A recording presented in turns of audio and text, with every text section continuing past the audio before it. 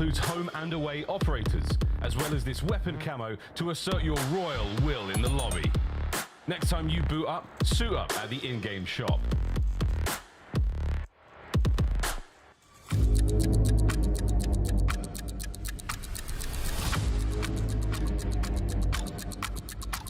Bro, I don't win today. Talk for them. Fucking go close.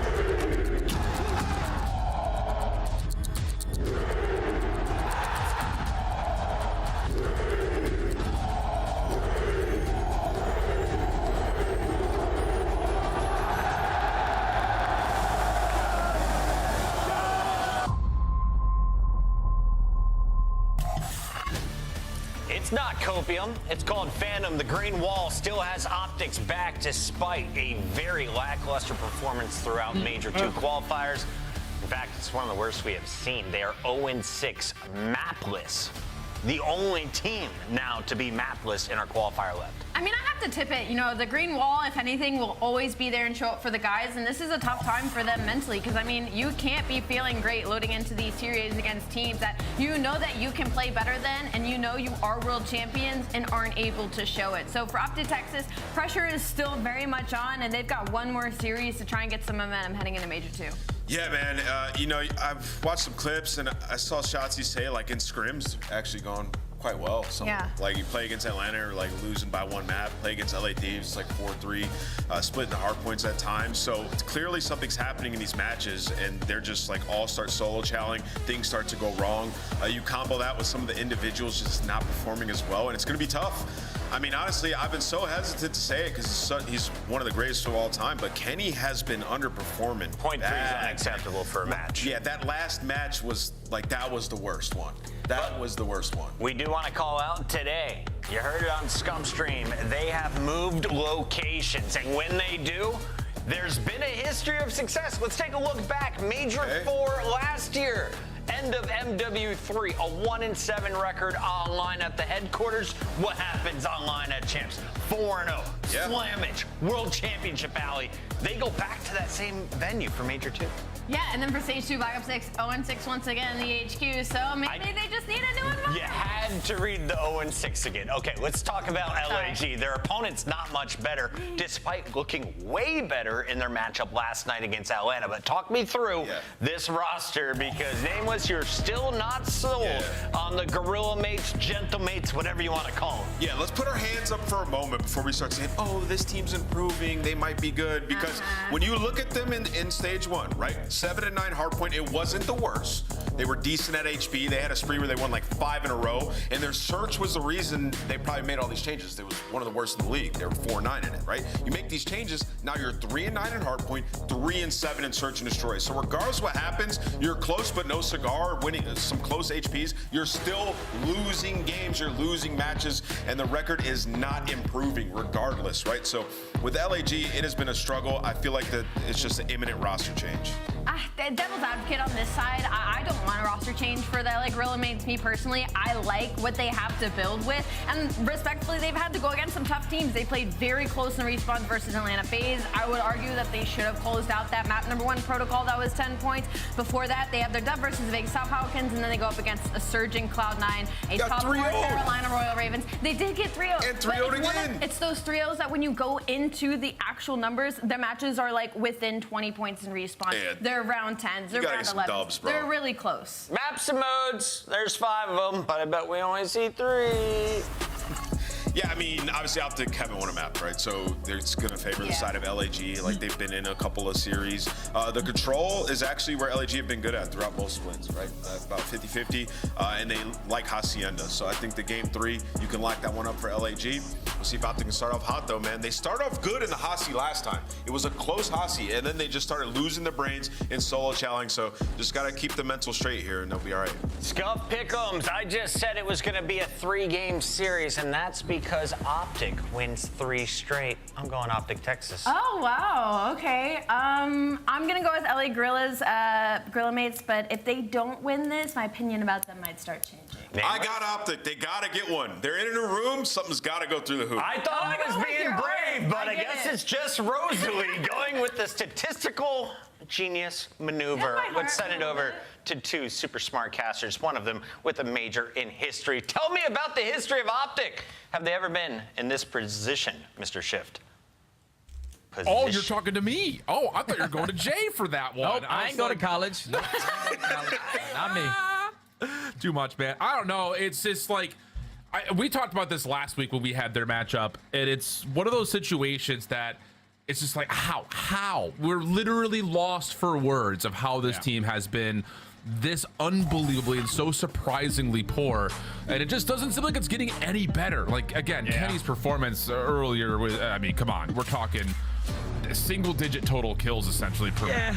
Yeah, that was versus the Thieves, Alan. That was versus the Thieves, though. You know, they are the #1 team that we currently have in the game, but a .3 is definitely not acceptable, regardless of who you are. If you are Optic Texas, 0-6 so far in your series, 0-18 in map count. Realistically, you're looking for one to just simply go through the hoop. That's it. That's as simple as it can be. Optic just need one to go their way. They're starting off on an opening Hacienda where obviously they had a great opening showing versus LAT, but then on the second half of the game, everybody just started to do what they normally do, and that's ISO, play hero ball, and that's just not how it works out. On the opposite side, though, for LAG, I think this is going to be a really good series for them. Watching their series yesterday versus FaZe, because every single respawn that they played versus FaZe is in this series, and they all were very, very tight. So Optic Texas, you got to come out, and you got to come out the gate swinging. I 1,000,000% agree with that take. There is still a level of also trying to determine kind of the conversation at the desk. Will this formation and formula for LAG's roster actually work out for them? So far, so good. Opening breakoff has been pretty solid. Kenny able to re-clear out some of the space over towards open to keep at least the spawns relatively contested. And a nice little hip fire onto lands without have Optic looking towards the hard point.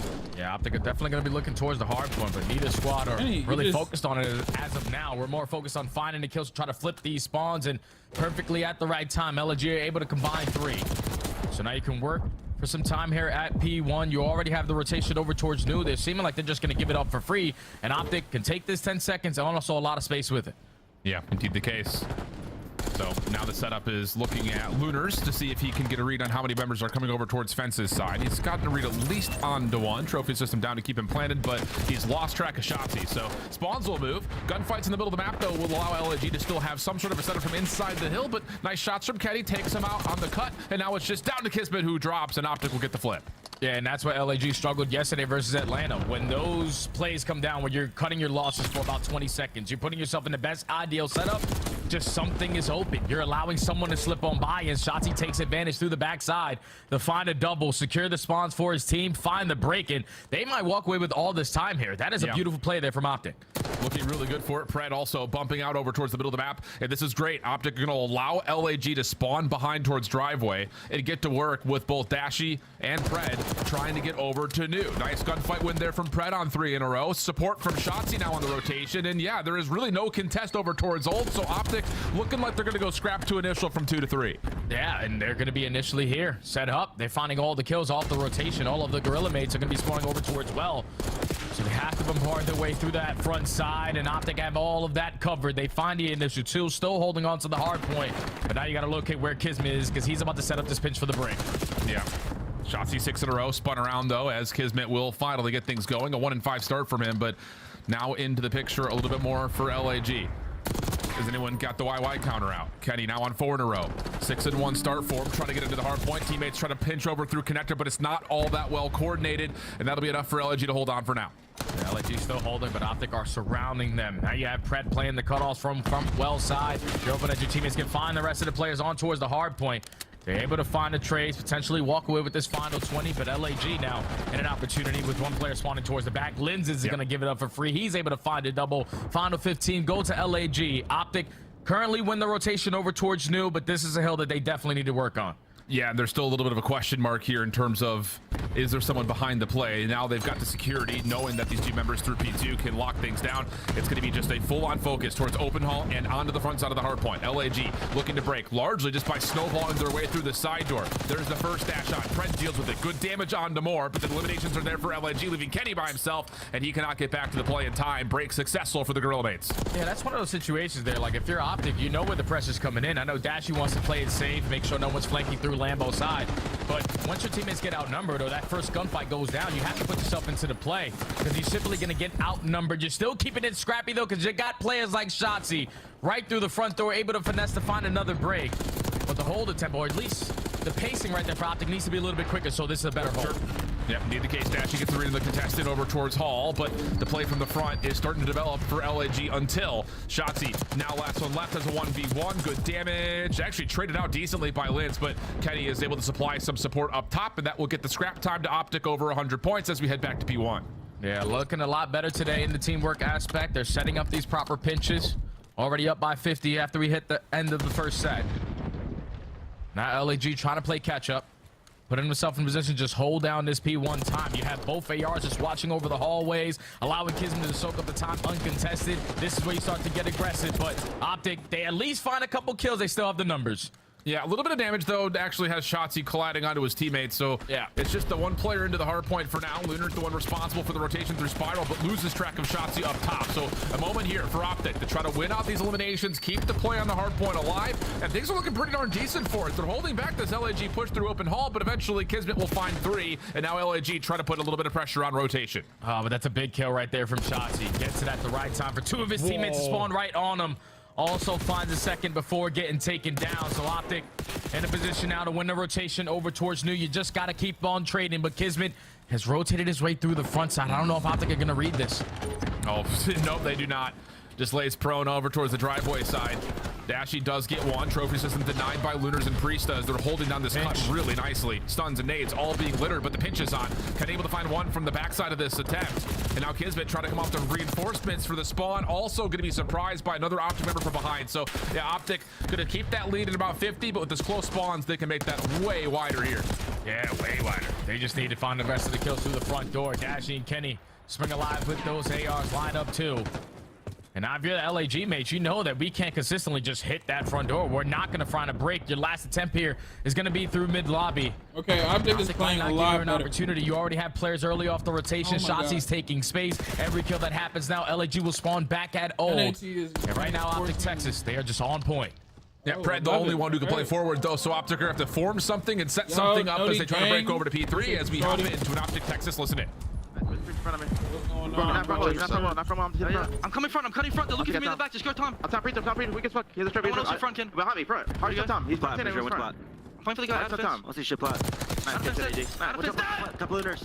Last guy lands. Last guy. Can I get the Tom? I cannot get the Tom. I got it. I'm saying front. You heard? I have Adder. Just let me know. I'm holding Adder, Ken. You heard that, bro? Mr. Lynch, bro. Yeah, Mr. Lynch, I have a low pitch. I have a too. I have a low pitch. Adder, first go. Looters, one second plus. Oh, he got pooped on. He's no, now shoot it. What's enemy? Let's play this.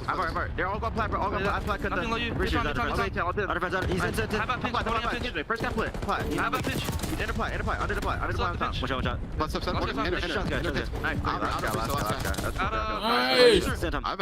I'm cutting you fast, bro. Yeah, come on. They're gonna. Hey, I can also. Nothing on.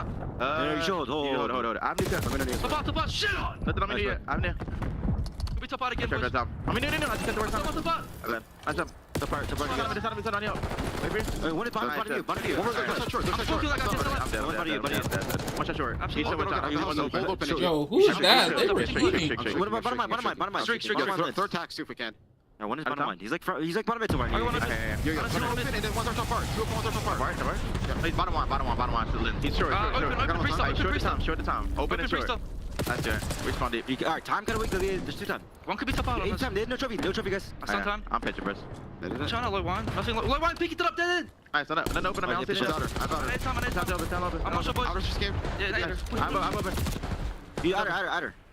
There's a Tom. One more shot. I'm telling you. Shot open, kiss. Open only now. Open and then there's that play. Only one. Yeah, he's I'll get. Open side, Tom. He's going our side open. I'm taking right. I'm taking the right route. Okay. Yo, no way they lose it. I'm taking it out for us. No way they lose it. Let's go.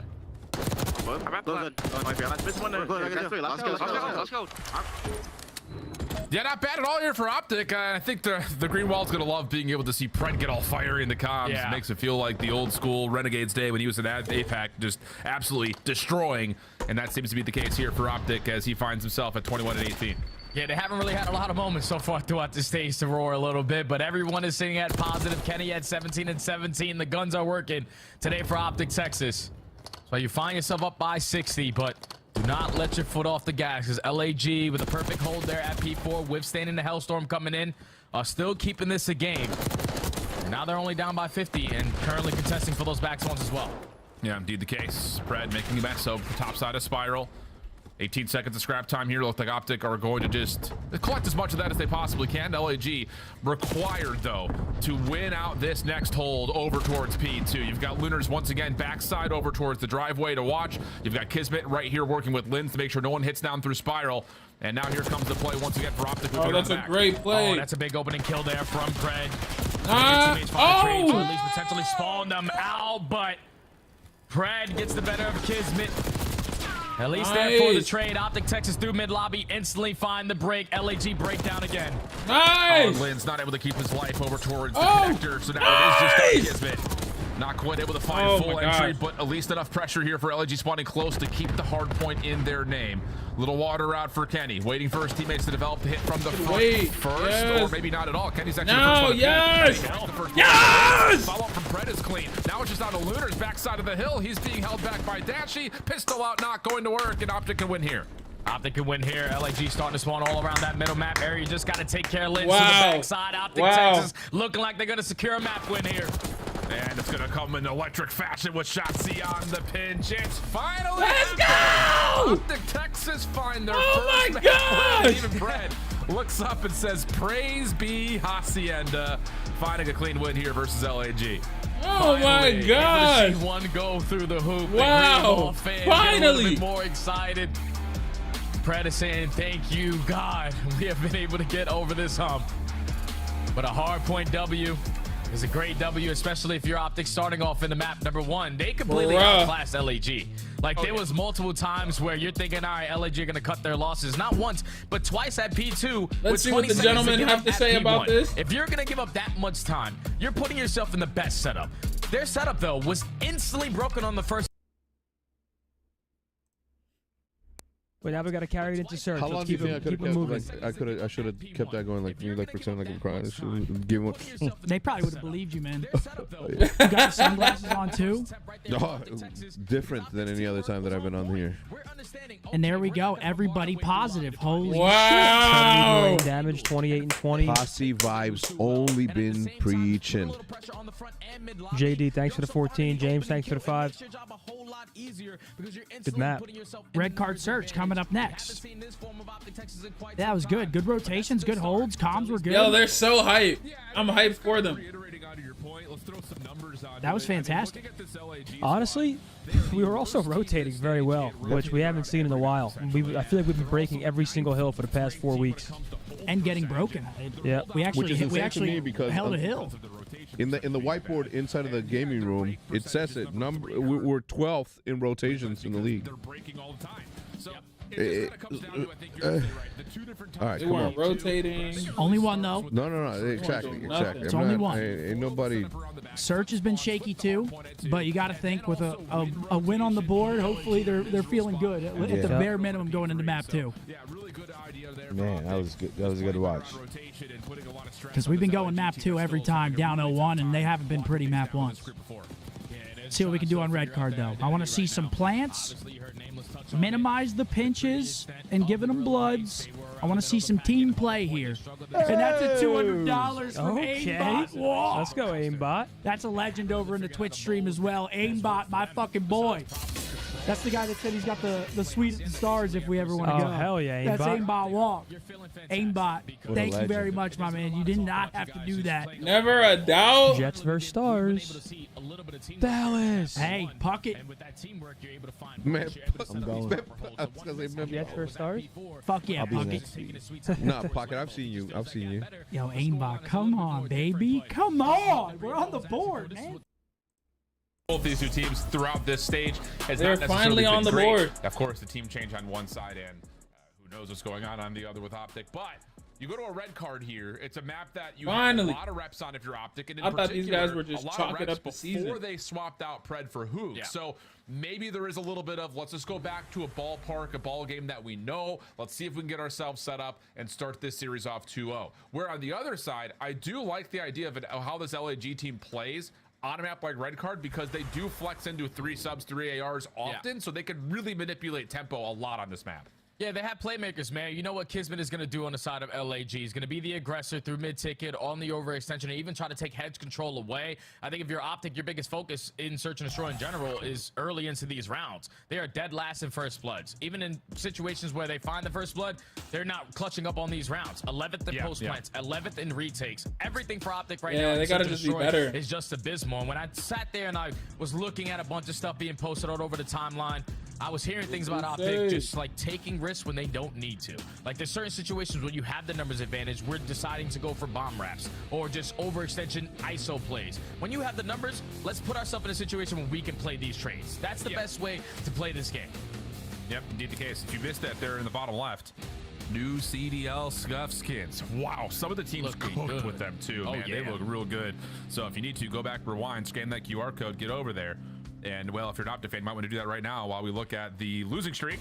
The Search and Destroy has been going down. And I think the thing that's been, again, obviously the map losses has been significant, but it's also just been the fact that they haven't come close to winning a Search and Destroy since we got off the minor. So lots of work to be done as we jump on in. Red card, Search and Destroy, LAG. Oh, a little bit of a feisty play with tempo through ticket and over to B immediately. I think they know that Pred is the one defender here. We pop the door, try to throw a stun, see if we can get info on the defense, but Pred sends immediately the same stuff back to sender. Yeah, Pred's just gonna back on out. Now they're trying to find an opening kill with the tax, able to connect onto Lens, but no one falls. It's not LAG in towards the site. Priest has info onto Shotzi. Yeah, you gotta take that one-on-one first blood to LAG. Yeah, Lens, he doesn't have to take an extra step forward here. You can just hold these doorways. Optic, lots of shots. Kenny actually a very solid win, but cannot get away after the damage from Lunar's had been tallied and traded. Lens now backside staircase, just trying to play angles, but that gets Fred and Dashy clean up the rest of the post plant defense. Good stuff from Optic. Oh, great stuff from Optic there in the man. That's all we need to see. It was all on Kenny though. Are they back? I think they're back. Pressure for that first kill, even though he gets traded out.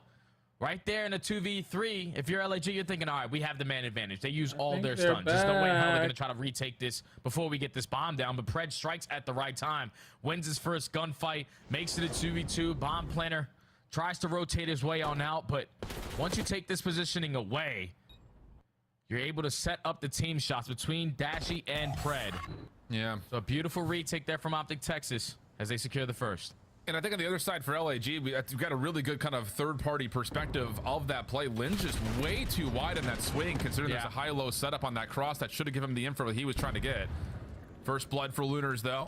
Tallied on to Kenny, who initially was the bomb carrier. That's now collected by Pred. And they have to try to isolate on the Lynn's. Shotzi trying to chase, stuns, nades, a little bit of support behind. But still, the red dot chase is on, and eventually Shotzi's able to find the kill. Oh, Shotzi, big kill there. Makes it a 3v3. And now you're forcing LAG to start to back up from their positions. Priest knows that he could potentially be spotted over from stage, but you have to make sure we're accounting for shots. You do not allow him to get lost. Pred's still going to be the bomb carrier, but Kismet's sitting right beside him. Yeah, he sure is. And that now changes the entire complexion of this round, especially if Lunar's finding one, almost able to take down Shotzi as well. With 30 seconds left, and Shotzi pretty much held over towards the top side of glass. This is going to be a very tough comeback, and he's likely going to have to do this by way of finding both kills. There's really not a chance he gets this bomb and runs for a plant. Yeah, there's just no way he should be able to clutch this round, but Shotzi can do Shotzi things. Makes it a 1v1, 15 seconds. Thankfully, Priesta, with the repositioning, able to play the buddy system there with Kismet and not allow Shotzi to get on out. Still with 15 seconds, though, to recover that bomb in that position and even think about the objective. It's going to be very difficult to do. Most likely had to play for the kill, but LAG set the tone there on their defense. They take away hedge. They find that first blood. They force Shotzi to try to be aggressive through mid-ticket, even though he does find some success there. All that pressure over towards hedge, you're you make Optic back down in their position, and that allows eventually Kismet to take that space away through B Street to work that pinch. Great play. Yeah, it's definitely one of those things too, where if you're Optic and you do get that kill on the lens at mid, and you start where you started to get Shotzzy pushed up to, it looked like they were already in a spot to likely re-clear hedges, but the bomb just never comes to be a part of that play. Shotzzy timing here is exquisite. This is the same break off for the two players through mid for LAG. Doesn't have the same support from behind though, and I will say LAG is very lucky to still be in a 4v4, even maybe more lucky they find a 1v1 into Kenny mid map. It does get traded as the bomb carrier drops. Yeah, that's the bomb carrier. That's the biggest thing. Now you have to commit your way over towards B. And Optic have hit the rotation to be set up for it. Pred gonna try to make a hero play, sets up on the pinch, finds one, and at least able to almost get out, but 2v2. Yeah, Shotzzy, information gain, finds the kill and sneaks away from Lunars, who was nearby, just didn't have an angle. Bomb should be very collectible here, but Lunars is of course worried about Shotzzy just running circles around you, and why wouldn't you be? Well, there's some good information. A couple of warning shots from Lunars. And I'm not gonna lie to you, if this continues just to be a shoulders game, yeah, Lunars just kind of put himself out of the realm of possibility of clutching that, not being able to get back to the bomb in time, and doesn't know why even he get that don't far as Dashy secures the kill. Yeah, Dashy was the tone setter that round. Even when Kenny got picked off, he was able to find that kill onto Kismet, make it a 3v3, force LAG to commit their way over towards that B site. And finally, some smiles from young Bruce. It's been quite some time since they've been able to have a little bit of fun, but things are starting to go their way. Even in man disadvantages, they're getting picked off early on. They're clutching up in the man down. And that's back-to-back defenses there for Optic. 2 3v4 wins as well. LAG going to spread the floor here on this defense. For this player forward will be Kismet kind of lurking over towards this mid-cut on the backside of Ticket towards B. And we're inch forming our way up if you're Shotzzy. Finally now with a couple of the shots over the top towards Linz. They're going to try to push the issue. Linz in trouble, backs away. Gives himself a chance at this as he doesn't get affected by any stuns either. Rotating over his Lunars. Can he get an angle at this back door to try to hold off this play from Optic though? Linz gets tagged, somehow slips right by the Optic offense. And now he's got a chance again to try to reset this, but Shotzzy with the Jackal, too good up close. Kismet can only find one trade and we'll go 3v2. He just kept on backing down the players from LAG. Linz with so many repositions, just simply trying to play his life. Gets picked off, and then Kismet finds one, but instantly traded. Now the 3v2, make it a 2v2. Preg gets a little bit too aggressive on the backside of B, but he's potentially trying to set up this rotation because Dashy has all the space. Yeah, he can just hold this if he wants to. A look over to Priesta, wants to make sure he's got the clean shots, and that will work. But the problem is the bomb carrier again falls. It's just so separated from Optic's offense. Lunars, a couple of shots towards Dashy. Should know that he's got the time to play for the high ground, and yep, we'll do that perfectly. Dashy predicted it well, but not able to shoot back in time, and Lunars will clutch up the round for LAG. Yeah, big round there from Lunars to make it into a one-on-one. Knows that Dashy doesn't have the time on his side. I just have to put myself in a position to potentially contest it. But Dashy was playing from the kill, and Lunars with the repositioning too strong. So all-out defense is there, but if you're Optic man advantage, we got to take our time there. There's no reason why Pred should be attacking over towards Eskies, giving up his life for free, making it a 2v2. Because in a man advantage, you just holding towards that site. We can get the bomb down at B instead of thinking about that rotation over towards A. Yeah. But LAG, they capitalize on that moment. Tie game. Lunar's going to carry a 3 streak into round number 5. This will be the first time we're going to see LAG's offense try to develop something different than this quick B hit through mid. Optic have adjusted their defense to try to put some test into that play if that were to come through. It's Shotzzy and Pred at mid-ticket, but this does mean that there is a lack of defensive pressure over towards hedges, and Linz will actually throw a couple of shots at mid and move this Optic defense around a touch more. Yeah, but this is one of those rounds where we're just simply playing for a pick, trying to slow down the game, take a little bit of space away, and Kismet is able to strike first. So now we got to back on up, recover the bomb. You know, potentially the rotation for Optic Texas is going to be over towards the A site, but Lunars is able to spot one player, not going to commit on the gunfight. And now Kenny's lost. Yeah. Shots. Yeah, I don't, okay. Okay. Shotzzy still trying to reposition though, caught by Linz. And Dashy's now been seen at mid-map. Bomb collected by Priesta, should get to work on a free A plant. Dashy knows he's got to deal with at least this player a little bit deeper, but has lost track of Linz. and now has to try to play off the bomb. Able to at least re-secure information on where Linz is positioned, but this is a very difficult 1v3. Oh, yeah, it's a 1v3. Obviously, you were looking for that kill onto Linz because he's basically going to be the safety net on this plant spot. But with 30 seconds left, bomb planted at A, Linz still throwing shoulders around the middle of the map. Dash, you simply might run out of ammo before you can get into a gunfight. It's going to be a run out of ammo or run out of time, one of the two, and has to force it onto the bomb site. Not going to work there. This Yeah, red puzzling card from Lunar's perspective, but that definitely felt like one of those rounds where Optic adjusts their defense, put both of their SMGs inside a ticket. Let's not let LAG run through us at mid, but that comes at the cost of being able to hold over towards hedges, and it's just a free route for Kismet to open up for first blood. Yeah, they've had, what, like 2 defenses now where they try to take that ticket control. That one, they do it a little bit slower because obviously LAG have yet to leave the spawn. But when they are wasting time there, that forces Optic to start to play those mind games. Potentially they're here, potentially they're there, and even with Dashing in position to watch that crossover towards A, Pred just gets a little bit too aggressive, thinking that they were already at stage. So he got picked off first, and then everything else after that was a chain effect. But now Optic back on the offense. Gonna change their approach, showing a little bit of presence over towards Hedge, and LAG are ready for it. Yeah, I mean, those opening nades from LAG were perfect, and Optic are not going to have really any information on where any of these defenders could be at mid. Good clearance, though, from Pred, swiftly getting back over towards where the LAG trophy is positioned. So he's gotten through that first line of defense, but LAG have backed up and played this more reserved.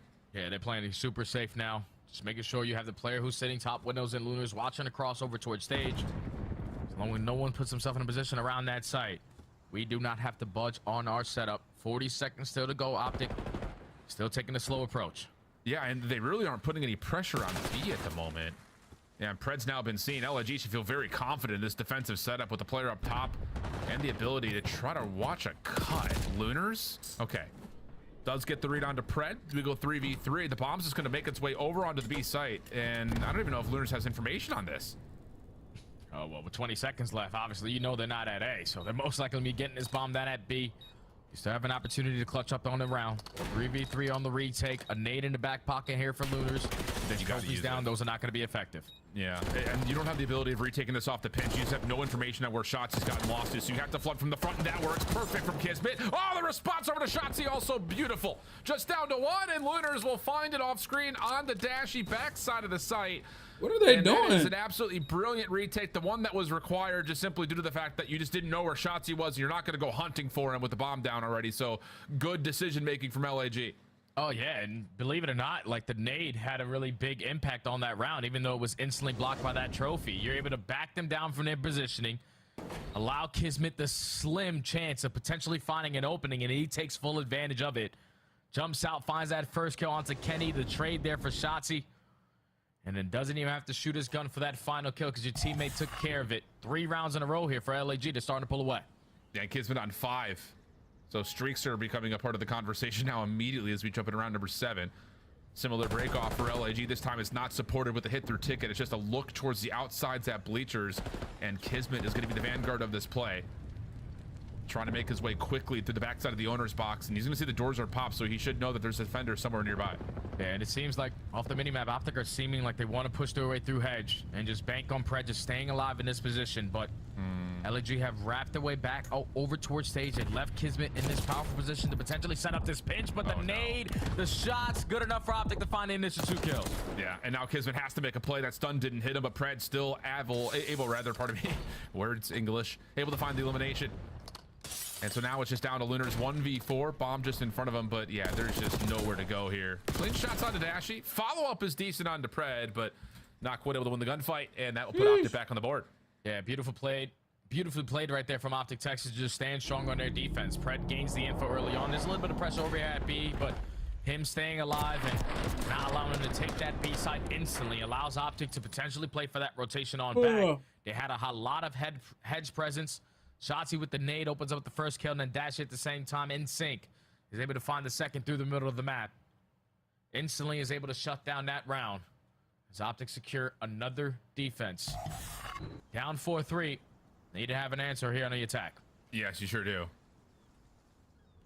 And the designs at the moment for Optic have been a little less than convincing. They've really barely even seen a bomb site.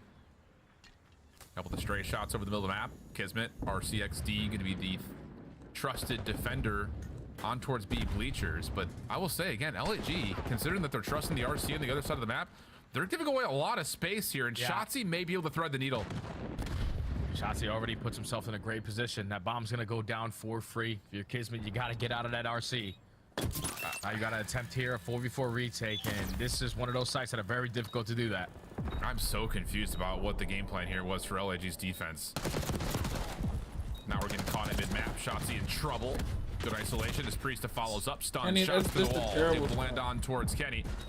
Pred backed away, and Dashy will have to start making his move forward here as Pred's really not in an angle to watch for the bomb defuse, and that will do it. So retake comes through. Surprising to say the least, because there's a lot of space just voluntarily given to Optic, but they played their post plant very, very safely as well and just get beat. Yeah, LAG was just able to find a bunch of isolation gunfights. Like Shotzzy trapped into the corner, you put down shots, have a player weak, you get the bait and switch for the first blood, and then Kenny just traps himself on towards the site, instantly jumps on the top camera, but that's not really a preferred angle. It's easy to spot you there. You turn it into a 4v2. LAG instantly hop the defuse. You know that Dashy's still alive towards top hedge, and Pred is completely out of the play. They do not have an angle to watch over the bomb as long as we clear out that top window, and now LAG at game point. Yeah, I'm just really surprised again with Kismet in the RCXD, and you get free clearance running down mid hedges that they didn't try to get Kenny at the post plant towards arches with Shotzzy. Yeah.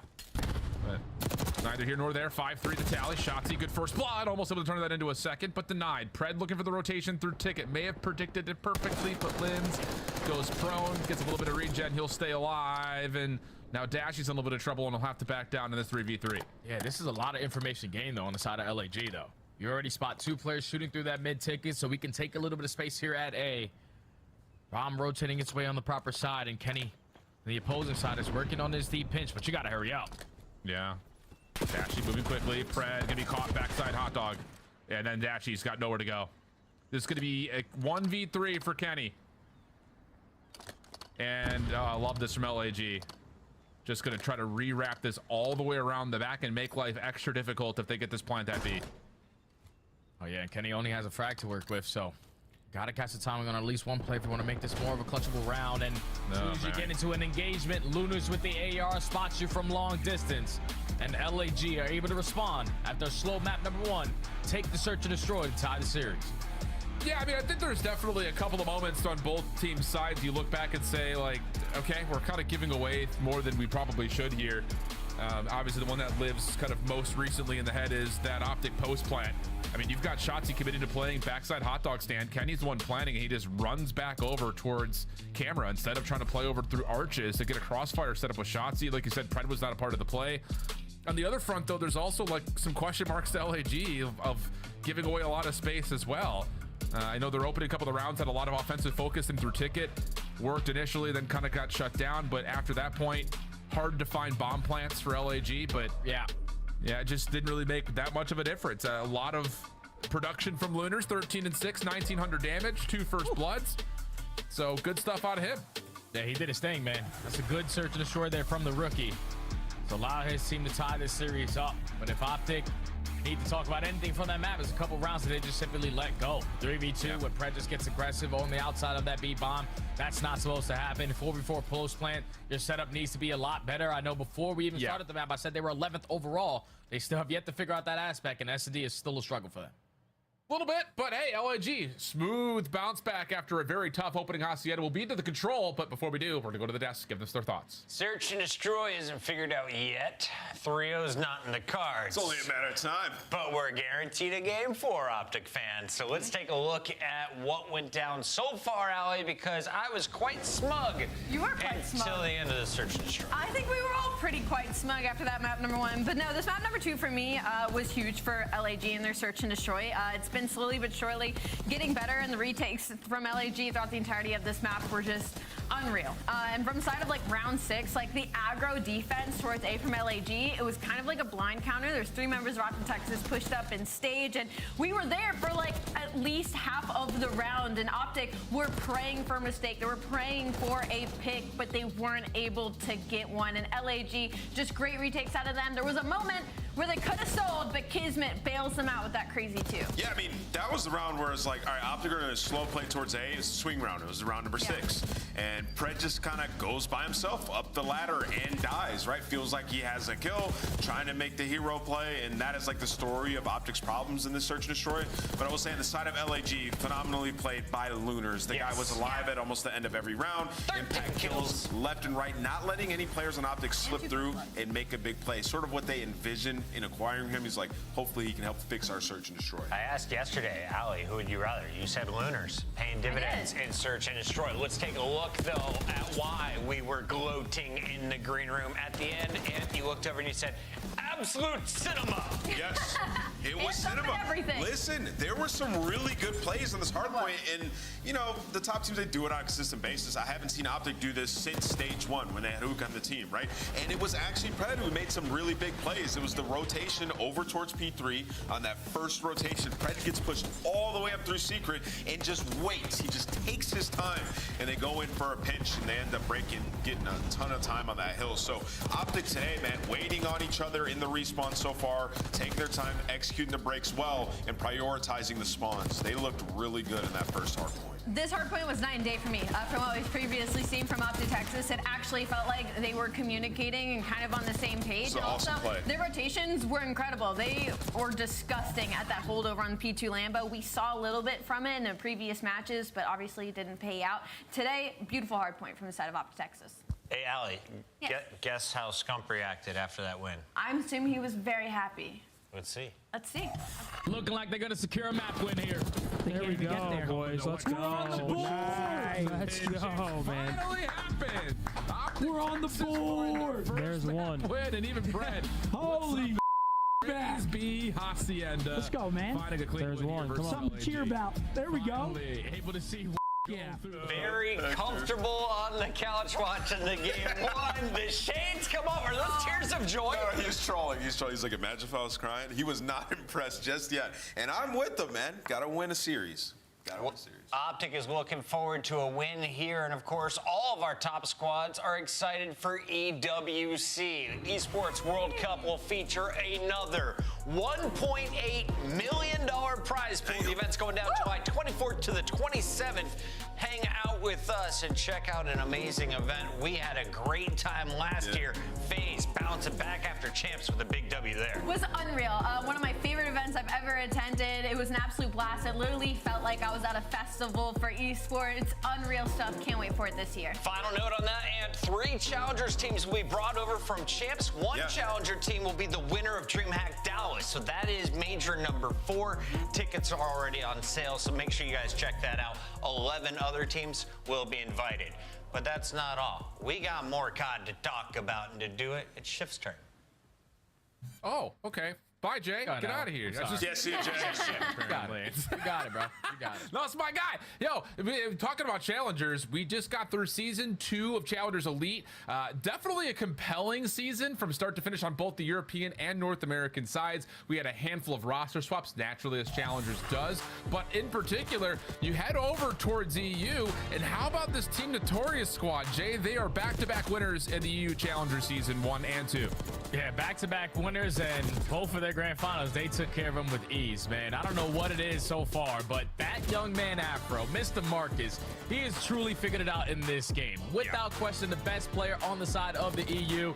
And realistically, if I'm any of these CDL teams and you need an SMG raw talented slayer, I'm giving this guy a ring. Yeah, he's been super flexible too. It's just one of those kind of storylines. We talk about this a lot with Challengers players. Like, you get pulled into the league, you're feeling great about it, but you're playing for the London Royal Ravens, and it's just like, damn it. So it's one of those situations, trying to hopefully get an opportunity to get back to the league. Of course, they're looking really forward towards what happens in Major 2 in Allen, Texas, hoping that they really can establish some EU dominance in Challengers, because through the opens, there really hasn't been a lot of wiggle room when it comes to trying to default away from those North American teams. The other side of it, no clips, but Omit Brooklyn did win in North America, so they are technically by org back-to-back winners, though, of course, they had to substitute in players and make some moves to deal with Lunars and Neptune getting pulled up. But I'm telling you, man, Omit Rafi's got to be smiling from year to year. We said it on the broadcast then. I got to say it again. Get this guy a commissioner spot, GM spot somewhere in the league. This guy knows how to win. That guy has an eye Knows for ball. talent, man. Shout out to Omid Brooklyn on going back-to-back as an organization. You obviously know a couple players from the previous set of Omid Brooklyn are already in towards the CDL. They're just trying to add a couple more to the tally. But enough about challengers. Back into the CDL squads. Optic, Texas, LAG currently tied at 1. And you saw that stat before hopping in. Optic are currently on a 9-game losing in control. They're going to be against LAG on their best control map. So this is going to be tough.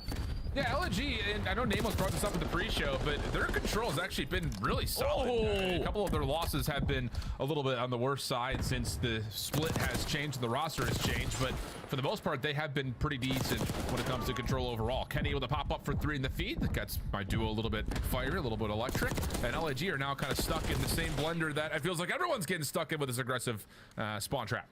Oh, yeah, this is good for Optic. Happy as hell they decided to get rid of Vault. It's been Vault all throughout this entire stage, and you're 0-6 on it. So let's throw a Hacienda into the mix. You need your SMGs to just get lost in their base, and they're already having a phenomenal start to this opening defense. Not a single segment earned for LAG. Barely any time to lead the spawn, but finally Kismet is able to put the game clock at a pause at B. Yeah, problem is the rest of the LAG team was trying to make their way through P4 as a way to maybe put some pressure on A, but Pred cuts that off, and now Kenny is in position to watch over the top of really both zones if he chooses to. Lunars has to make a play. He's found himself over towards Patio, number 5 in purple. He's going to have to decide, though, how do I want to go about this? He can't find any Optic members. His teammates are about to be spawn trapped again, and he also is dealt with by Pred over towards Patio. This is going to be a very convincing Optic defense. Oh, yeah, only 10 seconds left. LAG, last hoorah attempt over towards the speed point. You're trying to work your way through connector. Priesta has been able to slip by, but he should instantly get taken care of. Optic Texas ready and rolling in this round number 1 on defense. Do not allow a single segment to go away. Wow. Yeah, really clean. Starts off with the break off as it often does on Hacienda. It's a really polished one. You immediately, again, like we've seen over the course of the last couple of weeks, just spread the map. Send someone through open, send someone through spiral, send someone through fences, and there's just nowhere else for the offense to spawn besides right in your rating crosshairs. So really good stuff from Optic to understand and get themselves in the position to do just that. Definitely helps too when Kenny's lining up 3 instantaneously, and already Shotzi in their spawn causing mayhem. Now Optic Texas have no worries on this offense because there's no segments that they need to try to make up for. Let's just get a couple on our end, but it's not going to be easy because LAG love themselves defense on this map. Yeah. See how things unfold. Shotzi trying to find some openings through Fireplace. Not going to happen. Dashy follows up, though, at least with trades, but he's the last one standing now and has to try to keep his life. Lunar seen over towards open hallway. Just kind of flops himself onto the ground. Oh! So shut down as Kismet gets deleted. And now Optic just need to find Priesta off their spawn if they can. It'll be a really quick rotation over to either of these 2 zones, but Priesta has stayed alive and will really hold back this Optic offense. Oh, yeah, and that's another 3 dead Dashy. Farthest player pushed up does get taken care of. So now LAG have an opportunity to put them in a spawn trap of their own. Every base is currently being covered. You have the overextension. Or is Kismet going to allow this one player to slip on by? It's a perfect positioning there from Shotzi. At least a 3 dead and Optic already out of their base. Yep. All right. See if they can find a way to stay on towards this B zone. So far, so good. They're even going to get Shotzi in towards 10 as a way to hopefully spread out this defense just a touch. But Kismet, big win around the back. Follow up also going to come through as there will be a little bit of clearance over towards the 10 side of the map. Lunar is still waiting. Stun going to come through. Pred able to follow up. That should get them back on the B zone here. Yeah, we need to get on the point.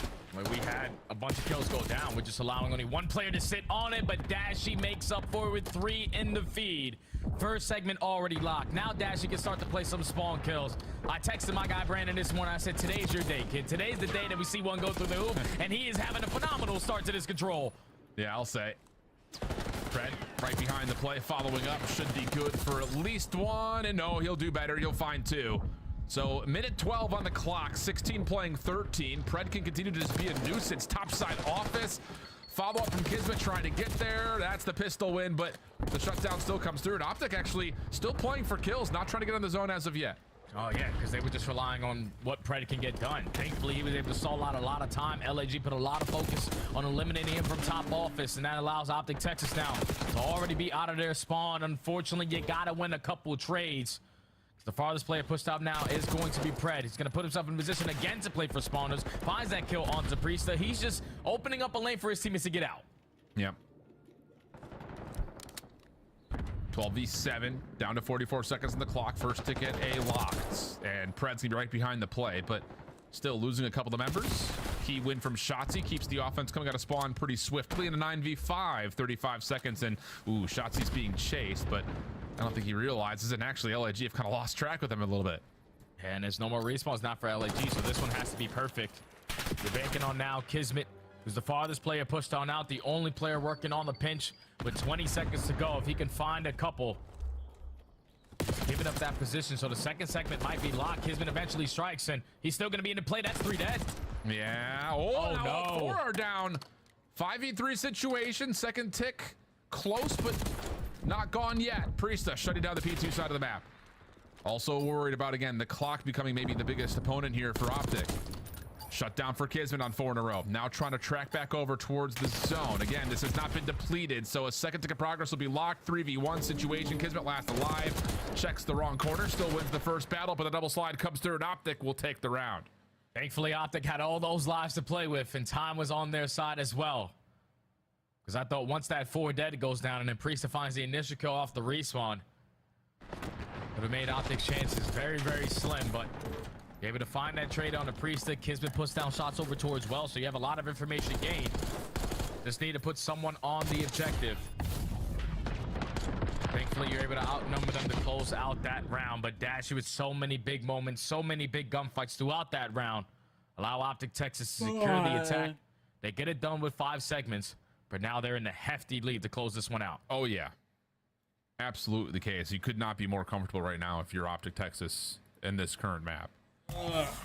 So, long pathway ahead here for LAG. And you love to see this from the respawn of Optic Texas. Everyone helping each other. A couple of moments that feel like they're about to go awry, but someone comes up big. Opening here as well, looking good for the breakoff. 2 will drop for LAG. Kismet behind the play, but loses all of his teammates. So yes, he finds 2, but that really just kind of stops Optic from putting on the spawn trap. Yeah, that's fine. Like, you'll go 3 for 2 every single time, go 4 for 2, and now force all of LAG to work this overextension.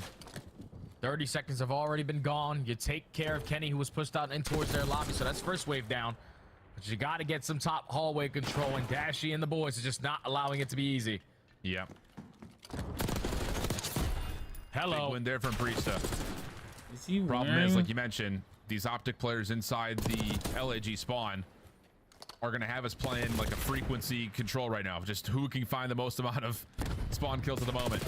Lynn's on the zone. Surprise from behind as Dashy finds him to clear off that 1 tick of progress at B. Kismet trying to quickly come back over to at least try to save some of this, and will find the clean shots to allow a chance to pause the clock. Yeah, now you're just hoping that your teammates can get past Shotzzy, because he's just been into your spawn. You're able to take care of him with no one dropping. Time being paused at 28 seconds. Now you have a double stack at B. First segment should be locked. You just got to be prepared for this pinch, because Optic are trying to set it up. Well, here we go. Kenny able to find the opener. Challenges around from the back as Kenny will get another. Lunar still hanging from this and almost able to find the lineup. Not quite to happen. Optic will clear the zone. And now we're on the last chance, the last legs here for LAG. And his Kismet shut down. Now it's just down to desperately trying to work your way onto the A point here for your LAG. And it's just not going to happen. Yeah, it might be over with. Shotzzy finds the initial 2 clutch gunfights there. Pred strikes for the 3rd. Only 10 seconds left. Farthest player pushed up is going to be Lunars. You need him to pop a 4-piece, and unfortunately, he's only able to get 1. So Optic Texas do a little bit better this time. They add another map to the tally. Optic up 2-1. Yeah, really clean control from start to finish. It obviously doesn't start better than that. Round number 1, you get the 3 from Kenny, and then you're immediately spawn trapping and not allowing any single route to open up really at any point in that first offensive round for LAG. The follow-up attack, sure, works out nicely. A couple of moments that you start to say, whoa, careful. But like I mentioned, like, you just get someone who pops up, finds a good double, opens the space back to the spawn trap, never really comes into play. And then you're off to the races again, putting the pressure onto both zones. So yeah, I would say from start to finish, all 3 of those rounds really nicely developed by Optic. Yeah, well played. Like, and the biggest thing that I was focused on was their breakoffs. We watched them so far throughout this entire qualifiers go 3 to 4 dead every single time they're spawning in on control. Finally, some kills go your way. It makes your job a whole lot easier when you're trying to take that map control away. Kenny goes 14 to 15. That's okay. You had Shotzi and Pred roaming in their spawn. Dashy finding clutch kill after clutch kill. Just a very easy game there from Optic Texas. Filling lanes when they need to, setting up the proper pinches when they need to, and also taking their time on these attempts. Like on these break attempts, where you're thinking, okay, LG are on it. They're going to be able to at least get a couple guaranteed segments. They're slowly working this pinches, making sure that, okay, that's covered. We're good there. Now I can start to work the pinch with my team and set up these breaks. It was just well coordinated from Optic Texas and both respawns so far. Yeah, and I think on the other side, you know, to kind of speak to LAG, and again, we said that we needed to give some evaluation now that this team has had more than enough reps since the kind of flop up of the roster with Lunars coming in first, and then it was Priest out, Skies in, and now Priest in, Skies out. I mean, I don't know, man. There's just something about this AR line that just does not really bode much confidence whatsoever. I mean, Lunar's a really bad map here, 7 and 17, but it just feels like continually, time after time, when LNG need to put something together, they just cannot get set up. It's just a lot of 2v3s, 2v4s. Like, it just never really felt like they were able to get themselves as a collective group before to start making a play together. It had to be based off of individuals. Like, a nice double there from Kismet, but he's the last one standing. His teammates were already all dead. So it's just tough because it just feels like this LAG team is a boat taking on more water than they can handle. Yeah, it's definitely tough, man, because when you think about this roster, obviously the initial stint of it throughout stage 1, they couldn't really find success. So then you added a new player in the Looters. You swip out Skies, you bring back in Prisa.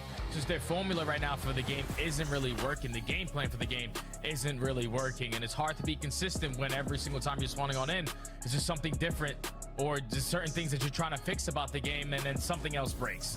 That's the most annoying thing about being a pro. Is that you put so much focus into fixing 1 or 2 setups, and then your previous setups that you thought were great are instantly starting to get broken down. So LAG just continuously struggling in that aspect. Now they're down 2-1 in the series, going into a protocol hardpoint, which is, this is a map they played really tight versus Atlanta FaZe, and there's one thing that they need to focus on was finding some success at P4. The same thing that we saw in map number 1, where they're rotating early for 20 seconds, giving up 20 seconds, and putting themselves in the best ideal setup. They were instantly getting broken down today and yesterday. If you are LAG, the setups need to be a lot better because you can force a game 5 here. And I think the other part about that map from yesterday versus Atlanta is, like, honestly, if you just stop Draza from feasting on you, yes, he was probably chilling. Yeah, I mean, he was unbelievable. But you're right. I mean, like, the game flow graph was like really tight, and then you get to a P4, and like, here's Atlanta booped up real hard. Like, it definitely was very clear what the vulnerability was for this LAG squad.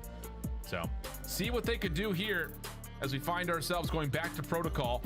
The Hacienda to start, though, I mean, talking about, again, LAG playing a close map versus Atlanta in their most recent matchup on that map, didn't see the same signs of it versus Optic.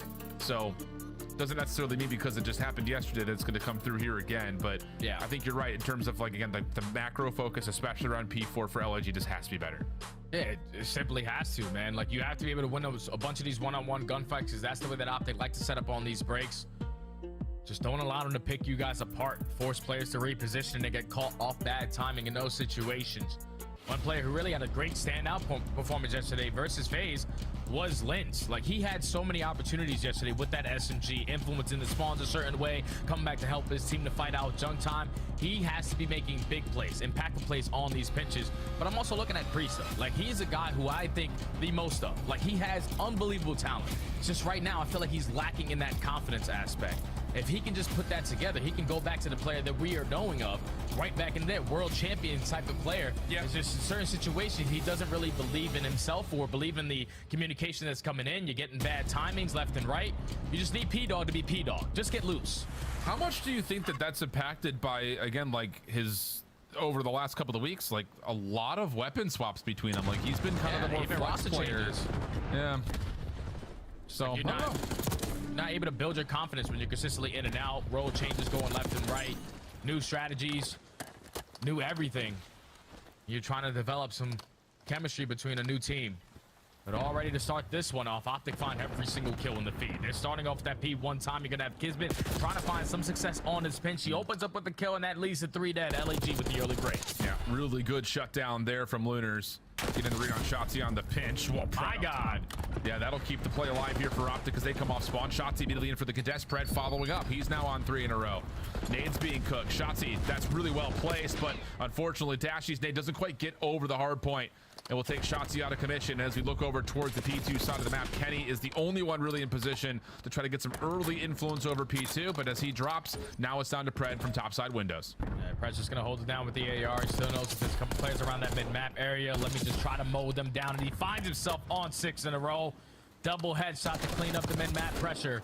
Now your teammates can apply the pressure through the low side of Bolt. Shotzi's only able to get one. LAG trying to stay alive, effective on the trades, but Optic are doing a great job of just keeping this one scattered, being laid off the roto.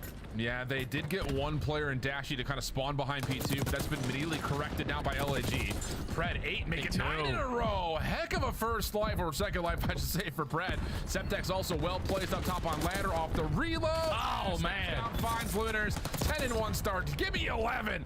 Woo! How about Pred? Hellstorm earned, and an opportunity for Optic to take this from initial, pretty scrap over to P3 initial. And you hear how energetic we are in this situation. Imagine the Green Wall fans are saying, finally, this guy is giving us what we thought he should. 11-2 start. Hellstorm already earned. You get a little bit of time there at P2. You lose the rotation over towards New. But every time LAG rotate early, you always find a break. So let's do it again. Nice opening from Shotzi. Keeps the hard point neutral. Follow up from Pred. Right back into the mix. 13-2. Already got another double. Reads over towards the backside at lockers are good. Now to the front. Dude! Oh, mercy me! And you can take a look at the player cam. Pred's got some words to say as Optic will be in 30 seconds till the fight. He's doing it all right now. Just catching all of his timings, winning all of his one-on-ones, planning pinches, kills as well. Optic can currently do no wrong with Pred leading the way, as they were able to flip these spawns now, potentially walk away with this final 20, but instantly thinking about that rotation over towards New. LAG thankfully able to watch your back. You're finding an insta kill, but Kenny's here. Yeah, he's got the SMG out. Good damage coming out. Forces a team kill from Lunars, who will be the last LAG member alive over towards P4. But Kismet shuts down the play onto Spiral. Nice little bait and switch here as Kismet was right back into the mix, and now he finds himself on 3 in a row with LAG supporting this hold with the trophy system down at P-Fire. Yeah, this is where they need to make up a lot of that time. They let go in the first 3 hard points. Initial kill goes in favor of Kismet. He's holding down Spiral, but gotta make sure all your bases are covered. Pred and Dashy right through the big door, able to contest this a little bit. Now Pred from Spiral, trying to slide on in, gets a little bit too impatient there. Your teammates are not in the play, so you still give LAG a chance to hold. Priesthood just holding on the backside of PCs. That's going to work out nicely as Kismet continues just to run rampant with Lins. So the hold is good on the initial attempts from Optic from the front doors, but still not giving up on it. Here we go again. Priesthood still same spot, same result. Good for 2 in a row. Now it's a follow-up as Shotzi. Whoa, thought he was weak. Not the case. Kismet trying to save the hard point. Not fully able to do it, so it's just down to Lunars. And he will have a chance to at least kill a little bit more time and get pretty much a full 45-50 seconds here for LAG. Yeah, it's fantastic to play right there from the Gorillas. A trade every single time. Optic are even getting close to potentially breaking that money hill. Now you find yourself up by 10. We need to be cleaner, though, on finding kills on this guy. Like, no one is able to trade Pred. Every single time we hop on his POV, he is on multi-kill after multi-kill. Papa Hex has to be feeling good. Yeah, a little heat check there from Pred, playing off of that pinch. Not fully able to come through Kenny over the top, not quite able to center up on towards Lunars. So LAG, considering the electricity out of Pred, are only down a couple of points here. Yeah. And that's not good news, I think, if you're the Green Wall fan, because you're still really banking on the Hero Ball to come through if Pred continues to fry like this.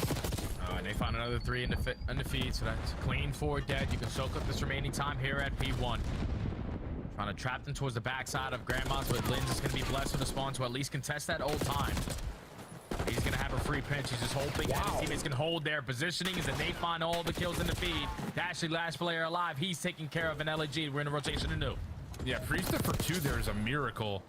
Pred, though, good timing. Gets around the backside at tower. Read up top is decent, but Lunars bests him from topside ladder. So LAG in for now. Shotzi working on a route to flip the spawns around. Kills from the front are also decent. Gun up, though, for Kismet. Shuts down the pinch. Now it's just Optic trying to break from the front. And they're messing the Hellstorm here. Trophies are going to be effective, and unfortunately for Pred, he also takes down a teammate. But at least have the hill white for now. It's just LAG have the better spawns. They're instantly able to spawn their way back on in, put themselves in a position to soak up again at this P2. Here comes Papa Kiz. He's going to have Lynn spawn on his right hip. Oh no, this is a dangerous moment here for Optic. 92 to 110. Pred's still frying. Holy cow, 26 and 12. They're going to get the scrap time here, but LAG will win rotation to new unless Pred just turns into him. Yeah, without this guy doing what he's doing, Optic are probably down by 100. Like, Pred is just doing it all right now. Second most in hill time, obviously. Outslaying basically every single one of his teammates. But Dashy, Kenny, the boys combined for the early break. LAG, even though they had the spawns, you just simply get outnumbered through the front door. And now you're banking on Kismet to just play his life towards the back, but he's instantly zipped out. Optic find an easy break. Yeah, Kismet, I don't think anticipated that there were going to be 3 Optic members who spawned essentially right in front of him. His teammates nowhere else to spawn besides from the front. The kills from the front door are decent. And how about that from LAG? It looked like an absolutely smooth break from Optic from the front. Looked like they were going to flip the spawns at the same time, but instead it's a quick re-break from the front, and now LAG are looking favorable for this back 20. Yeah, they just put all their reinforcements over through sidewalk and the middle door. No one watching the zip side through the overextension of that boat, and that allows Priesta to block those spawns, find a double, and spawn Optic all the way across the map. Now it's all about the chase in towards the bottom side of P4. Optic find the initial couple of kills. You're going to turn this into a 2v2. You need to clutch up on these fights. Oh, about a tie game through the end of this most recent hardpoint and a 50-50 battle over the top of P4. And prime time for us to take a listen in with the Los Angeles Gorillas, mate. Need a backside, need a backside. They have to chow. Close right done. Big door. One in Grandma, one on the heady, on that he can. I'm flanking him. Get maps, yeah, get maps. Kenny's weak on the boat, he's staying alive. I hear you. Just go to time, Chris, go to time, bro. He pitched me lockers. Maps. He's gonna be two maps. There's 2 maps. Spiral maps. Spiral is dead. Nice, take time. Let's go big door. Yeah, it's gonna be That guy's just spawned out cliff. You can lay on the maps if you want. Like deep cliff. Okay. I don't see him deep cliff. I'm laying down. I'm gonna slide it. I'm sliding again. I hear you. I'm one shot. He's on the heady. On the heady. Nice, 2 down. 3v2. Out of the box. Yo, he's boat. Maps and big door. Ironing map. Alright. Focus your big door. That's what you gotta worry about. Two map. One on time, one map. I got stun new. Pushing the zip. Grandma's Okay, top I hear you. top Nice, don't see him go. Where's that? I got stun new. Okay, I'm trying to help you new. I don't see him new. It's make on Brandon. Hold in. One shot. Big door. He's gonna try to go P2, bro. I hear you. I think this guy's make on Brandon maybe. Yeah, I'm looking at him. He's gonna be P2. I hear you. Flank long. Yep, Dashy. He's just staying long. One shot. We're good. He knows I'm here. He's still long. Bottom grandma's. Oh, shit, he took forever, bro. Wow. Bottom grandma's Brandon. Yep. Nice, get up. Yo, bottom grandma's Brandon. We're spawning our tower. I'm blocking grandma's. I hear you. He's top grandma's. I'm behind time. Okay. I need a time. Time. AG dead. Nice, get up. Still top grandma's. Nice, top grandma's still Brandon. Ammo. One shot. Nice. Nice job. I ain't got time. Don't worry about it. One shot. I hear you. From heaven. I can help you off spawn. I hear you. I hear you on that. Make it. Nice, get up. Nice, team kill. Flashy. Where's he at, boat? I'm trying to block him. Make sure we're blocking him. He's gonna pitch it up. He's gonna I'll pitch get it your up. Alright, one's all heli. Yeah, he's topped up. An inner side point. It's on the grid box. Tool. One more roll. Nice. Alright, you on new time or no? Hold Brandon. Okay. You spawn I'm gonna play the same pizza. Lens, that's real tight affair here, Jay. But once again, we rotate over to a pivotal hardpoint. LAG in control, and they were making a mess of the Optic setup around P1 at the same time. Lots of stress here for Optic Texas. Oh yeah, that team nade that comes in and technically counts as a team nade there for Dashy, but most likely someone from the Gorillas threw a Semtex right on the top side of those gun steps. That forced Dashy to take down him and Kenny, but it was a great break from Optic Texas at that P4 HP. You even heard him listening for the Gorillas. Kismet telling Priesta, you got to hit the hill. It's just Priesta was the second guy off the respawn, and at that point, there's only one person in the hardpoint because he doesn't fill the right gap. So you give Optic an opportunity to keep themselves in this game, and now they're running away with it with a perfect hold here at P2. And you let Pred just get free and let him just do what he's been doing all game long. It's a little bit of extra time. Break on the way, though, for the scrap time for LAG, looking decent. And, ooh, look at the spawns. They're going to move around. Dashy, the last one left, has to try to play recovery. Gets the first into lockers. Predictions decent here onto Linz, who just backs away. Wants to make sure the spawns stay safe for LAG, and that's allowed now Optic to flood in from the front. The spawns are safe if you find that trade if you're Lens. It's just the fact that you allowed Dashy to stay alive. Now he's making you pay for it. Optic already find a break in towards the hill at P3 where they do not have the spawns. You should have not allowed them in this hard point the way that you did. But now you need to find a break. You need to find it quick. Oh, come on, Kenny! Oh my goodness, just Shotzi, last one left in. There'll be enough time to at least allow Kismet to trade from the front, but still the spawn's good for Optic. Now from the front door, LAG trying to work their way in, but Fred has bumped out this route, or has he? Priesta, the quick elimination, but Optic still comfortable and can still win the game here. Yeah, they can still win it here. So if you're LG, you got to work your way through the front door. Let's go! No time to develop on any of these routes. You're trying to go over towards sidewalk and dash. Let's go! Every single headshot. That's a clean for dead. That might be game. Yeah, feels like it. Last couple of seconds started to come through. It's just LAG running in one by one, and everyone starts to. Let's go! You're absolutely right. That play from Lens may have just costed LAG the game. And could be something in the water. Like, he was kind of getting cooked the first rotation to Hills. Wow, they're back. Hold on. A little bit too safe. You're absolutely right, though. That wow, finally a dub. May have just Let's costed go, man. LAG the game. And could be something in the water. Like, he was kind of getting cooked the first rotation to Hills. And we're on the board. They get it done. A little bit too cautious, a little bit too safe. Too many question marks of how many Optic members could possibly be there. He backs up and Yo, I don't know. That room might be the room. Dude, they look like they were like zapping today. Yep. They were zapping. They get it done. Holy shit. Thank goodness. Thank We'll take it. goodness. We will take it. They look like a different team today in the respawn. Search still a little bit. Yeah, I made mean, a look couple at, hold mistakes, on, real but- quick. Pred, 41 and 25. This guy was doing it all. Dashy at the end too, turn it up. Most damage in the lobby for Brandon, 35 or 33 and 24. Yo, what is Kenny doing? That was, hey, a win's a win, boys. A win's a fucking win. Let's Oh, go. he has I'm 13 thinking assists. we're back. He tweeted, "We're here." Fuck yeah, boys. That is a great sight to see right there, finally. All right, well, last match for us before the major, man. We get a win. Looked a lot better today. Still got some stuff to work on in the searches, but the respawns look flawless, dude. They looked like a completely different team today. That's a good one. I'm happy What for we've been them. waiting for, too. I I'm mean, happy for them, man. that's got to be a good sigh of relief just to get one. I'm happy for them. Oh, man. LAG. They can't beat Ant. They can't beat Ant. 15-0 versus the Gorillas. Ahmad, I appreciate that 20 bomb, baby. I don't know. Hector's a Rust legend. Quick scoping legend. That's right. Thank you. Joker with a 20. My scenario still has a chance to come true. Boys go 0-18, beat LAG, then win from losers bracket. Hey, bro. I believe. We would love nothing more than that, baby. Let's go, Daly. Big 50. Come on, Big Daly. Let's fucking go, boys. Finally. Finally, man. That is just... They got to be feeling great after that. Just... Again, it's LAG. Yeah, they're not the best team, but who gives a fuck, man? We beat somebody other than the Falcons. On God. We'll take it. A win's a Who win, man. cares? A win's a Cheesy win. with 100. Let's go, Come on, Cheesy. Cheesy. Said love to see it. Good-ish, boys. We didn't do shit. Super chat, super chat, super chat, super chat, super chat, super But chat, super chat, cheesy. super chat. Thank you. Thank you for that super chat, super Fucking chat, go. super chat, super chat. Wow. Vibes are high. Now we get to watch 2 more matches with an Optic win. God, man. I've forgotten what it feels like. Dude, yeah. That was a good one. Yeah. Good for them.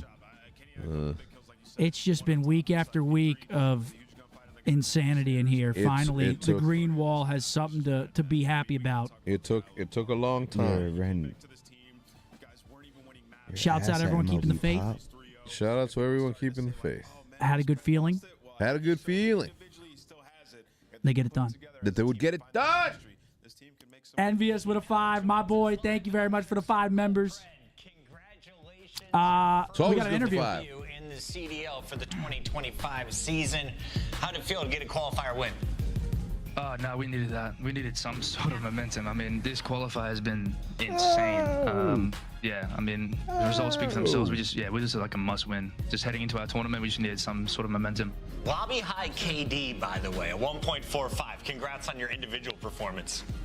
Yeah, thank you. Yeah, look, you know, I feel like I've always been a top player in the league. So for me, obviously the situation was really unique, just not playing and coming back. I've never obviously had that, and then coming back and not being able to win a map or whatever. So for me, I know that I need to like step up and make sure that I'm playing to the level I know I can, and just help make a run at the tournament.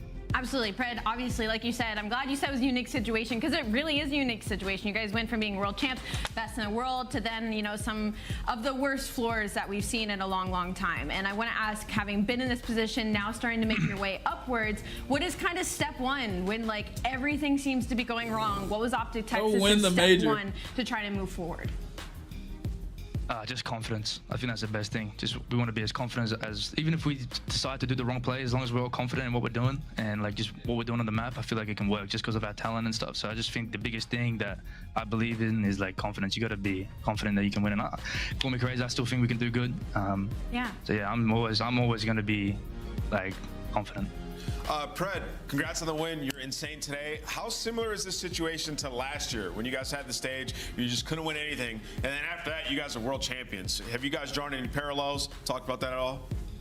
Honestly, this stage is probably a lot worse because at least last time we're winning respawns, we were just losing at map 5 S&Ds. True. This one was like a different thing. Like this one is like, oh my god. I mean, you just 3-0, 3-0, 3-0, 3-0, 3-0. You're like, holy fuck, can we like, what's going on? So this one is like I don't think anyone's really experienced this. I mean, this is like obviously from a caliber team that we are. So honestly, like I've never experienced anything close to this. Like Major 4 was not even close to this. Yeah. We just won a tournament and like, you know what I'm saying? So like, this was like, wow, like really like mentally like challenging. Well, you guys broke through it, man. You got a dub. And I want to ask you, you guys changed rooms today? What was going on with that? Bro. Can you give us a little more insight to like why? Yeah, look, that room just had no fucking like no windows. This one has like a bit of sunlight coming in. Okay. You know what I'm saying? It feels more open. I don't know, just a different vibe, bro. You know what they say in environmental change. New environment, and you got a dub. Hey, I like it. Environmental change, exactly. Playing in the sun. Well, you get to do it next week in front of your fans. Unfortunately, you'll be starting in the winner's bracket. The good news is, though, that means you play on day number 1. What do you think about coming into the event? Day 2. Look, man, there's a different type of energy when you step through in front of our fans. So I'm excited to just be in front of the green wall, and I hope they can still cheer for us, man. We still believe that we can do well, and when we have them by our side, it always makes it a lot more easier. We got that ring ceremony on Thursday, I should say. So we'll see you then. Excellent matches are ahead. I believe in you, Pred. Appreciate it. Thank you, guys. Optic gets the dub and Pred. Thank God. Looking at the stats, AG drops ball Kenny, back again. 1.45, Dashy 1.32. The least amount of damage. Everyone's doing their thing there. No one positive for Gentlemates, which is obviously a good sign for us. Jesus Christ, Lynn's minus 28 had a tough one. GG, man. Respawns look good. Search still looks pretty shit. I mean, some good search rounds, but also just some unnecessary aggression there, trying to a lot of make unnecessary too many plays when we kind of had those rounds already in the bag. But still, win's a win. I'm happy. It's good to see the respawn looking better though. Again, LAG, they played FaZe pretty close yesterday, man. So that was a much needed win for us, obviously. But LAG, they had a good series yesterday against a top team. So we came out, dominated the respawns. That's right. Fuck yeah. And we got Envious with a 20-member. Let's go. Come on. He's always good for 5. 20, though, damn. Let's go. He's always good for 5, but he said, fuck that. He was 25. We're on the board now. My dog Redline with the 50 ball. Holy shit. Redline, appreciate you, my boy. AQ with a 50 said, love you, Scump. Thank you. I mean, yeah, it's been a tough month for us here, even on the watch party, man. The boys, obviously tough month for them mentally as well, but we've been getting bombarded, so appreciate you guys showing love, man. It's nice to be in the win column once again and heading into the major with a good feeling, a better feeling than we had. So excited for the major, man. Next matchup, though, we've got Vancouver, Minnesota.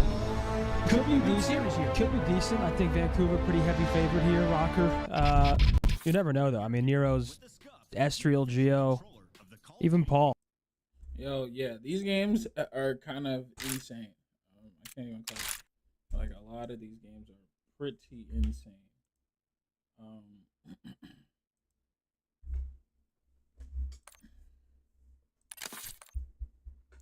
pretty insane.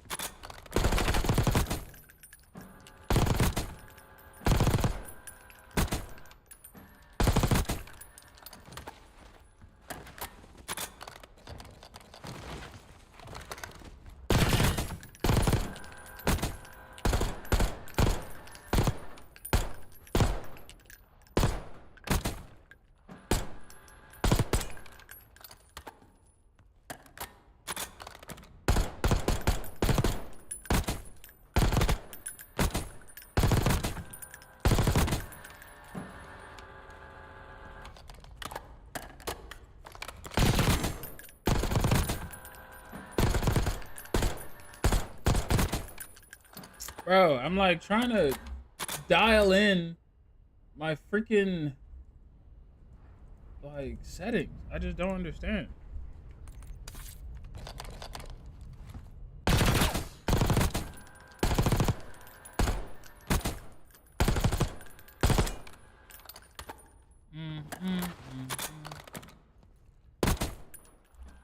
Nice.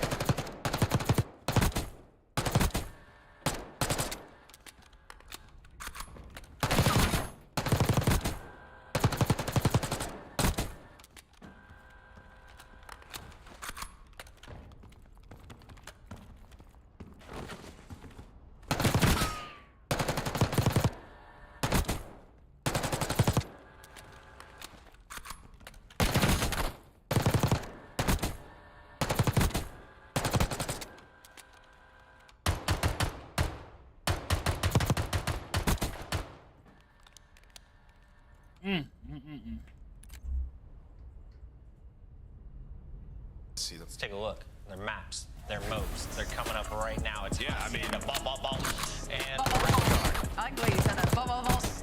I'm looking at that Hacienda. Immediately, you want to lean towards the side of the Vancouver Surge. It is not good for Minnesota. They're sitting at 2 and 3 on that, while Surge, that's going to be their strongest one, sitting at 4 and 1. The middle of the vaults, Minnesota, they like to spawn in on vault constantly. I don't hate that for the side of the Rocker, but for Vancouver, they're going to want to get this done pretty early. Is it a Geo takeover, Dan? I mean, I think it might be Estriel takeover day. I mean, like I said, like the Surge and the Control is like for Vancouver. What I'm looking at, they do have that red card as the game 5 if they make it all the way there. But I think this could be an electric series. Triple vault is actually kind of crazy. I mean, just looking across the board, Minnesota 6-0 when it comes to hard points, 6-1 in S&D, 5-2 in Control. Like, the middle of this series is disgusting for Rocker. Scum pick'ems, lock them in. I'm going first with Vancouver Surge. Yeah, I don't know. This is, after seeing those vaults, I'm going to give Ant a chance here. I'm going to go Vancouver Surge.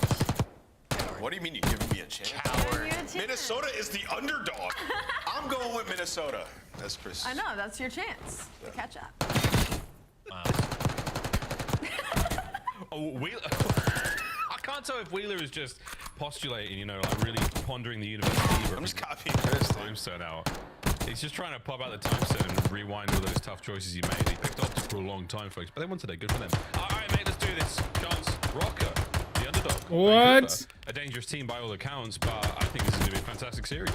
Yes, I expect it to be a barn burner map. We haven't had a good quality Minnesota Rocker map in quite some time, so I'm expecting a very distant series.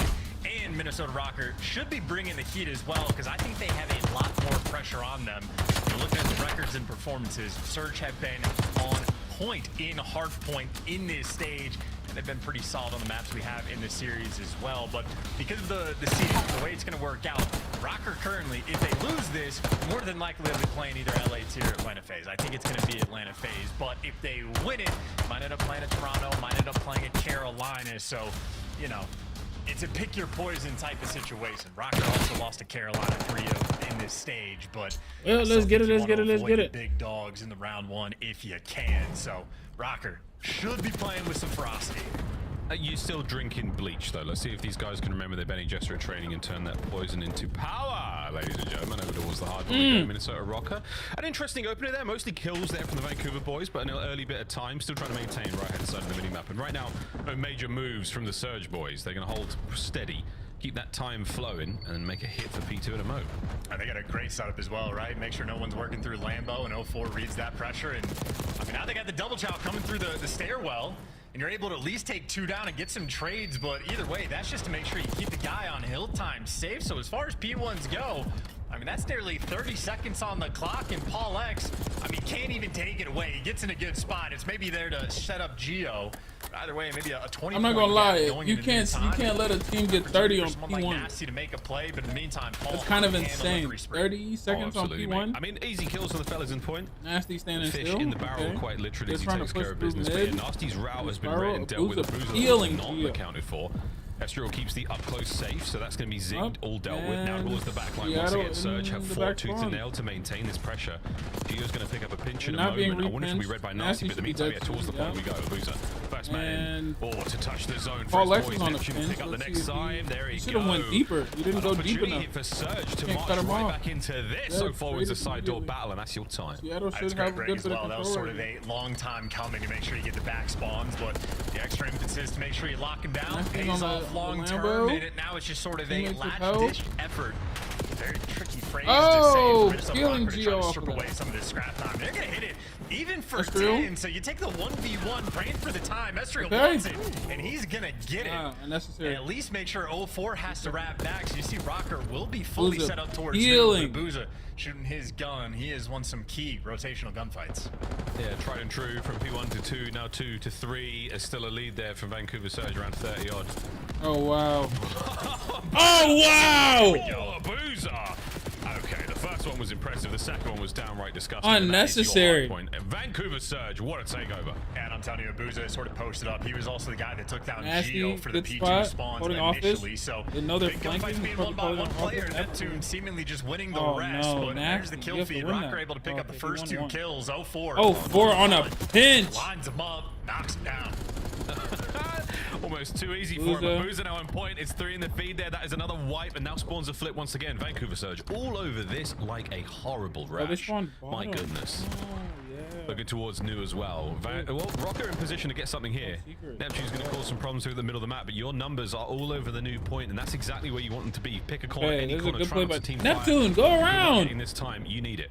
I don't know, Abuza, no, he didn't actually get the cruise missile just yet. He tried to milk the old scrap time to see if he could lock it down, but he's going to be a little bit short. And now you try to get that cruise missile for the break, and you lose everything. Gio gives you the 2 entries. Vancouver Surge not quite there. And now Rocker, an opportunity to get back in this game. Yeah, I love this. So the Rocket, they push the front line way far forward. It's a huge amount of damage there from those players. Again, keeping them contained. You've still got a good idea of their whereabouts, but now they're on the time. Estriel from spawn right back into it. The overcommitment, it doesn't pay off. They pay the price. And Vancouver Surge march right back into time. No hero plays. Rocker down. And uncharacteristically a slow start from Nero as well. I mean, this is P4 and he's only got 5 kills to this point. So a little bit tough moment here for Rocker. You just want to sort of get that gas flowing. And Nero, well, I mean, he's the solo man on this mission. He just wants the kills, gets one before he falls, but ultimately good scrap there from Surge, who first set of rotations, I mean, I think every single hill they effectively either tied up or came out on top of, and they're gonna have a 60-point lead. And Nero feels like the sort of player as well. He's got the blood rage, the old red mist. Where Oh, Nasty finds Paul X. The kills, and once he gets a couple, he cannot stop. Oh my God, Seattle Cannot be satiated. We're but dead. The hard point can absolutely satiate the thirst of Vancouver Surge right now, as they are drinking in this time. 132 Oh, climbing. Paul my X. Good God. 0-4. Stop it. Yeah, red mist on the red menace there in that moment. That is unideal, but at least for Paul, his teammates bail him out for the moment. They at least root Surge out of the time. Admittedly still, though, the hill overall has been better for Surge. Gio picks up 2 in the feed, but I don't know if it's necessarily kills are going to get you a ton of time. He ends up giving you 3 in a row. Gio's playing keep away. He's not going to get this time. Neither are Rocker, but maybe he stripped away 10 extra seconds. But in the meantime, number 7, Nero, spawning out across the map. Surge going to have numbers potentially on this break, but Paul, well, he gives the entries. Now you're set up maybe for a full 60. Well, good news. We're going to go to listen with Vancouver Surge and see how this P2 break goes down. He's on time. He's on time. 2 on time. Give me 1 second. 1 second. On the back, I can fly on Geo 2. Back left, dead. Look and Zig. I see not before. I will show play on time. Zig, one shot, Zig. One shot, Zig. Have Zig, watch your back. Now match out Zig, alright? Yeah, go. Nice. One more Zig. Could be Zig. On the back, dead. Zig. I'm 1 HP, I got left side hill. Nice. On the back, dead. I'm on the back. I'm leading. Keep on Zig. I got Zig now. Go. Okay. Give me a sec. I'm gonna do one pump. Early close, right? They're gonna go well. I'm gonna need. I'll mic phone just in case. Yeah, leave me. They're gonna be close. Close? They can look at it. I'm looking this. I'm pitching him. Take it. Take it down. I'm pitching it. Nice. One shot. All I have is Connector and new. I'm in those guys, so he's between you. He's so weak. Give me a sec, I'm gonna go connect. Yeah, give me a sec, I'm gonna go connect. Give me a sec. Connector. He's not dead. Nice. You're top close. I'm front of me, yeah. I can one soda. I'll go 6 for pre-fall. Play hard this shit. Wait, you pre-find me? Nah, he's not on you. Stay down. I'll get time. Yeah, I'll go for you now. I'll watch you order. Shining offense. Order. Inner. Outer. Okay. Outside. One more. Nero. Yeah, probably flat then. Easy, go flat. One down. Office.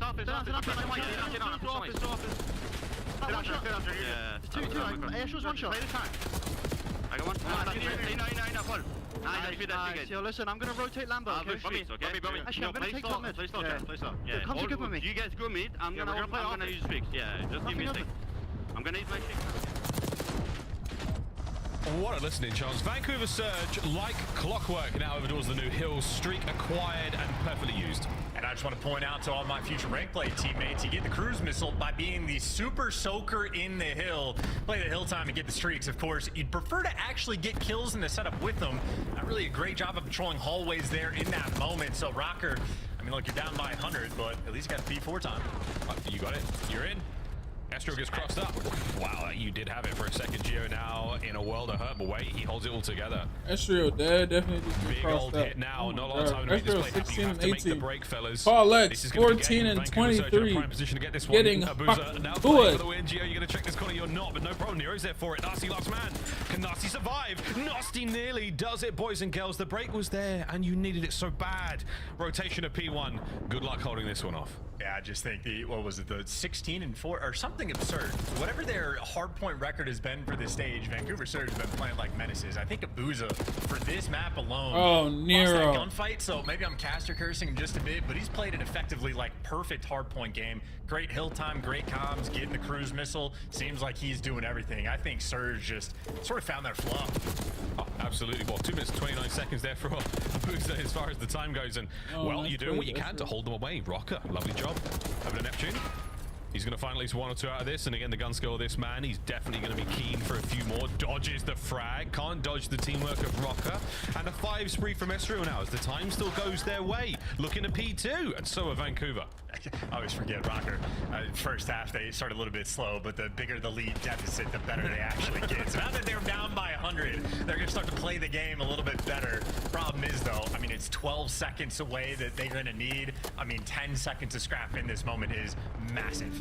They're going to get a player off the point, I think, at the very least, or is it a 2-man stack? And you're also playing for new time as well. So Vancouver Surge, eyes on the prize.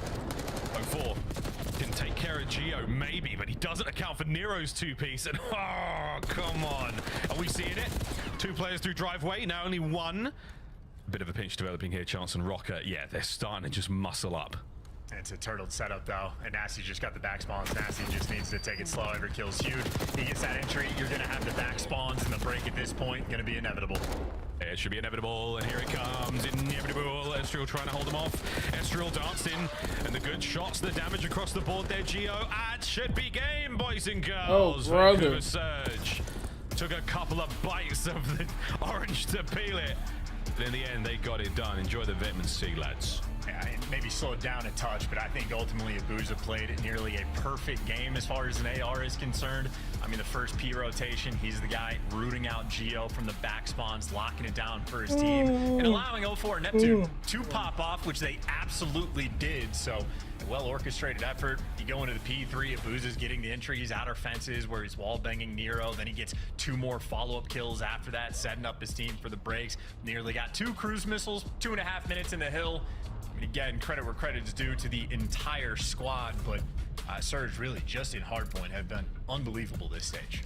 Yeah, 251.89 the final score there, and that Hacienda did not feel like it was a tremendous struggle for Vancouver, only towards the end, as is tradition for Minnesota Rocker. But we'll see in the game flow, absolutely start to finish, all that lovely shade of Vancouver. But yeah, the great start from them there in the series. Highlights are going to be very, very Vancouver heavy up until the last 2 moments, Chance. And again, pieces all across the board there. Massive work from Abuza. 2 separate instances where he nearly got streaks. Of course, he does in the last one. But again, great comms, lovely awareness of spawns, everything working out. And of course, singing his praises for moments like these to allow his teammates to fry. But in the meantime, Neptune and 04 are going to be getting a ton of love in the highlights. 04 got 3 in that moment. Neptune was just very consistent about popping pieces as well. Might have the most slide kills in the league. And Paul X, yeah, unfortunately, in the old respawns or hardpoints specifically, continues to struggle a little bit. If you get him in good positions, obviously he's going to perform well, but I think struggled towards the end. I did indeed. Last few moments here of the game, and Vancouver is certainly their map to lose, and Minnesota Rocker, grit or no grit, all they could do there was grit their teeth and hang on for the inevitable breaks there. Vancouver Surge, lovely stuff there, lads. Again, Neptune, big man in slide town, that final 30, just to get him over into the 30s with a knife, but a massive change there. Again, Minnesota Rocker, slow start. They started to fizzle out towards the end, but that's about it, mate. Absolutely glorious work there to start things off for Vancouver. They'll take the hard point quite happily, and we'll go into search and destroy in a moment. The triple dose of Vault, boys and girls, and this doesn't cure your ailments. Good. 3 vaults in a row shouldn't fix anything, except for maybe, a losing series there, folks. And we'll see how it plays out. I know Vancouver Surge, especially on the Vault, they've been spamming that as much as possible. The amount of hard points they played on this map alone, I mean, they've been squaring up against FaZe at any given opportunity. So they're going to be well orchestrated. And of course, on the flip side for Minnesota Rocker, I mean, it was more so at the start of the year, but anytime those guys have played a Vault hardpoint, it is every single time ending in emphatic fashion. Final 10 seconds of the game. It ends on like the third set of rotations on a P1 is where they keep having games end. So the ultimate distance is where Rocker like to take these maps, but that is, of course, only if we get there. Got to get past the S&D control. Yeah, S&D control going to be an interesting one again, Serge. Hard points look absolutely brilliant. I've got a good feeling about the distance we're going to go in this series. I think Rocker have had their fair share of ups and downs, and it'd be nice to see them start to level things out again. And a very different look across the board there for the boys. Everyone's pretty locked in. Geo, TikTok, maybe a little anxious this match. Yeah, he's the firing range guy. I thought typically. Yeah, he's the guy. I mean, no one hates the firing range training dummies more than Gio, but right now, he's checking something pretty serious on his phone. That's some serious check. Maybe this is not that he's checked out. I gotta hit YouTube real quick, rewind, see what happened on like whatever key rotation, try to figure something out, or maybe just locked into the phone. But either way, a little discombobulated for the moment, but get the crust out of your eyes and wake up for the map number 2. We always know how the Vaults are gonna play. It is gonna be out and about those A-hits. It's just such a funny idea. They're like, oh yeah, Rocker were asleep during map 1. Oh, sorry, man. Yeah, what time is it? Oh, that's right, I got you, bro. 2 and 3, they'll start to find themselves. But that is the way it has gone this year, folks. This season already. Minnesota Rocker, the slow starters. Tough to have a slow start against a team with such a superb run when it comes to hardpoint. But S&D, as we play on Vault again, the record not bad whatsoever for Rocker. Not terrible there for the boys of Surge, but put everyone to the test here, folks. The last day of play before we go into Major 2. Let's get it. And Easy Mac with the stats there showing off that the First Bloods might be the massive difference in this game. Rocker have an electric First Blood rate on this map, and Neptune knows he needs to take it from him, or you are going to struggle. There you are, indeed. So far, no struggle. But yeah, incredible. Just hold it. There you go. Wow, Neptune wildly ambitious. Could have been very devastating. Now a 1v2 in 04. We've seen this before. A little bit of a rat. That's that. 04 down and out. Nero on the defuse. The first round is done. Yeah, Neptune had some crazy COD timing in that round. At one point was standing directly next to 3 players on the cat steps, and unfortunate for him, was not prepared for that many players to be nearby ready to turn their guns. I think he just wants to hop in the pool, get that flank off immediately, but just absolutely full sense. It's wild to think if he didn't. Oh, sorry, go on. I was gonna say red dot chaser extraordinaire. Oh yeah, man. If he doesn't send it, I mean, if he pumps the brakes for a second, you get Rocker to turn, and then all of a sudden your teammates are possibly in a position to take a favorable gunfight instead of getting overwhelmed on the site. So, or just man. Body shield. Unironically, a body shield in that moment, I feel like is a round guarantee. That's a really good call. You'd have got the kill on the guy by pool, no problem. And then the next dude who challenges you from the hop up, yeah, absolutely. And you buy your team that 10 seconds with all the comms, like. Grab your opponents, folks. Grab them. Easy does all the time. Here comes Surge. Oh, this trophy. Good trophy though. Epps taking the high route. Eyes are up at the ready. Here we go. Neither of those trophies are going to be shot. They're going to be able to eat everything that's thrown their way, and this is an absolutely iron setup right now from Rocker. I mean, it's the 2 trophy strat. We just got it down low, and there's 20 seconds left in the round for every gunfight. Yeah, there's no way. All right, boys, let's hit it. We're in somehow, some way. Damage dealt, but no hope for Rocker. Dude, that is a wonderful, wonderful round for them. They win the first, and they're able to chain the 2 trophy play from Paul and I believe Nero there. That is one way of getting it done, boys and girls. Fantastic. Yeah, at first I thought they only had 1, so I was assuming it was going to get overloaded. But once you saw the second one in the corner, I was like, okay, this is the Rocker special. They do not fear the 4 stack down low at all. They are happy to play zombies in the middle of that pool. They're gonna go for it, and that's a super solid round. Yeah, really, really nice.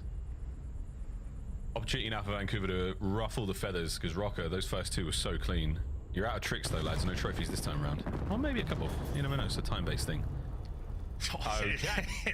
Was that an RC car? Was that a... No, I think it was an accidental frag. Might have bounced off of someone and hit that car next to those players. So it slowed the hit. It's eliminated Geo. Okay. This is not what I thought you were going to do with the round, sir. Damn. Good nade. Nasty with the damage. And the Jackal, and he's been absolutely overwhelmed. 0-4. Only 1 to his name on the defuse, and Minnesota Rocker. What? Okay, never look at your phone in between maps again. You're gonna die, Geo. We don't need you for this round. No, that's not good from Surge. They tried to do the anything you can do, I can do better. They tried to hit the 4 down low strat, and instead Minnesota Rocker just pick them apart. So that's not ideal, losing a 4v3 rather with bomb down. And if that's going to set the tone for the rest of this map, Rocker might just walk away with this one for free. Very much free at the moment. Surge have not shown us anything good. Their trades are not effective whatsoever on the A-bomb site, and the lack of synergy there in a play space that basically demands it. Nero's got a Hellstorm. I mean, go on, son. Tried and true. Nice opener from 0-4. No need for the trophy system. Hey, we're getting involved here, folks. Watch out for the nades. The splash damage might have just taken care of that one. And we're in. We found the opening. And go, Surge, go! That is the round. Signs of life. The lifeguard by the pool. And not nearly enough trophies, I feel like, in that moment. Estriel just got, I mean, explosion after explosion rolling through, setting up the free kills. But 0-4 kicked things off. Clean first blood on Nero. Zaps him and is there to finish off the round as well. 0-4 making his presence known. I wonder, though, might be something we have to go back over, that the Semtex that exploded, excuse me, the sticky that exploded close to that trophy actually destroyed it. So it wasn't necessarily a case of the trophy getting overwhelmed entirely, but that lethal removing it from play. I don't know. That's a wild one. What are the odds of that happening? Either way, folks, 3-1. Vancouver finally, wow, takes something, but they're about to run into a whole lot of trouble. Nice dodges as a group. Oh. They're just trying to take a page out of Rocker's book. Notice they have 1 less trophy in the situation. And its placement is sort of in the middle of the doorway as well, so if they hit pull, they can shoot it out. Neptune on the back door. A little bit anxious now. Second trophy from Nasty, maybe not. Gut check there, it might pay off. We'll find out. You're down a man, Vancouver. Oh, Nep, you love to see it. Not enough on the shots, though. Paul guns him. And advantage Rocker on the attempt. Yeah, well, Esther was the one taking the main fight. Paul just got that last bullet off to the side. In the meantime, trades rolling through, and they come out on top. So Paul picks up a freebie trade there on Neptune. And, I mean, that's how my Jackal shot looks like, right? It is not easy to do. Anytime a pro player just hits the perfect 6 bullets down range, it blows my mind every time. That's how a sub gunfight should look. That's the way it goes. Rocker. Impeccable work here on Vol. The heist continues. And Nasty left with nothing there. 6-1 for Paul. I mean, this is a well-oiled machine. This is a tried and true strategy. They know exactly how they want to approach this. I would be, you know, remiss to say, I think they know exactly how they want to retake that B-bomb site. First man goes this way, second man goes the other way. I think they really do know that now. And I feel like you have to know that at pro level in order to effectively retake such a tight space without friendly fire. 4-1, Rocker, here we go again. And the adjustment being made, it's not a 4-stack down low. Gio's playing for the pinch over towards Pool. So late in the round, Gio's gonna try to kill these players on Pool. Nero just wants to slow him down. Yeah, he's doing his best. Another nice trophy. And this will slow you down a lot, fellas. Oh, no, it won't. That'll speed him up. Well, it's gonna do something. And it's just gonna give Gio a 3-piece. The last man has been identified, but Boozer has found 2 kills at this, and now he sends it towards the site. Nice nade. Oh, no. Rocker take the round. Yeah, so I mean, again, Gio is well, did he get an ace? Oh, he just gonna get the final kill. Yeah, I thought when the crew or the Hellstorm, whatever it is, gets called in, that they were just gonna slide into the vault down low, but they tried to escape. And again, that was the play being set up for Gio. He's playing off the distance in spawn once his teammates are calling out, hey, they're in the pool, because Vancouver have been conditioned. The nade explosion stuff, but Vancouver has been conditioned for the idea that Minnesota Rocker are gonna 4-stack in this site. All of P2's open, you can get in the pool, you can be there for free, and eventually Rocker just do that one little micro adjustment and say, hey, G'll just be here late. That's a huge strat. Vancouver Surge, no wizardry right now on Vault. Not at all. The Wizard of COD might be their coach, but right now they're looking a little bit more like Tin Men. Paul, nice shot, some of the first, man. Unbelievable entry. So you take that. Paul gets a second somehow. A nasty hit's just been cut to pieces by Estriel in the backline. Last man left alive, Abuza. Abuza, can you give us something special? The answer is no. Rocker all over it, folks. What a search and destroy. Yeah, not remotely close. Vancouver Surge tried to steal a page out of Rocker's book, but the team that wrote it, the authors, a little too good. And I mean, a lot of it was sort of simplistic ideas off the rip. I mean, look, you get the double trophies. That's the opportunity to go down low. Vancouver Surge try to do the same thing. Then they're dying to stuns and grenades in this site. You get conditioned of, hey, you can be towards the pool. You're safe in this spot. Play for the retake for this side. And then Gio goes, nope, I'm going to be here to shoot 3 players in the back and just be the cleanup crew. So Gio basically had his feet up this game. As Paul Lex, fantastic bounce back he had from map number 1. And shout out to Estriel. 7 assists. The man was involved. Yeah, really involved.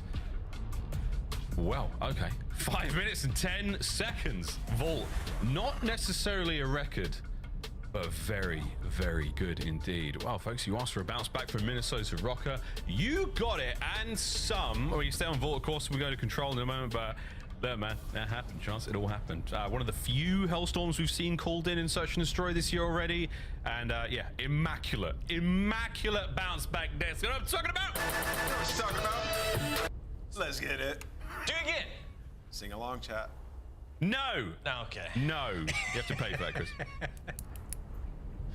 Cool. The storm is a brewing. I feel a game 5 coming. Oh yeah, I told you guys we were gonna have a really long day today, especially with this matchup. I mean, why are we playing Minnesota Rocker on Vault Search and Destroy? It does not fit Vancouver Surge's play style at all. It feels like they kind of gave it to him. Roll that beautiful beam footage. I'm gonna be honest, kind of feels like they gave it to him. I told you guys, Vancouver's map pool has issues in Search and Destroy specifically, and they have to get better at these maps. They're guaranteed a winner's bracket spot, so for them, I like that they're playing this map repeatedly. Obviously, we saw their last time they played it versus Toronto. It's a back and forth offensive battle. They make that decision to go B, and they lose the map, so they take another stab at it here. I just don't think they were ready for how good Rocket are. Like, Rocket are one of the best teams at actually winning defenses on this map. I think Nero and Paul X owe them an apology. Why is that? They were bullies in the first 4 rounds. They kind of were. Nero goes 6-0 to open the game. Yeah, takes himself out. He's like, I don't even want to be in this map anymore. Yeah, smart move by Vancouver, just fast forwarding to the control. Save your energy. This is going to be a grueler as we have 2 more vaults coming. Is that trouble for Vancouver? Yes, the control is trouble. You talk about Minnesota, one of the best vault control teams in the game. One of the better control teams that we have just in general, and on the side of Vancouver, a map that they just haven't loved, 1-3. Statistically, yes, having vault control and hardpoint back-to-back right in the middle of the series isn't great, sitting that the fact that Minnesota Rocker is dominant across the board when it comes to that map and mode combo, but I will say the only thing that really made me mad was the Search and Destroy. I think Vancouver Surge can absolutely hang on Vault when it comes to respawns. I think 04 and Neptune, if they're playing at their peak, can absolutely hang with the SMGs and the pressers from the side of Minnesota. We could show you more hardpoint, or we could play Hidden Heroes, moving the show along. It's my job. Take a look at this graphic. It's Hidden Hero time. I've picked out 4 players. It's the best of the rest. They're not in the top 3, but they're somewhere in the middle of the pack. 22 years old, 20, 22, and 23. Allie, which would you like to choose first? Wow, this is hard. This is from this series, right? No. The best of the rest. Best of the rest, Al. 4 MVPs from 4 middle-of-the-pack teams. I'm going to go first. Thank you, Ann. I'm going to go bottom left, and I'm going to go Joe Deceives. 20-year-old Joe Deceives. Ding, Nice. ding, ding, ding, ding. Allie, you're on the clock. Oh, God. Don't put me on the clock. You're on the clock. MVPs from the middle of the pack 5, teams? 4, God. 3, God. I don't 2, know. God. 1. Pick a corner. I'm going to pick a corner. Big Kismet, bottom right. Kismet, bottom right. It is Kismet, 23 years old. No. Bulldog. Got a few more wrinkles I'm than going to that, go. Allie. I'm going to go top right. And I don't think he qualified, so I'm going to go TJ. TJ at 22? Well, he's older. Yeah, you're right. Yeah. They're old men. I didn't even look at the age, bro. Allie. Don't ask me Redeem again. yourself. Chris, I think you should do it. In the top left corner. Let me narrow it down for you. We've got Toronto gone. You have Vancouver gone. You have Cloud9 gone. Coming in with a 1.16, 22 years old, a top 8 finish at Champs last year. Top 8 finished at Champs last year. Guys, we're testing a memory that I don't have. I'm literally a goldfish. Can I at least have a team? Do you know the team? He says from Toronto. Who else? Cloud9. No, like we've already done those 3, so we have. It's a different team. It's from Rocker. Okay. It's from Minnesota Rocker last year. You can do it. You can do it. You're not doing it. I'm not doing it. You guys might have to do it. It's got to be Estriel. I'm gonna steal Anthony. Ding, ding, ding. I'm not good at this. I did pretty good. I'm not good at this at all. I'm sweating, chat. I'm literally sweating. I like putting you guys this on is the why hot I have a notebook, because my memory, I'm like Dory. That's why Google exists, kids. Let's go over to our casters. They exist for a reason as well. Just keep swimming, Ali. Just keep swimming. I can't. I actually thought I got Sib bottom right, but I thought top left could have been Real. I don't know how old Real is, but good game, team. Good game. Back to another good game. Back to Vault. Back to Control. And back to Rocker and Surge. Chance. How are we tingling for this one? Is it common sense, or is it Peter sense, or is it Spidey sense? It's Estriel sense with nice unruly hair. No, I got lost on the sense thing, but what I can sense in this series is the fact that Vancouver Surge's hardpoint record has been so good throughout this stage that I think it's much more important for Minnesota to actually go and win this map. And obviously the record, a little bit better overall, 5-2 compared to 5-6. Now, a lot of that is from the minor from Vancouver Surge, having some extra series and playing against some better competition. So I think this map will still be a battle, but nonetheless for Rocker, I'm thinking it's not a must win, because like the team is always good when they're down, and they're a good vault hardpoint team as well, but certainly I think there's a lot more pressure on Rocker for this map. Yeah, again, the sort of the pressure of Rocker, a squad that's definitely got a very, very high ceiling as a squad. Not quite meeting at the moment. Let's see how they go though. Into Vault Control we go. You know the rules, friends. 30 lives either side, 2 zones. Dive on in. Estriel trying to do just that. A bit of time and bought here, but not a lot of space. As Surge have not vacated the A zone. They're just chilling there. And Estriel can't do a whole lot. He jumps the fence, he dies, he waits here, he probably dies in a moment. Nasty just guns him. So Vancouver, no options whatsoever but to die. Dude, they're not moving. Number 1, 04 and Abuza are posted. Nasty's running for free, and Neptune's the only one that has the go button. So I think this pace right now, maybe messing with the minds of Rocker just a little bit. And Abuza was posted up to make sure he could not die from the catwalk. And that's just a clean setup rolling through. So yeah, Surge put in the overtime. A+ on the homework. And not even just that. I mean, the homework is one thing. Whoa! Damn, the gunny. Ladies and gentlemen, nearly getting away with his life 04, but the teamwork as well. We've trusted every single play so far. We're burning the clock. We're burning the life count. And Vancouver Surge, wow, dude, this is just endless. Not a single hope here for Rocker. Their round is done. Did they even touch the zone? I don't know if they did. I don't think they did. What? And listen, this is the type of round that I think the COD community has like collective brain rot, because everybody talks about like how Black Ops 6, the way it plays, it's a head smash, just go for the trades, you don't have to think, just go after talent, you don't need to make smart plays. You can slow the game down, and if you're effective at it, it looks like that, where you have a 23-11 life lead. And Rocker, I mean, they're just desperate to even get that first tick. Desperate. Ooh, they're gonna get it. Nice job. 2.1 seconds though. You drop the lives here. And again, this is back to good old faithful BO6. This is the head smash situation. Rot and Surge, they're doing it. And they're fighting their way forward. But now, what you really want to do is slow down. Find that special source that Surge had to start this round off. And A-Zone's gone. So 2 seconds turns into a minute and 2 seconds. And this round keeps going.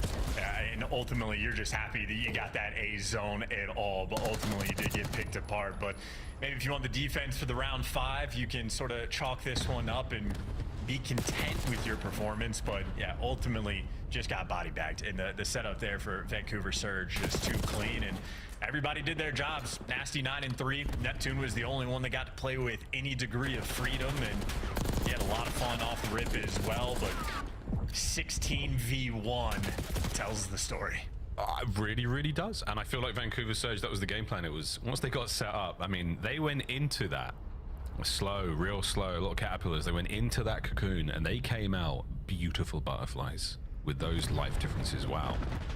I think they had a setup for B as well, Chance. I was interested to see how this round would play out if we had a little bit more lives or a little bit more time to go. I think they've got a similar line there to work with, but hey, lovely looks in the first. Yeah, and just great trust as well. Like, no one tweaked, so to speak. No one overcommitted. No one made a bad play on the setup. And we even got to see it from, like, Estriel's point of view when he was in the catwalk of, like, he's spinning in circles. He's checking over towards time. He's not really seeing anybody. No kills are coming his way. And he really didn't really know what play he could make in that situation, especially just because the guy's on time. It was a no-show from the catwalk. So he would have just had to have jumped into death or flanked into someone sitting on the line heady. Unideal. But if Rocker respond with good defensive rounds, all's well that ends well. Yep. So far, not great. Look on the zone. Pulls Geo in a position, but Geo is traded up by Nasty. 11-3, 6 spree right now for the young Brit. And what a slide from a Boozer. That's a fast one. Nasty keeps the spree going. Now 7. Will he get the 8th? Go! He does indeed, ladies and gentlemen. Nice bit of work there for his teammate from top Balk as well. And that is still big time. Neptune's now getting in your face. You are going to be looking at streaks as well for Nasty. The 8 spree is one thing, but the segment and zone capture, surely that will net it for him. Or yeah. Wow. I was holding my breath there for a second. Either way, a 3 life difference, no A zone. He does manage to secure the storm though. Yeah, I mean, yeah, it's a mediocre moment for Rocker. Like, you're happy for the break, but certainly long term, Hellstorm going to be very impactful. Vancouver Surge now just swarming around this A zone, attempting to take their time, but they're getting picked apart. Neptune going to be the last one to fall. He's trying to dodge and get out, but he gets traded. And now, Rocker, you can set up the spawn trap, and you could come away with this round with the tick advantage as well. You can do it, Minnesota. You can do it. I mean, you've got to contend with Nasty using his Jackal like an AR and absolutely hitting every bullet. So, another issue. 0-4 now on the big wide. Flank goes wide, and he connects. Abuza can't get anything up close, so Neptune is down as well. So the only submachine gun remaining on the map for a moment there was actually going to be Nasty, which is a hilarious thing to say, but fighting out of spawn. 0-4 still in a favorable position. Has not accounted for the airborne Estriel, who gives you 15 seconds to play with. His teammates also lost every single gunfight, so 0-4 just felt the pressure and wanted to roam back to stop the clock, because now you don't have any time. So how about that? Vancouver Surge have the most dominant, like, opening minute and a half of round number 1, and they played basically 50-50 in this round as well, and they're down on segments. So yeah, maybe Rocker does not have a care in the world that they were down 16 kills after round number 1. And yeah, I'd be smiling too, sort of stealing that one away, and a very small advantage now in this map. But Nasty, of course, does have that Hellstorm.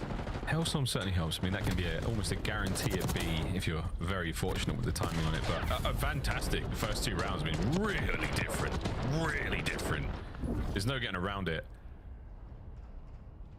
We've seen some special stuff. And Rocker, what have you got now for us? I mean, that first attacking round was so rough. What kind of adjustment are you going to make here? Also need to remember to pay attention to the highlights just to see how Rocker were able to break that hill, because Vancouver Surge, Nasty lived on top of the zone. They had a 3-stack going and got so close, but the hero play was successful. Maybe I have the brain rot. Let's head smash. Oh, Nero, the hero.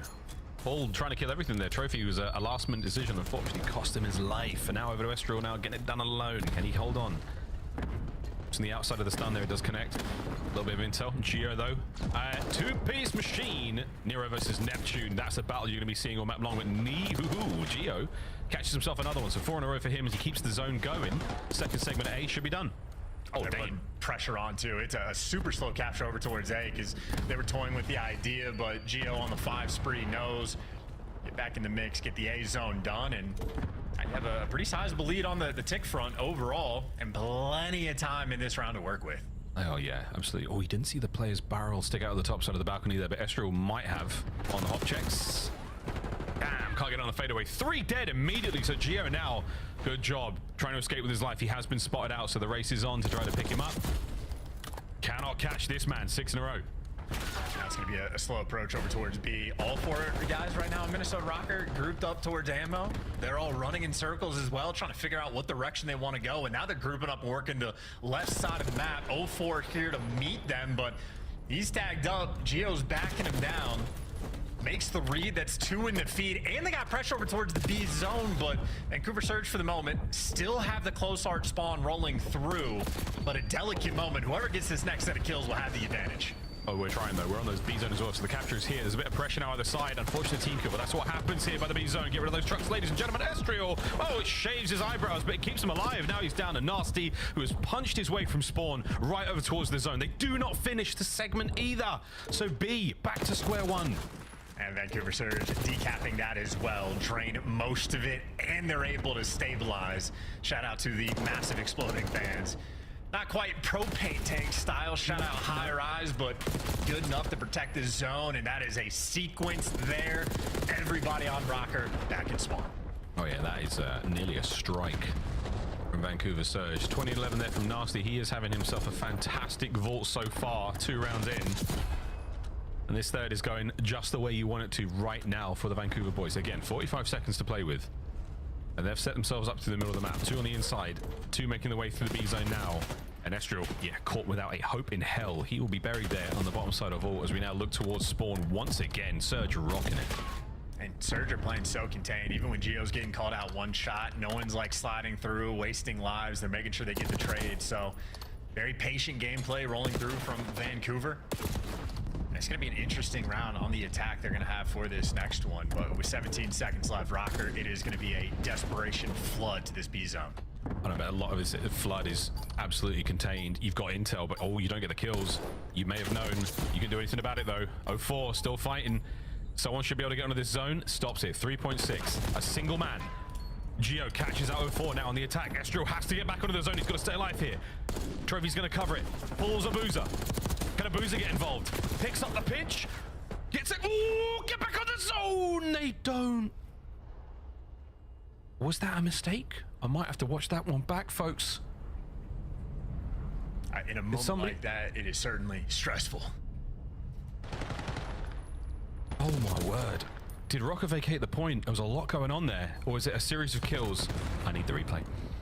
I think the kills rolling through. There's a pretty good swarm there from Surge around the zone, and at that point I think Rocker had like 2 lives remaining. Players hitting him from side R, players over towards ammo as well, but here's a look. You were trying to get Estriel doing the dance. Yeah, 1.1 on the clock for Estriel. Takes the fight, loses it. Yeah, it was just enough of a fight. Just overwhelmed. Yeah. Just overwhelmed. I mean, Joe was close by, but not close enough with 1.1 on the clock. Wow, what a moment. Well, Surge take the lead. Map point. If we get, like, you know, if we go to a round 5 right now, Rocker might have a small advantage to get that final defensive round, but you could very well just win it here. Nero, though, off the break. Nice little 2 sprees. Had another slow respawn performance, at least in the KD column, and Abuza has not. Him and Nasty pretty on point. That's the last man in line there. Is Estriel 0-4 gets him. Now your time a little bit more secure at Neptune.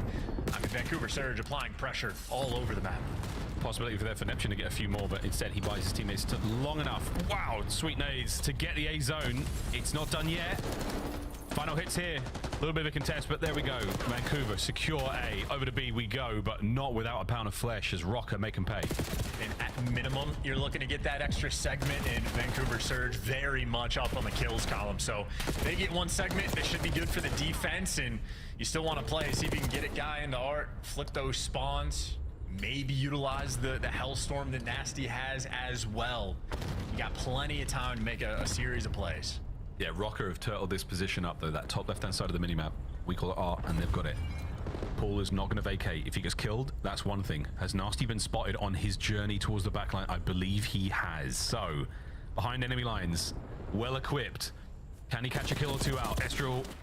Oh, there it is. The watchtower of Paul X still working. In the sky, and I mean, that's Sauron just telling where Geo needs to look for the next set of kills. But if you keep this like lower vault control, I mean, that's sort of the way you want to set things up. Get double doors, get in the middle of the map, get down here, and then you could use the Hellstorm if you want. You don't necessarily need to make the commitment, but it's a back pocket threat right now, and that's 2 kills in a feed. They're letting the kills fall into their lap, and it's because of the Hellstorm. There you go, extra kill, forcing that spawn out. You get 2 bodies on the point. Oh, you get 2 bodies on the point. You can't get the kill towards bottom art now, so the front line is the zone. Neptune trying to fight his way forward. Timing on this could be ideal. Can he catch these players? Damage in, no kills. Over to the zone we go. Second segment, no, not secured just yet, but kills Abuza, and they save it. A pixel perfect play there from Rocker to stay alive. Estriel's built different. He was shouted out for the control performances, and I know he's only 24 and 23, but he is shooting. Squaring up against mid ARs with an Ames, squaring up against Neptune with the Jackal. He's taking everybody down. Back to square one on the second segment. Quick contest. Just trying to pull some of these Rocket players around. Okay, we're back on it. We're back on it. Abuza with another one. Estriel there on the pinch. Lovely work. The damage in the second player is fantastic, and not a lot of cover to work with. That's why Nero can fly in and get 2. Traded out immediately, but it might not matter. You bought the time. You bought the space. Lives now the problem for Surge. Only 4 to go. 6v4. They know 1 player's behind him. Everybody else is going to be in mid. Nero, is he hunting or being hunted? He gets dropped. The instinct's not quite there. Let's one slip through in Vancouver. This is the opportunity, 4v4. It's all up for debate until somebody gets these kills. Wait, looking for Abuza. Trophy clear. Can anyone throw anything at the point right now? Off of spawn. Let it rip, boys. Oh, block out the sun. Wow. Your lethals and tacticals, but no. That is that, Surge. They gave themselves map point. They did not disappoint. Minnesota We're going Rocker. the distance. Yeah, and they're just left in a daze as well. Estriel, I feel like, just sort of, he gave you everything. Like, you're in the trap. The Hellstorm coming in from Vancouver Surge was perfect. Like, their game plan and approach on this map, I think, is as good as it gets. But Estriel just wins some key gunfights, gets over towards ammo, and, like, forces the spawn out. But Minnesota Rocker, I mean, they had a few moments picking up the spawners. I saw on Paul X up top, making sure to call it to his boys, but eventually they just dropped the ball. I think Nero, especially in that final moment, they knew someone was back P4, but he just kept hesitating, didn't know what direction to look, and just little moments like that in a 6v4, you're not playing for the guaranteed ones. You can absolutely be punished. And yeah, 17 and 34. Not a fun map for Nero. And not a stat line you typically see from Nero. His job is to murder, to smash. Nero smash good. Nero got smashed there. Highlights, folks, a lot of love for the Vancouver Surge boys again. Abuza had some disgusting 1v1 wins. Nasty as well put up ridiculous numbers. And again, the only streak we really saw be used, Chance, I think pretty effective. It did flush the members of Rocker off of their defensive positions to the inside of the map, and they managed to get picked up there. That gave Surge such a huge turn. And a couple of great defensive holds there, some real goal line saves on the segments there from the Rocker boys, but in the end, simply not enough. But Nasty with a sub is just that. Absolutely nasty. Yeah, he is fantastic, and I just feel like this is a team, maybe not an S&D. Daniels brings up the map pool, and there's a good shout for that game mode, but I think at the respawns, we're really getting to see them just have like a ton of trust in one another. Like, to get those types of Hellstorm plays to roll through, to have those moments where, like, you know Estriel's up in the catwalk, don't tweak, here's the exact positions we need to play, and here's how the setup is going to go. A lot of trust in every single player to do their jobs, and Vancouver Surge, I mean, on point with it. So 2-1 lead right now in the series, and we'll be staying on vault for the hard point, and that has been Neptune's playground. Yeah, man. I mean, again, the respawns are certainly paying off for you, fellas. I mean, this was a wild finish. Boozer once again just proving to be so lethal in those individual fights. No last minute contest there from anyone on Rocker. Respawns, name of the game there for Vancouver Surge. They're feeling fantastic going into another hard point, and again on a map that they have looked very good on indeed. Nep, we'll see how he rolls in this hard point. Vault 6-1 though, Chance. I mean, that is a glaring moment for me. If you can somehow do it, Rocker, this is the late stage of the series. This is where you want to be. If you can somehow steal it, that red card S&D is looking good. Yes, but that's why I was saying that the vault control, I think, is a lot more pressure on Rocker, because to be down in this situation is not fun. If you get to map 5, you might be happy, but even that could be a struggle, because Surge have played a ton of red card search as well. So a tough moment. And again, the situation in terms of the standings, both of these teams will be in the winner's bracket, so there's safety there. There's no issues going into the major, but the seeding is going to be a big thing. The record for Vancouver Surge, they're going to be in the middle of the pack no matter what. A win here, they could jump up maybe and fight for that sort of top 4 range, but Minnesota, more pressure on. If you end up losing this series, I think they're more than likely going to be playing against Atlanta FaZe. I don't want to do that. I don't think many of the teams want to have to do that, but you know, you want to be the best, you got to beat the best, but nonetheless, not a fun winners round 1 matchup. But if Minnesota Rocker make the comeback, beat Vancouver Surge in this moment, they jump up a place or 2 in the standings, depending on how the C9 game goes. But then they can end up playing a Carolina or a Toronto, which is also not fun, but maybe just a little bit better. Yeah, again, we said at the start as we were loading in Hacienda, pick your poison. Not a tasty beverage whatsoever for the Rocker lads, but again, if they can get to choose, if they can leave it up to their fate as opposed to the results of other games, that would be ideal for them. Here we go. Let's go Rocker into this vault. You're going to need it to force the game 5. Minnesota Rocker got to be feeling themselves, and 24-16, a boozer. The first hard point was a delight for those boys. I'm sure they're licking their lips going in a vault right now because they're chapped. That's why, guys, they're in the desert and it's very dry. I feel that, man. I absolutely do. Bought a humidifier. Great purchase. Nice. I think it's really come in handy, and I don't know what you're gonna have to buy to get a win in this series for Minnesota Rocker, because Abuza very much on point in the map number 1. Like, he had quality gunfight wins. There's times where you see players go on these crazy sprees and they look at the scoreboard and it's like they're tied up and you're like, oh, that didn't seem that valuable at all. Abuza, the map number 1, I'm telling you, like, sort of perfectly played and set guys like Neptune up to slay out everything in sight. It's the sort of the makeup of this team, and that's exactly what you've just seen. Yep. That's the game plan right there, ladies and gents. The spawns have flipped and Neptune happy for it. Can he contend with the next wave of players? Perfect read on the first trade there. Not going to help him out, but no fault of his own. Lovely start there for Vancouver Surge. Yeah, we always talk about gamer tags, but we ignore real names of players. Neptune, William Wallace on this squad. Loves the freedom of movement. He does whatever he wants. I mean, speaking of real names, Travis McLeod. I mean, that is a hero's name if you've ever heard one, ever. He was in a Nintendo 64 game back then. Absolutely was. Here he goes, barrel rolling into the feed. Ladies and gentlemen, once again, traded out 6-3, though, starting things off incredibly hot, as is tradition. Vancouver Surge, here we go. Shots are in there from a boost on the approach towards P2. Despite the spawn flip, Rocker have managed to stabilize here, so let's see how well they can hold on to this one. Nasty in the back. Can he get the break? Well, he's already got his boys spawning up with him, so number 6 on time. Estriel's completely surrounded.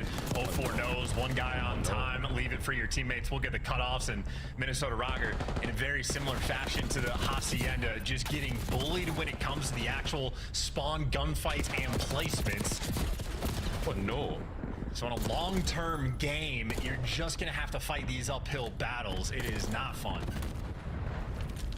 Nice lethal usage there to flush all the members of Surge out of these power positions, but can you win this war of attrition now by the zone? I do not think so. Estriel down in the pool.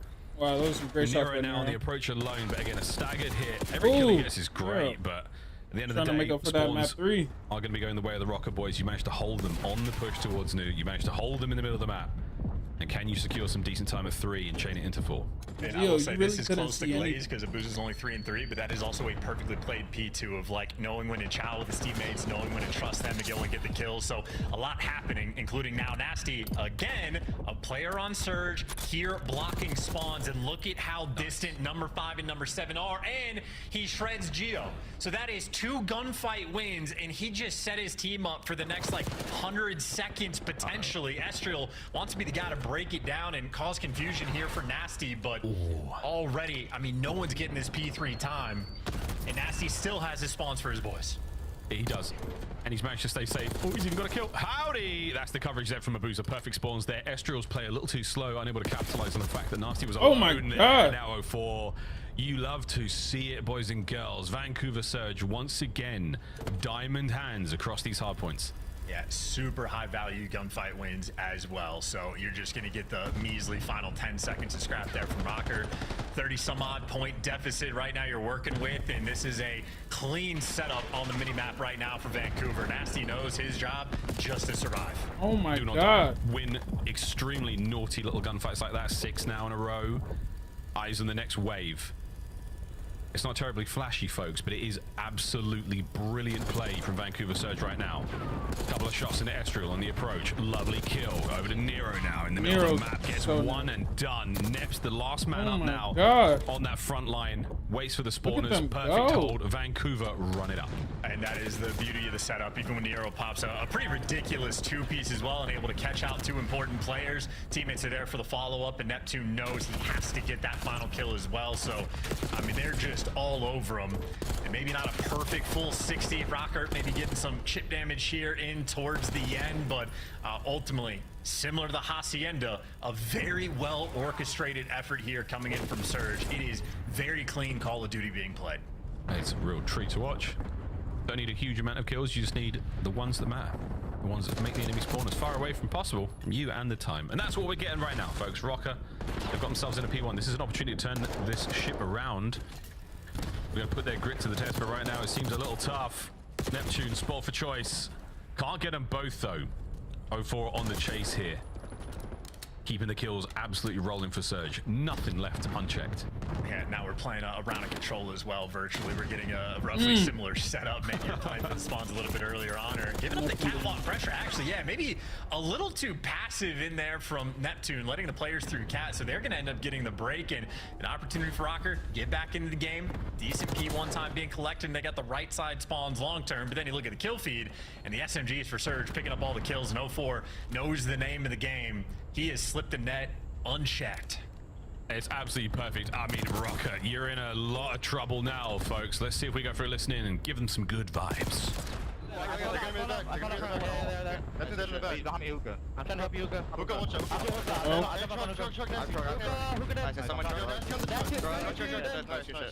I'm looking at your Victor, every Victor. I said I'm Lego. I'm laying down Victor. I got the back. Two back here, two back to 3, all 3 in the back. He's literally on the back. I have your close shot. They're still spawning in the back. I'm staying middle. I'm repping hallway. I'm one of my close shots. Watch on the back. They're dead. One in the back of me, I think. The other one, I hit him. Nasty. Nasty, deep in the back. I real back door. Guy in the back right now. I see him move there. That's on you, hole. I'll pitch him. He's still hallway, I'm right. He might middle that. Missing one shot. He's absolutely nice. Last kid. Nice. Booza and Nasty too. Out of I'm in through. I hit him like 3 times. Yeah. Nice. What do you mean? I'm blocking up. I come mid. They go hallway. Nothing hard. They go hallway. You didn't hit her. You might outer palm right or no? No. Watch out, Nasty. I do. Hallway still on me 04. I did. I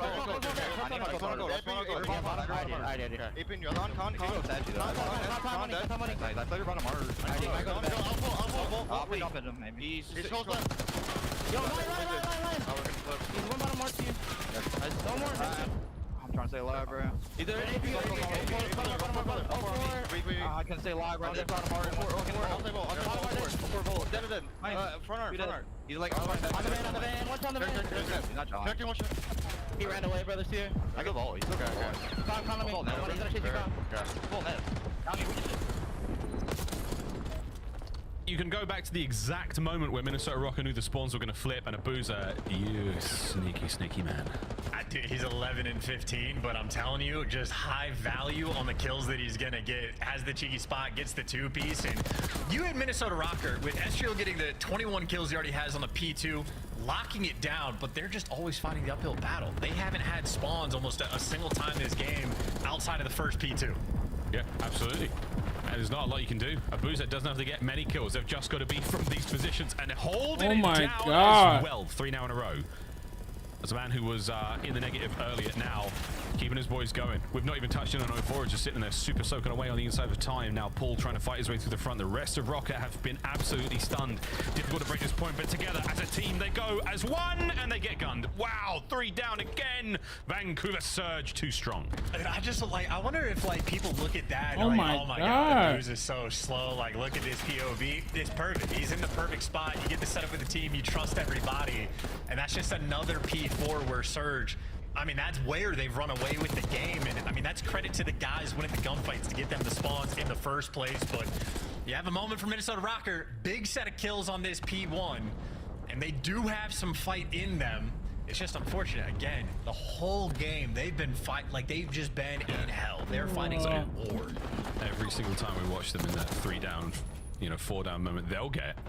What do? What can they do? They can't do a lot. The fights are so hard to win. Estrel, though, making a decent run here. 04's pinch gets the rest of these boys. So that's going to be the break and the flip right now. Vancouver Surge, once again, strong position. Cross 200 points now with the final 15 in this P1. It could all end at P2. Yeah, Neptune just gets to call out. There's 3 players lying, boy. That's where they all are. You're safe on these spots for the moment. Actually, bad timing, though. Pollux is going to roll through, and Nasty gets caught before he can back up. And, well, Booza overwhelmed. So that's a moment that Vancouver Surge dropped the ball, play a little bit too slow in a sense, and maybe Rocker can get back in this game.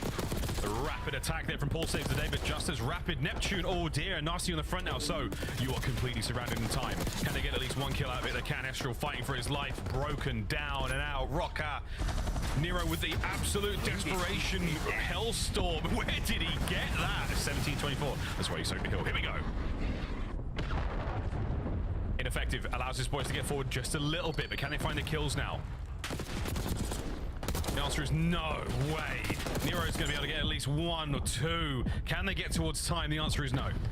And I just love how that was a moment where, maybe Rocker can get back in the game. In 3 seconds later, Neptune is in the back spawn blocking it to make sure his team will just eventually get the break, even if they're not winning those initial gunfights. So I just know the minimap right now for Vancouver in this series has been gorgeous. Rambo has to be happy with his performance. And if we're thinking long term, for 17 seconds, Vancouver Surge can absolutely win it here on the P3, and yet they are still making sure they have posted in depths on the left side of the map to make sure they have the spawns. Should we even go to a P4? I mean, it's the big should we. That's a big win from Estrel. Again, 04 and Nasty right back in it, Art maintained. This position is still worth its weight in literal gold here on Vol. Nero does not check it. 04 playing the powerful position. Final 10 seconds here again, looking to win it on P3. They can get it done, Estrel. What a 3 that is. Cleans up the point. But again, the long term, it is this position that matters the most. I mean, trophies out, 4 stack. And let's look at the routes off spawn as well. You got Neptune just funneling in, making sure he's locking down P4. Everybody else sort of squaring up and just picking up the errant kills. And nobody is throwing away their lives. 04 has to get overwhelmed before he falls. And he's baiting out kills here for his teammates. I mean, Rocker, you got to cross no man's land to get to this time. You got interlocking fields there as well from the top hard point and top of Art, but they've both been plucked. Nasty now alone. He's under a huge amount of pressure. To the front we now go. 04 on the inside of time. Paul's on a flank. He might be able to hit the side door and pick up 2 here. Arguably, it's not a 2. It's Neptune with the turn and burn for the series. And that is that. Vancouver Surge. It ain't flashy, but my God, it's good. Yeah, that is, I mean, phenomenal gameplay through and through. Might be overgassing it again. We can let the devs sort of touch on that, see what their vibes are. But I'm looking at the faces of Minnesota Rocker, and they just look stunned. Like, what do we just have to play? I mean, they did not have spawns a single time for P4. They had it a single time on P2, and even when they had it, it got stripped away from them immediately. I mean, that just has to be such a stressful series where it feels like nothing is going your way. You're having to win so many extra gunfights. And then Nero, I mean, somehow got a hellstorm in that map. He must have super soaked some hill to make it happen. But ultimately, just another comfortable game coming in from Vancouver. Booza, 27 kills, 4,200 damage as well. Him and 04 were the assists merchants in that game, and Neptune, the man with the go button, does his job, got super active, got a ton of intel, setting his team up, so they got the puzzle pieces. Now you just gotta finish the puzzle at the major. Yeah, that's the real question. Online has been so fantastic for the Vancouver Surge boys. An unbelievable turnaround for the entire team with the addition of Neptune, but can you do it where it matters the most at the major? We'll find out next week. That is that, boys and girls. 3-1, apart from the Vault chance, a wonderful showing there from the Vancouver Surge boys. Rocker, a lot to be worked on there. A lot of soul searching before we get onto that plane. And actually, they're probably in Texas, what am I saying? But before they get into that very large team vehicle and go towards the venue for Major 2. But that's that, folks. That's the series. Back to the desk. Just for the record, if you are doing puzzles at a major, you signed up for the wrong event, Chance. No puzzle pieces. Woo! Hey. Yeah. Don't hate on puzzles, man. I'll do whatever. We're going to Top Golf. I'll see you there. All right, let's talk a little bit about video games here. Alley Cat, you would like to pat yourself on the back. I'll do it as well. And you can't. That sucks. Alley, let's talk about your team. You said Vault would be a big deal in this series. We saw a triple dose. Vancouver gets it. Yeah, I really respect the side of Vancouver Surge allowing Vault control into this series because a lot of teams are very scared to play Minnesota Rocker on Vault control, so they force a protocol, which really isn't much better versus this team. So Vancouver, they go for the head-to-head. I said it while we were in that match 2 kind of middle of this series break and was like, look, the Vault respawns are going to be good for the side of Vancouver Surge as long as 04 and Neptune have a good time, and they certainly did throughout both of those. And we go in the listen-in, and they're down big. Rocker ties things up at the end of that listen-in. What happened in the second half? I mean, when you talk about like this hardpoint in particular, Chris, it's just to be forced. I mean, Surge is excellent there. Booza honestly played like an absolute creddy, but makes a huge play, man. He just gets lost. He's sitting at the truck there by BS&D and just finds 2, and Minnesota Rockers had no idea. The one time, I feel like they were in position to have a P4. And then the ARs on the side of Vancouver just played so well, man. Honed down their positions up top of the building, just killing them when they're trying to cross. An extremely frustrating game if you're Rocker, because we all know that's the money hill. You put effort in trying to get those spawns. Just couldn't track that man down on your screen right now. Estriel continues to perform for fantasy, but unfortunately Minnesota he was gonna have insane. a lower seed coming. But you know who wasn't insane? Nero. He's got to figure it out. I mean, that's the kind of story with these guys. Super inconsistent across the board. The only one who's really been consistent this stage has been Estriel. Whether it's been Paulex, whether it's been Nero, or even Gio at times this stage, some of them just dropping the ball. Final question, is Minnesota going backwards? Because I felt like they were always a real threat on Vault, or is Vancouver just applying that much pressure to teams? I have to actually give the flowers to Vancouver here. They're actually 8th overall in the split in breaking, and I feel like that map 1, and even in the map 4, when Minnesota did have a singular hold towards that P2, they got broken like this. You can tell the work's been put in for the Vancouver Surge. They're breaking well, and they're attacking well in control. That is our scuff play of the game. Let's take a look at the Surge with the swing game victory out.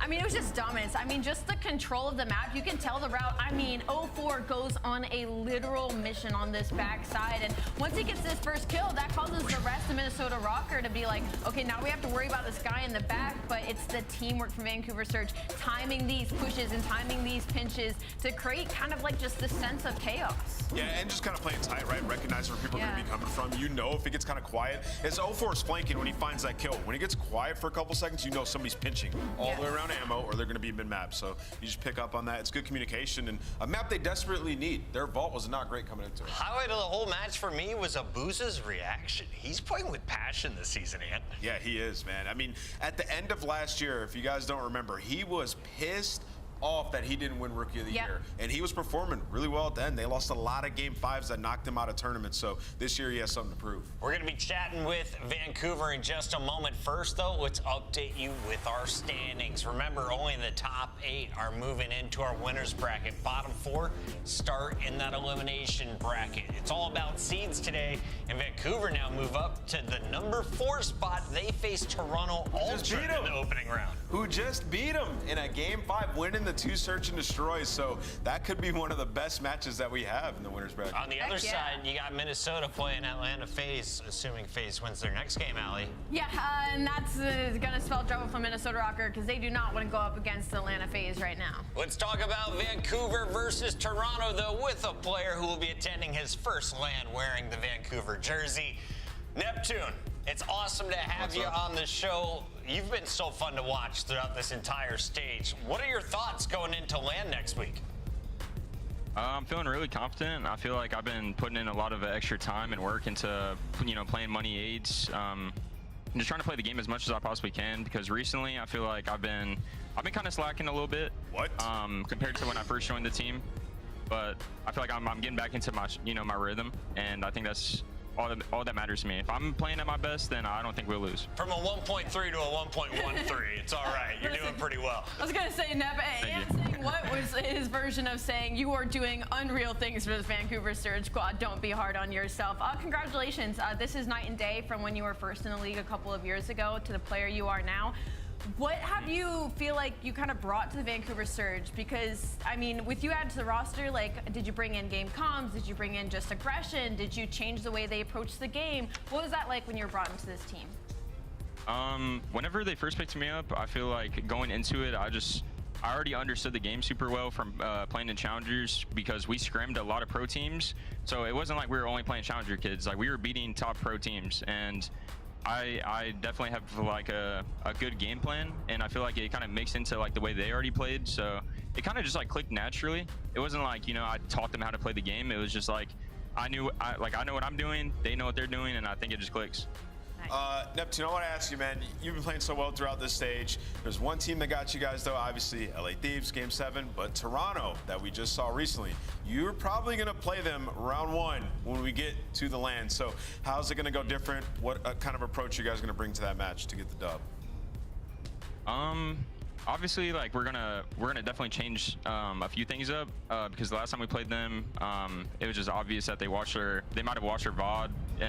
They definitely knew what we were doing, and I don't think we came in as prepared as we should have. So for this match, like, if we play them. I stepped on the internet court. Sorry about that, family. Oh, he's back. Yeah, I don't know. Did it cut out?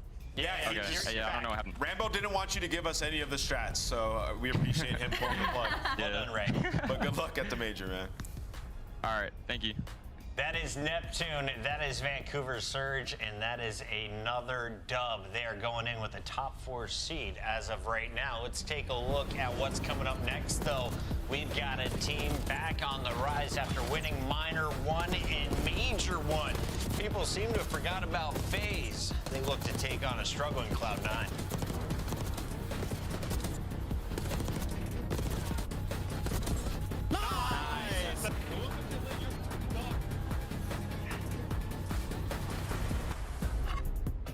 Upgrade your game with the Scuff, the official controller of the Call of Duty League. The Esports World Cup is an official partner of the Call of Duty League.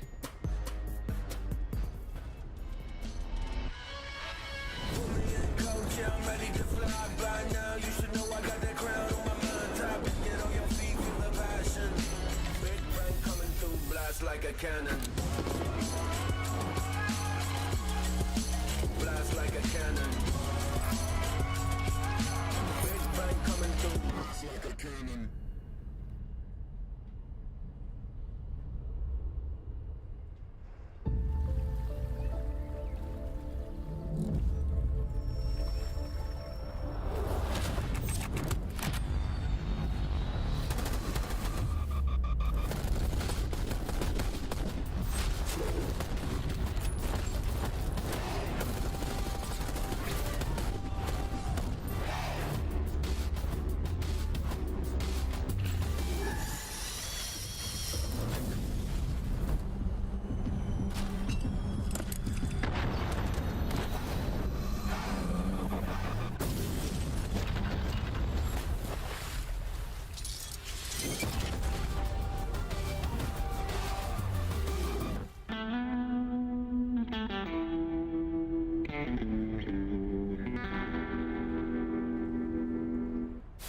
Dude, that dude was absolute. I wish you would have just switched to your pistol and shot him instead of trying to reload.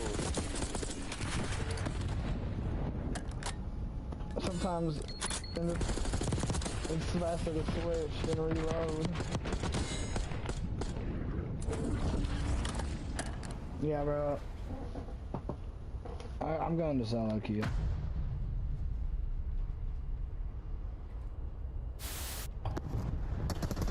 Second tick is done. Abizi is cheesing. Abizi is cheesing.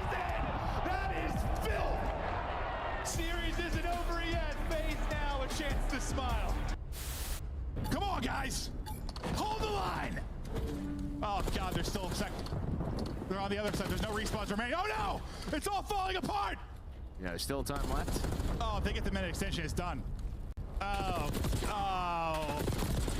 Oh. It's done. Well, you said it was the law. It is the law. No, this is literally, it's literally the law of control, though. It is, man. It doesn't matter how.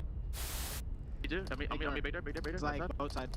Watch out, he might be ironing you. I think he's looking for you. He is. Low boat. Nice, Ken. Oh my God. Good map, Ken. Holy God. Just took us home. Oh my God. Bro, I can't. No way. Oh, God, man. Oh my God, I should have.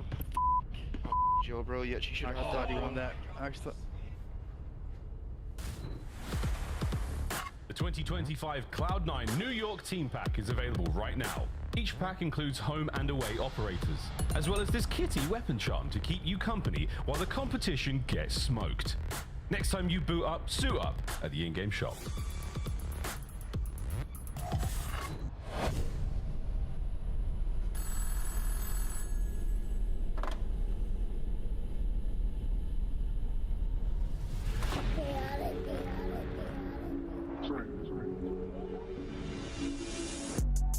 Nah, for real.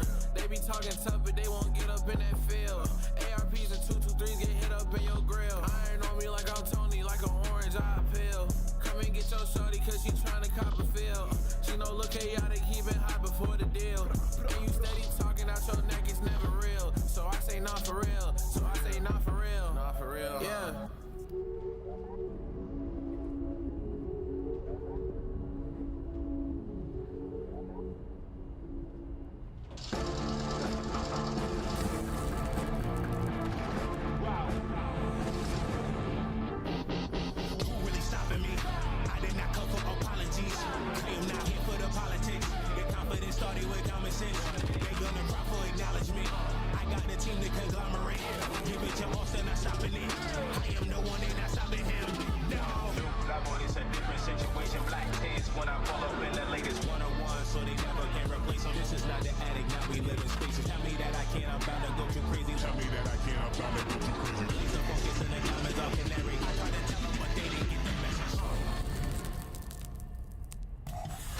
Atlanta FaZe looking to prove they are the best team in the game once again. LA Thieves have been challenging them for the throne, but other teams like Cloud9 are starting to get cocky. Today, Atlanta needs to put their foot down because their last match yesterday wasn't the cleanest dub. It wasn't the cleanest dub. I think this is a very interesting matchup from both sides. From the side of Atlanta FaZe, their respawn has been unreal this stage. That is without a doubt. They are top 2 in control and in hard point across the board. They're 7-0 in map ones, number 1 leading the league. So the beginning of this series is going to be everything versus Cloud9, who is also top 3. Yeah, and you know, for Atlanta FaZe, like they've had clear objective throughout the split is like kind of expand your map pool, iron out some of the search and destroy issues that you may have had. We'll sip this split and search, unbelievable. He's got a 1.2. In terms of hardpoint, they're willing to take you to every map. I mean, Hasi was their worst HP coming into it. Now they're about 50-50 on Hasi. That's your worst map, right? So going into the veto process, you're like, what do we even play against Atlanta FaZe? This is a very scary team, and all we're waiting for is their rematch up against LA Thieves. And I think the biggest thing for me right now is just kind of like where S&D is sitting at right now, because when they're going up against Cloud9, whose S&D has been night and day, they might get tested just a little bit considering how bad their defense has been. Team up north, just a few states, is the great New York Cloud9. Let's take a look at this squad. So far, they have been a different beast in the Major 2 qualifier than the Sleepy Giants in Stage 1. Mac and Kremp putting up great numbers, but it's been Sib, the man in all of our highlight footage. Let's talk about this team, if they're a true threat to Atlanta today. Who's the player to watch, Ant? I'm gonna go with Kremp, man. I think Search and Destroy, he's been unreal throughout this whole split, and that's been their best mode. I mean, top 2 this in Stage 2 in that game mode, and once again, willing to go to a lot of different maps. So for Cloud9, I mean, stylistically, could be a tough matchup for Atlanta FaZe, given how they've been playing a lot of close HPs. Ali, I'll show you these, but I don't think it matters. Let's skip ahead to our Scuff pick'ems. I'm going Atlanta FaZe, and I'm going 3-0. Why? I just saw Simp giggling. Chris Lair is about to be everywhere. I don't know, the map's kind of mattered a little bit to me.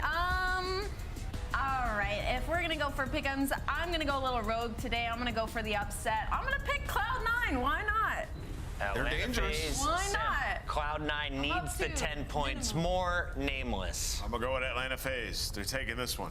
FaZe again. Rewind. And FaZe for the fans. All right, we believe in Atlanta. Allie's putting her record on the line with a brave upset pick. Let's go over to our casters. Shift and study. It is the final qualifier match before Major 2. Yes, it is. Those are facts. That guy knows what he's talking about. He may not be no astro-mathematician, but he does know that. Jay, this is going to be a fun one, my friend. I think it's really interesting, though, because the front half of this series very much so favors Atlanta based on map mode record. But the back half of this set looks really good for Cloud9. So I think if it's, you know, for C9 New York, you just got to get past map 3 here. Yeah, you just got to get through these first 3 maps. Obviously, Protocol, Atlanta have been the best teams on it since the beginning of the season. Now they're adding it back into the map pool because they had a really tight one yesterday versus LAG, 250 to 240. There's some things you need to clean up going into Major 2, but obviously, for both of these squads, they both are terrible at vault control. So it was easy to make the decision for that Hasi. The map number 4, Atlanta FaZe, still testing on that Hacienda hardpoint. And if we magically are able to get to a map 5, Skyline is a straight up square up. That's one of the maps that C9 preferred to play. But I think C9 realistically needs to answer early into the series because you saw that graphic there. They have been able to beat everyone outside of the top 4.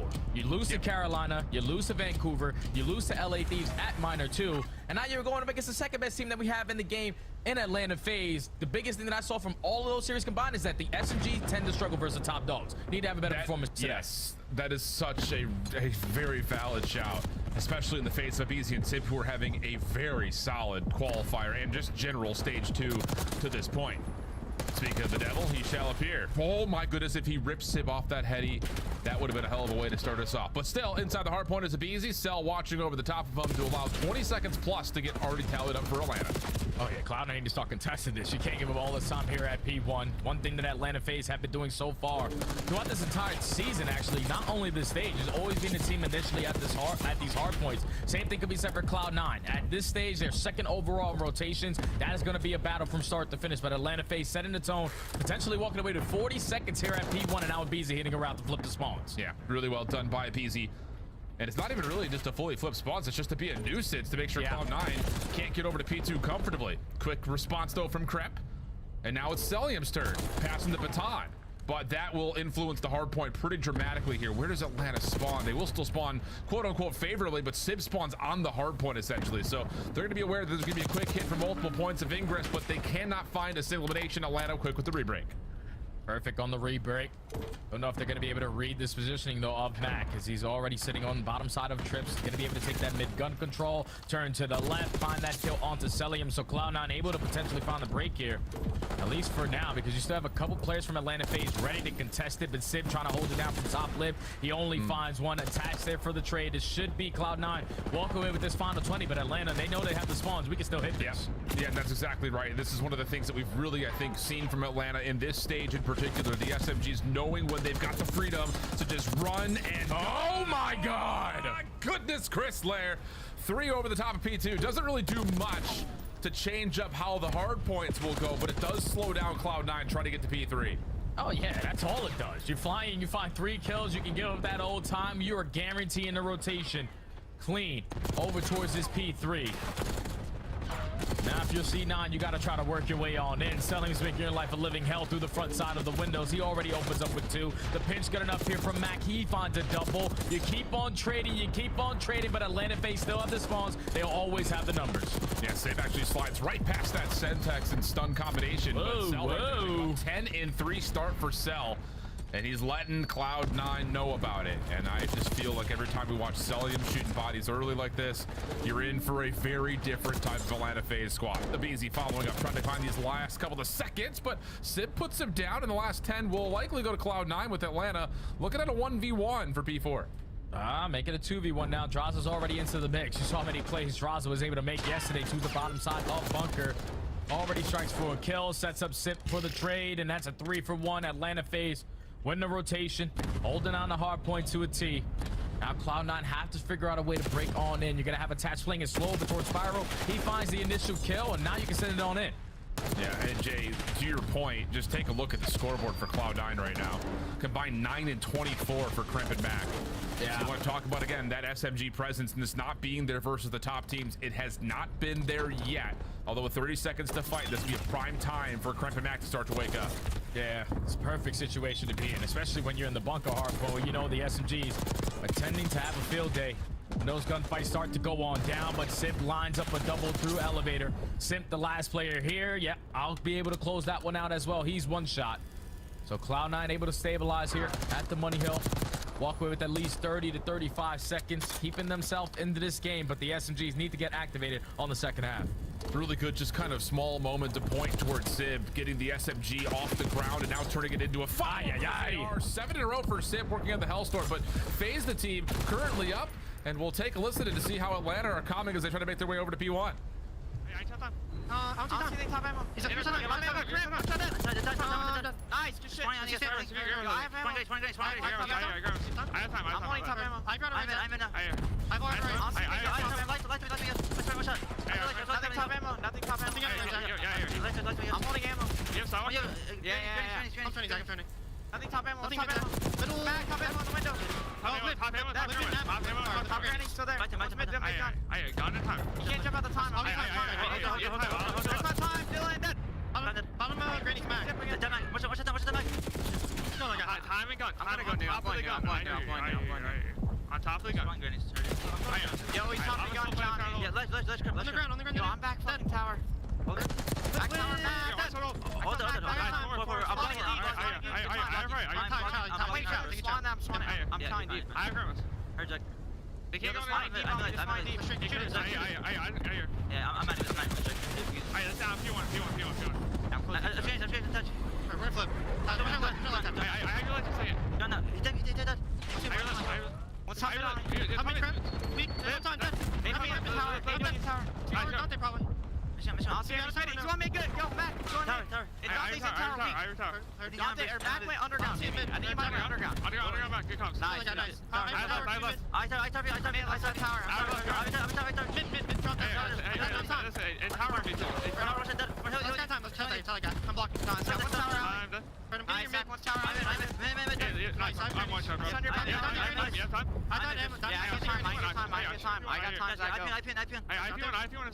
I got time. Can you go right now? They be on the ground. I spiral. Look in the ground. On the old Max. Yeah. You're probably going underground. One back left. Yep. Is it talk room? Yo, I got it. Talk room. Rush at that. Wow, nice. Right, main front. She gets back. That's the lower. Top pretty down. Top. I got on top. Top. I'm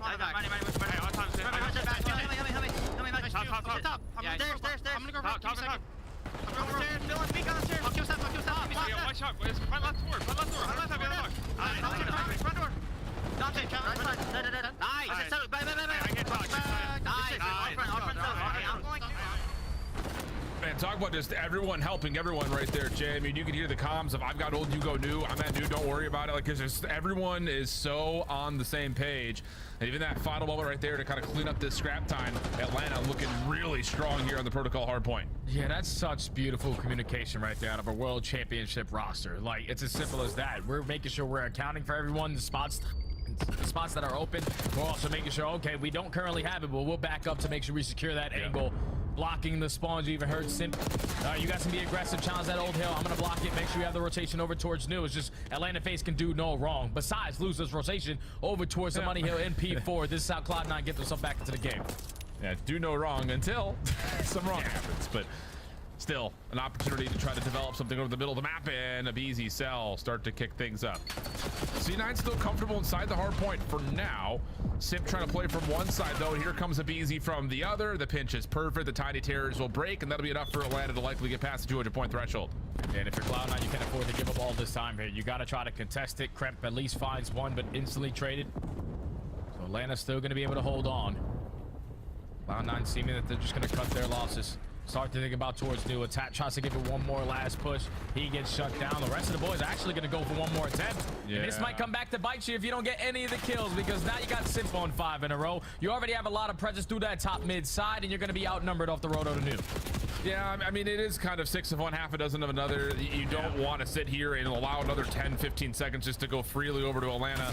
But of course, it does mean that you're going to have to be a hero miracle worker over the top of P1 without the numbers, especially as you get completely shredded on that last final hit at 4. So 231-35. This game was, well, I would say close until it wasn't, but it really wasn't ever that close. I mean, Atlanta just came out the gate swinging. Oh yeah, they've basically won every single rotation besides that one on the bottom side of P4 that we just saw. It's been perfect hard point from their end. You get the SMGs firing, you got the ARs holding down their lane. Draza again popping another double. Only need one more second, and that is going to do it. Atlanta FaZe take map 1. Yeah, man, I mean, this analysis is going to be real simple. The Atlanta subs fried, Cloud9's didn't. And I think there's a lot of, you know, the why, how, when, where that all happens. And it kind of starts and ends with the conversation away from the SMGs of Draza and Cell are just not allowing Cloud9 a chance to rotate. Like, at no point did it ever really feel like Cloud9 were comfortable. Maybe on that opening P2 where Atlanta are more playing around the middle of the map, but that's what they want to do. They want to play you around the middle of the map, force you to spawn behind the hill, and then just completely suffocate you. And it really, outside of one individual moment from Sib, not much positive to take away from Cloud9 in map 1. Yeah, just a tough map 1, man. Just the SMGs really couldn't find kills, both sitting at 6 non-traded, combined 30 seconds. Like, yeah, that's just not how you're going to be able to beat Atlanta. You know you need to be able to bring it into slang. You know you need to be able to bring it into fundamental aspect. But if you're getting outclassed in both of those categories, that is what the score line is going to look at, like, at the very end. Atlanta FaZe, though, like, just to step back and talk about this roster a little bit more, it's like, when this 4 was set up last year, they always relied on being the team to break into the hard point and find a lot of time off of holding that hard point after the break attempt. This year so far, they have been, without question, the best rotating team in HP. They have the fundamentals in play. They're realizing, okay, if we're the team there early, we got the gun skill, we got the power positions, we should stand a pretty good chance of walking away with a majority of these HPs. And that's been a lot of their focus so far in this title, is being the team early, and every time they do that, they walk away victorious. Yeah, I mean, Jay, that's a strong point. I mean, across the majority of our hardpoint maps, they rank in the top 3 in rotation percentage. Yeah. But the one map that's outside that conversation is Protocol, 11th in overall rotation percentage throughout this stage on the map. So it's kind of, you know, nice to see when Cloud9 do play well. It is largely because of their ability to rotate, but here on a map like Protocol, they have struggled in being able to do that, and that was definitely the storyline in this map. I think especially when Simp is pulling drama-based 3 pieces, Cell shooting bodies by P3. It just feels like this Atlanta team is primed and ready to come out of the gates hot. Oh yeah, and when they do that, you gotta believe that they're gonna be able to bounce. I mean, to have the response as well in Search and Destroy, because they have been unbelievable in that mode as well. You're also looking at the second best control team in the game. This is what makes them one of the top dogs. You have to be on point when you're playing against the best. Unfortunately for C9, they start off the series slow. You can always rely on the SMGs, more specifically Krem, to always bounce back in Search and Destroy, because he's been their guy. Just to kind of, again, point to it, looking at the game flow, from 100 points through 5 hills, they only get another 35. Sheesh. Beat down. Okay. Protocol Search and Destroy, though, coming up next. And the storyline generally when we see a Protocol is Atlanta's going to feel pretty happy to see it in the map set series. That includes the Search and Destroy. They've been pretty solid there. Cloud9 on the other front, though, Search and Destroy has been, I would say, improved since Major 1 in that stage. That has been, I think, a lot of the reason this team has found success, beating some of the teams that find themselves kind of in that top 6 conversation. Maybe not the top 4, but the teams just below that. They've handled business in the Search and Destroy, but they have missed out in a couple of map 5s versus some of the top dogs in the last couple of weeks. So you'd have to think Cloud9 are really coming into the series thinking we just need to really focus it on this Search and Destroy play that we have. Oh yeah, you need this Search and Destroy, and it's going to be tough though, because they have a total of 14 wins on the season in S&D. One of those wins are on a map that's no longer into the map pool, but then 9 of those wins are only on 2 maps. You find a lot of success on Skyline. You find a lot of success on Hasi. Everything else is about 50-50 or even lower. So you need to start to add these other S&D maps to your map pool. Obviously, you're going to be playing Protocol versus Atlanta FaZe, who we saw them play it yesterday in their series versus LAG. They made that one look pretty much perfect. Like, they can understand on their offenses, we're simply going to outnumber you, outpace you in the bottom side of bunker. On your defenses, if you try to take in towards A, we're mostly going to find the first blood and instantly shut down that push. These are just things that you have to be prepared for if you are Cloud9 with the aggression that Atlanta FaZe are able to set on this map. Really looking at players, like I said, Krep, to be the playmaker here, to catch his openings, because the way that he likes to play is like, my teammates go one way, they draw the attention, I try to open up a lane on the opposite side. You just need to be able to win those one-on-one gunfights, because you know Simp and Abizi are going to be there to meet you. Indeed. Here's a look back over how the Search and Destroys have gone. Again, in that Boston series, definitely a trial of maps for Atlanta, but everywhere else, they have been dominant. It's just, I feel like they're just kind of quietly coming into this major. Puckett had brought it up in the opener. Like, it feels like sometimes people forget that Atlanta won both minor one and major one, but a lot of focus to LA Thieves. And that's a team that Atlanta has largely been able to handle when they meet. So we'll see if there's any resistance here in this Cloud9 squad. Opening offense stopped and stalled from playing through elevator, and now it looks like Kremp is going to try to fuel things out of mid-map. You're already 30 seconds wiped away. Atlanta phase with A control. So got one player sitting nice and tight in that corner. Everybody else play for this B push. You get early info that Kremp is being aggressive through sidewalk. They have him one shot. You try to send it in for the kill, but the team shot's good enough to take a BZ down. Yeah, and now you've got pressure at B, and you can retract this back over towards A unless Simp, the sole defender, hangs onto it by himself. He's going to take two. Finally, Mac able to secure the trade, but now Atlanta can rotate off the B defense over to A. And they know where the pressure's going to be at. 25 seconds, you don't really have an opportunity to think about that rotation over towards B, so the nade doesn't connect. You're able to gain some info if you are Celium, but Sib's just trying to keep his teammate alive. Draza already making his way in. Mac not going to be allowed to exit off the plant. And now it's just a guessing game. Draza versus Sib.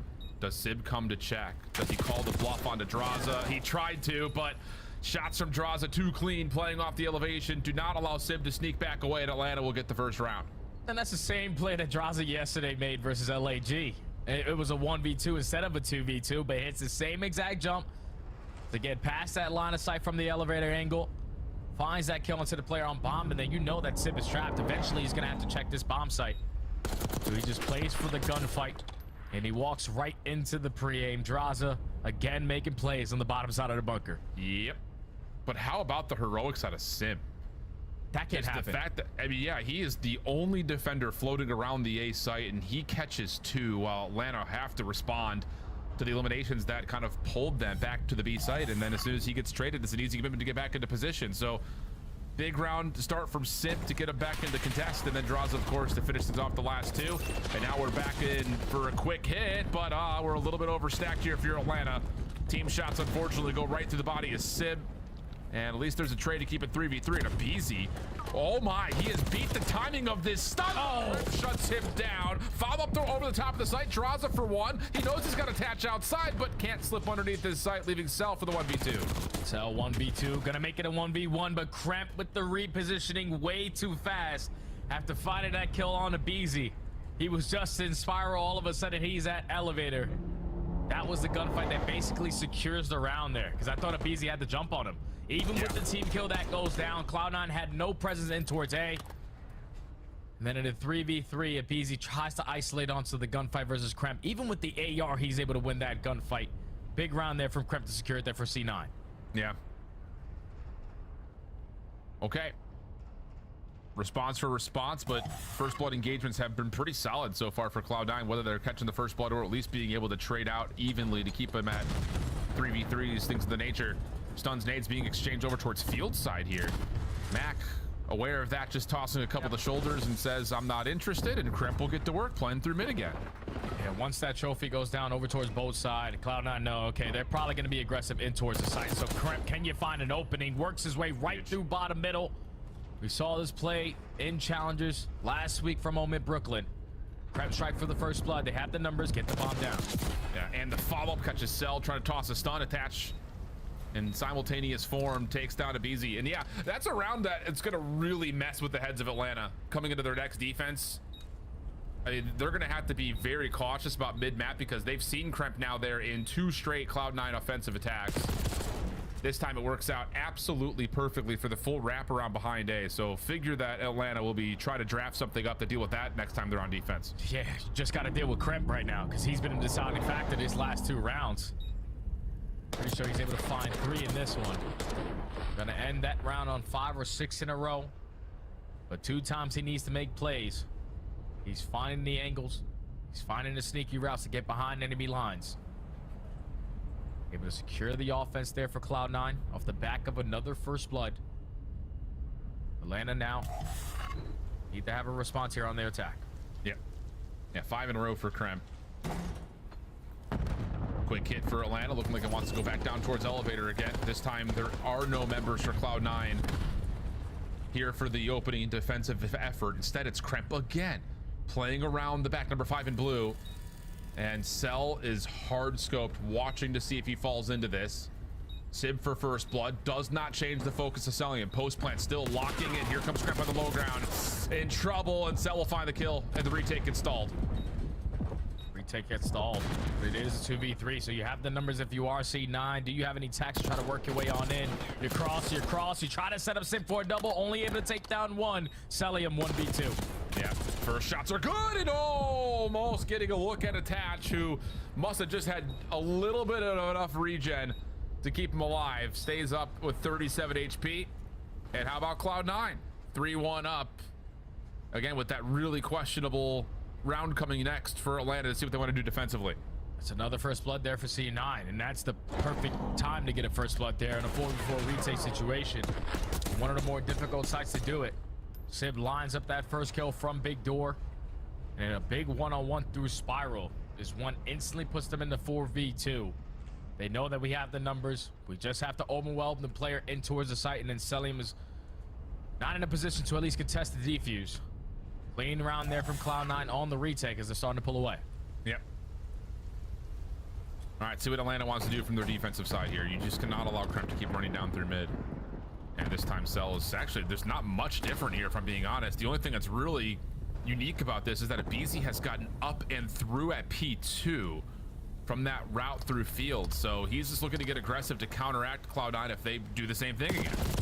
Oh, but Abizi, I thought he was going to at least try to go for that kill towards the backside of tower. That's what it looked like on the mini-map that Sip was trying to set him up for. But even when you think you catch Abizi off guard, he's still prepared for the gunfight. First blood for the First Blood King. And now C9 have to work their way into A, and they're uncontested. Yep. Well, this is just a trap play for Atlanta. You've got Simp still playing outside towards field. You can have Abizi hit back towards elevator if they want to. So that's going to be a question mark in this post-plant defense for Cloud9. You can see Attach kind of has to watch multiple things at once here. Follow from Cellium is good. Stops the extension coming through from Kremp. Up the zip. Awkward gunfight. That gets pushed back. It's taking a lot of time, but Atlanta are now starting to suffocate. Yeah, now it's 1v3 for Mac. Just going to get overwhelmed by the side of Atlanta FaZe. This time they finally strike for first blood.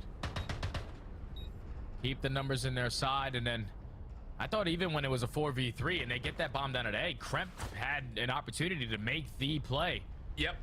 Just gets super aggressive on the outskirts, only finds one kill, selling him in position to trade, and then at that point it's too many angles to watch, not that many players alive still for C9.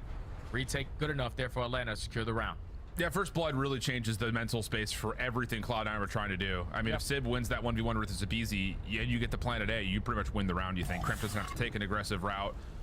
But Abizi being on that pinch, always a question mark for the post plant. Cloud9 couldn't get comfy, tried to do something bold, didn't work out. Uh-oh, gosh, Sib is just in hell trying to come down elevator with Cellium behind him. RCXD for Cloud9 denied though, and Abizi will get into sight. Oh yeah, they know that they had Mike isolated in towards the site, so you send in Draza for the kill, but Sib again just ripping players off of the computer heady. Kremp finds a second. Abizi now technically in a 1v3, makes it a 1v2, but that bomb being down in that position, Cloud9 had the info, they're just gonna stack it. Yeah, I like this idea though from Abizi. Get free, get loose, but Cloud9 are going to stick together and just play this 2v1 as a duo. And this opening cross for Abizi is where the question marks will lie. Is there a crossfire set up on him? Has to be careful about trying to make his way into sight, but as he's cleared it, yeah, I think you can grab this and immediately go for the plant. That's going to be the call. But the timing's not going to be good enough. No. Cloud9 have cleared out a lot of space, so they're able to put themselves in position to instantly contest before the bomb gets planted. But that's now 2 rounds now where obviously Cellium gets the better of Simp. They have that go-to strategy though. Like this is their strategy on their offenses. When they're trying to bombard their way into A, Cellium is the third person to drop on in. He's pre-firing the opposite side of spiral steps just so they can have all of the focus on the right side of computers. But I guess that's now, you know, fool me once, shame on you, fool me twice, shame on me. Yeah, I blame that one on Simp. That's your fault there, buddy. Yeah, it's just one of those things. They're trying to flood, they're trying to funnel, you're trying to get pre-fire shots down. It's just messy.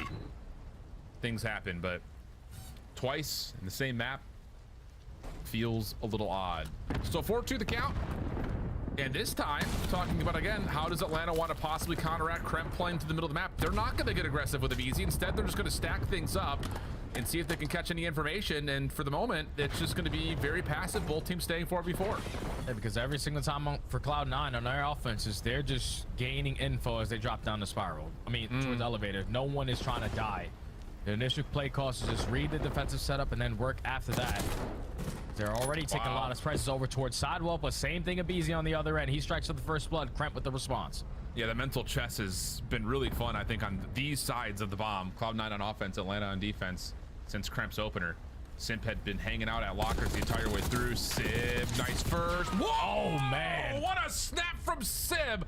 Pops up and rips off Simp's head. And now there's a numbers advantage. Abizi trying to follow behind the play. Not going to work. And mercy, those are some clean shots from Sib.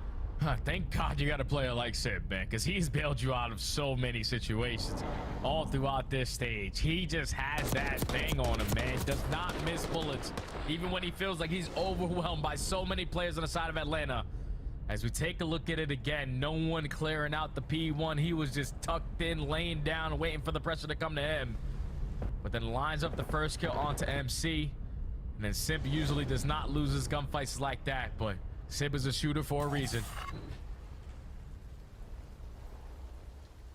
So now map point.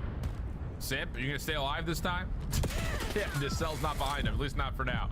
A little shoulder check just to see if the defense is stacked up over in towards A. Two members are nearby, but not forward enough to connect on the stun into the elevator shaft. But the follow-up will actually have Max stepping very far forward, and the Cloud9 defense is really going to rely on Max's ability to stay in this position. RC comes down, immediately gets popped. Is there a follow-up? Can he get him on the angle? Damage on to Kremp, but for the most part, yeah, Cloud9 have stayed alive until Simp finally finds the double. That'll open up A. Yeah, Sib found the first blood, but instantly responded with Simp finding a double in towards bottom A site. Now you have the numbers advantage. Unfortunately for Sib, they are watching that elevator drop. Now attached left in a 1v3. Don't put it past them, though. No, not at all. A couple of tags onto Draza, who's just playing whack-a-mole over the top of the connector. No. And, yeah. Oh, hell no. Oh, take him off the map. Throw him off the water. Go for a swim, no. buddy. Oh, no. Yeah, get that off the screen. Bring the cameras up. There are ladies present. We don't need to be watching that live. That's crazy, Alan. You're down 2-5. You're in a 1v3. You're just deciding to take someone from behind and still have some fun. So Atlanta FaZe, even though they are down by a couple rounds, they still feel like they have a pretty good chance of securing it. It's the 1v3. They didn't put it past them on the side of attached, but yeah, I probably just want to jump off the map there. Yeah. Atlanta able to extend the S&D a little bit longer. All right. Is there enough in Atlanta's playbook to continue to have this game of chess go down when they're on the defensive side and get this map a little bit deeper into the round count? This time, attach up top towards windows. Simp playing on the lower staircase by P1. Abizi on top gun has been stunned, but that's enough for Mac to say, okay, we know that there's at least one player up top windows, two more players over the middle of the map. I'll just go ahead and plant. Thanks very much. Yep, out to forward for a retake here for Atlanta. They were sick and tired of that mid-map pressure. Every single time on their defense, they shut down that initial A push, but C9 now realize defense has changed. It's already been 15 seconds gone, and not a single player has even gotten to a gunfight yet. Yeah, 25 seconds. Here comes the nades Watch down out. the elevator shaft. Move! Yeah. Salium finds the opener. There's the nades and stuns. Simp's gonna try to follow up on that. Really well done. Mac for the trade, though. Draza still held back. Over towards Spiral. Kremp wins one on the other side. Now it's just down to Cell. 1v2, and this is just too much to deal with. So much cause for concern. Where really all of Atlanta are worried about players playing outside the site, and Cloud9's like, nah, we're good. We'll just play and stack up in the interior, bunker up, and that works out beautifully. Yeah, I love the fact that Cloud9 played that search and destroy the way that they did. You just watched Atlanta play protocol yesterday, and a lot of those rounds, the only reason why they found success in it is because a lot of those gunfights go down on the bottom side of bunkers. So every single time of your initial pushes for your offenses, you're showing face, reading their initial setup. Okay, they're there. We're gonna take our time to work something good on the map. And then finally, when Atlanta wanted to make an adjustment in that final defense, that's perfectly how Cloud9 wanted it to play. Again, you're doing a consistent, dropping down. Okay, no stuns, no nades. Oh, wait, there's a couple players already towards mid-gun. We're dropping down instantly in the air to get that bomb planted. And it's successful for Cloud9 in the post-plant scenario. Thankfully, you got a player like Crep, man, because he made so many big plays to start off the game, so many big plays to end out the game with always being aggressive over towards Spiral. That's how you have a bounce back after a slow map 1.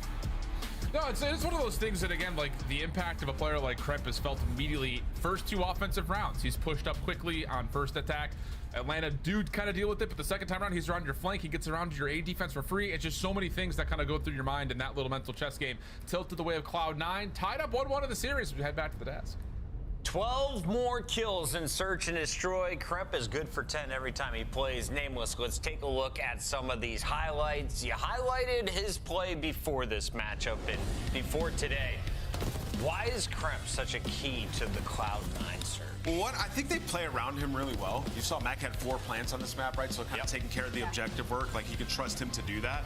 And a lot of the times, like, when Kremp is making plays, you got your ARs closing the distance, right? So on a lot of the retakes, you got Kremp down low and Computer is, like, going crazy, finding a first kill. And then you got Sib closing the distance. As they're trying to hunt down Kremp, Sib is ripping people off of headies, right? So I think it's a good system that they have, especially on this particular map. I just love the way they play their defenses. But that aggression and skill, you can't teach, and Kremp has that. Yeah, from the side of Atlanta FaZe, I don't love that they were just giving up free plants throughout the entirety of this Search and Destroy, especially over on the A side, because defense has been where they have been struggling during Stage 2 and Search and Destroy. They've dropped all the way down from a top 2 retake team to middle of the pack and 7th during this split. So clearly some adjustments to be made there from the side of Atlanta FaZe, but you just got to kind of tip your hat off to Kremp. I mean, that was his staircase. They could not, when they needed a 2-piece, Kremp was popping. He's got a 1.3 in SD this split. Unreal. He's been crazy.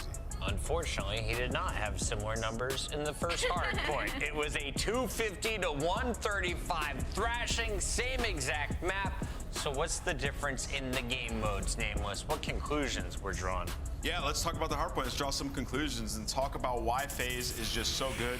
And in particular, we're going to highlight aBeZy in this one of the all-time greats, right? So we're going to jump to the mini-map, talk about the situation. 17 seconds left on P1. We're getting ready to go to P2, right? So when you're a good team, you're always thinking about how am I going to make the rotation a little bit easier on myself, right? So you want to find some kills on rotation here. So up top, you have aBeZy, and what they're trying to do is just kill 1 or 2 players and then send somebody around, which will be aBeZy. We'll talk about it here in a moment. This is Kremp. His job is to make sure nobody sneaks through and flips us out or gets through P2, right? But FaZe have other plans for that. So we'll play it and we'll jump back into it after we watch the kill to happen. So aBeZy finds one up top on attach, right? And now the trade battle goes down and Atlanta FaZe is losing it. But what happens is because Atlanta had applied a little bit of pressure, it now gives aBeZy a window. You saw Kremp had to reposition to help the player in Hill kill the last player, right? So now aBeZy's gonna gun it over here towards Lighthouse and try to get to P2. And what happens is, by the time Kremp gets back, you see your minimap number 5. By the time he goes to check, aBeZy's already gone. He understands the timings, right? So once Kremp gets that visual and gets that info, you see all the players try to reposition to try to kill the player that crossed over here, right? aBeZy's already through. So now it gives Atlanta FaZe the opportunity to come up, find some easier kills on rotation, and then aBeZy finds this kill and then has a massive comm here, right? So on P2, when it pops, this was during a listen, and you can go back and listen to it. There's 2 spawns in the back here. You can spawn out here, or you can spawn over here, right? Yep. So this would be the close spawn. What aBeZy says is in the listening is he goes, I'm gonna wait and then I'm gonna push out deep. I'm gonna spawn them deep and then I'm gonna push out deep, right? So he's waiting, he's waiting, he's waiting. He knows they all spawned out deep. Now I'm gonna push out. And what he's done here is he set his team up for super easy kills. You got your ARs mid and you got Simp in the hill with an SMG right behind you, where these guys can see every single angle, right? So even if these guys get through and find these kills, you still have Simp with you to find those trades on hills. So easy kills for Jaws and Celium. They end up dying, but what happens here is, all right, now you got to deal with the Tiny Terrors and Lighthouse back against the corner. We're still going to win it, right? So the combo of skill, being able to get out of a hard situation, but also set your team up for easy kills is why they have done so well in the history of COD. Tiny Terrors plus a missile from Sib. I feel like whatever game Mac's in, this guy's never nice to them. Sib also gets a 3-piece right after that. It looked pretty good. No, excellent breakdown there, and after 2 games, we are knotted up 1 apiece. Allie, you went with Cloud9. I did. Felt the upset incoming. Walk me through how it unfolds. They have to take the momentum from that S&D into this control because control has not been their strongest suit throughout the split, but it hasn't been bad either. 5-3 across the board. If we're spawning into another protocol, we're looking at 5-2, so they don't feel awful for Cloud9. And do we get to a game 5? I said 3-1, Atlanta. Lock it in, shift and study. Let's get to game 3. Let's get there. That's a huge map 2 window for Cloud9, kind of talking about how this series layout starts to move as we get deeper and deeper in towards it. The more it starts to favor Cloud9. So does feel like there's a little bit of onus here for Atlanta to come in, win this control, and they still have to steal a map from out of Cloud9's bag if we're talking about map 4, map 5. Oh yeah, map 4, obviously Hacienda hardpoint, Atlanta FaZe, that's their worst hardpoint. They have an overall record of 4-4. They just haven't been able to figure that one out. Even back in the day and during the Black Ops 4 season, that was one of their auto vetoes. But you got to get through this Hacienda control first, where Atlanta FaZe did square up yesterday versus LAG on it. And that basically told you everything you needed to know about Atlanta yesterday. They could stand strong on defenses, but their attacks, they were a little bit scattered. They don't really have strategic pushes or were forced to be in a lot of isolation gunfights. And you can't have that here because Cloud9, they're also decent on their defenses, but a little bit better on their attacking rounds. This is going to be a good one between both teams. Yeah, it should be an absolute battle. And we've seen, again, just we talked about it in our first series, breakoffs have mattered incrementally amount to where this map had started. Oh yeah. Especially if you're on the defensive side, you come away cleanly, you're already spawn trapped opponent. So good patience here for Cloud9, losing the first blood. They're also going to get back, putting a little bit of pressure on towards A. Wow, I don't know how Attach doesn't win that gunfight, but the follow-up from Cloud9 is good. And now a chance for them to start to break out through P4 towards the middle of the map. Yeah, look at how Atlanta FaZe are already playing on their defenses. Like, they know they are not going to be working their way through well. We can just cover over or at this A point. They've seen a couple fights to continue to go their way. Celium effective on the trade, but Sib looking like he's going to lock up at least his first segment here at A. But someone from Atlanta FaZe has something to say about it. Yeah. Celium strikes at the right time. First segment doesn't get locked. Now Tatch starts to look with wide eyes open, seeing if he can get on and finish his first tick at A. One kill allows him a chance to do that. Kremp looking away at the exact wrong time, but that first tick does get locked in. So Attach trying to find a way to kind of reform and set this thing up, maybe to get back over towards B. At least they've kept the spawn trap away, but this can't get out of really this kind of front hallway position. Yeah, they kept the spawn trap away, but it's only 30 seconds now for you to work with. You're taking your sweet time on your approach. Now you got to hit the go button. You got to go. Attach and Sib, though, thankfully catch every single player pushed out to the spawn. So this should allow for a couple free segments here at B, because Atlanta, they're not going to be close with those close spawns over towards both. First tick in, battle over towards window, rages on. Again. The easy follow-up, one more right in front, but there's just no way you can contest this, I think, if you're Draza. It's going to give it a try, and that's where this zone will likely be converted on. Yeah, 3 ticks going to be locked, extra 60 seconds in, and Cloud9 are going to have a 2-life advantage. Yeah, now they only need 2 segments here at this 8 point. Just need a couple gunfights to go your way to make that rotation a whole lot easier. They find the initial 2. You have already a lot of top plat control and a lot of top office control. Kremp is just going to roam around. Potentially find a couple more freebies, but he gets trapped by the side of Atlanta FaZe. 13 v 15 in lives remaining. Now C9 still have a lot of mid-map control to work with. Yeah, absolutely do. They shut down Abizi off the pitch. And now it's just down to reclaiming Fireplace as Draza tries to give it a battle. Sib right there to meet him. Awkward little slide out, though. Completely fools Sib, and Draza wins the gunfight. So second tick of progress at A. Not completed, and even depleted just a touch. As we reset into a 12v11, now the numbers advantage starting to build for FaZe. Oh yeah, and they're all in your face. Like, they're all in your spawn, covering every single angle. Mac, last player alive. Thankfully, you're able to get one before falling. But that's the first wave down. Atlanta FaZe have taken the live lead, up by 3. Celium knows there's still going to be pressure on him, but his job there is just keep them away as long as he possibly can until we come up a respawn. Oh, nice win from Kremp. Little drop shot takes care of Simp. Mac also clearing things out. Well, I was going to say maybe through connector, but he's going to go a little bit further, and that's where he will meet the waiting guns of Celium. Simp, little 1v1 with Draza again. Still can't find the better of him as help was on the way for FaZe. And in this 6v2, that second tick of progress looks like it will elude Cloud9 in this offense unless they can find some way to sneak on and find a couple kills. Yeah, this round is probably over with, but you're just happy as hell if you're C9 to at least walk away with 4 segments here. The way that Atlanta FaZe are playing that initial defense, allowing the game clock to play a big part, not really being super aggressive on certain angles, and then you allowed C9 one opportunity to find 3 kills in their base while they already had a player pushed out of their spawn. to get all 3 segments done at B. The first one initially done at A, so at least you take 4. And you thought you were potentially going to get none. Yeah. Yeah, I mean, yeah, I think that is the greater point. The salvage of the round is important for Cloud9, but it still does feel like Atlanta's putting on the pressure in all the right places to make life miserable. So, decent from both sides. I think both teams will be pretty pleased with how that all kind of unfolded. And now it's Cloud9's turn to see what they can do with the break-off. Going to have some support with trophies, of course. That could be a huge impact. Atlanta phase on the break-off. You can send 2 players over through well side, have the trophy down, so no attacks are going to be able to be useful here on the side of C9. Look at the slow approach here. I love this from Atlanta phase. They know, even C9 know, they're going to go B right off the rip. But instead of being the aggressors trying to set the tone early on, we play it patient, make them think that, oh yeah, you guys seeking control, you have a flank angle, and that at least allows for the first segment to be locked. Great initial start from Atlanta phase, but beautiful on the retake there from C9.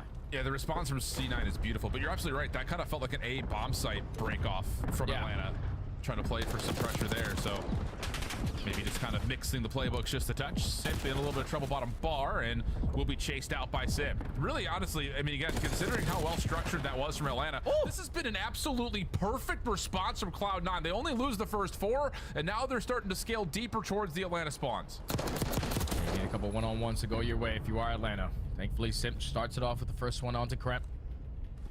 BZ does fall over towards well side. See, now your job is to just make it more difficult to even approach one of these points. 30 seconds left to go. Mac finds a double, and that instantly shuts down the play.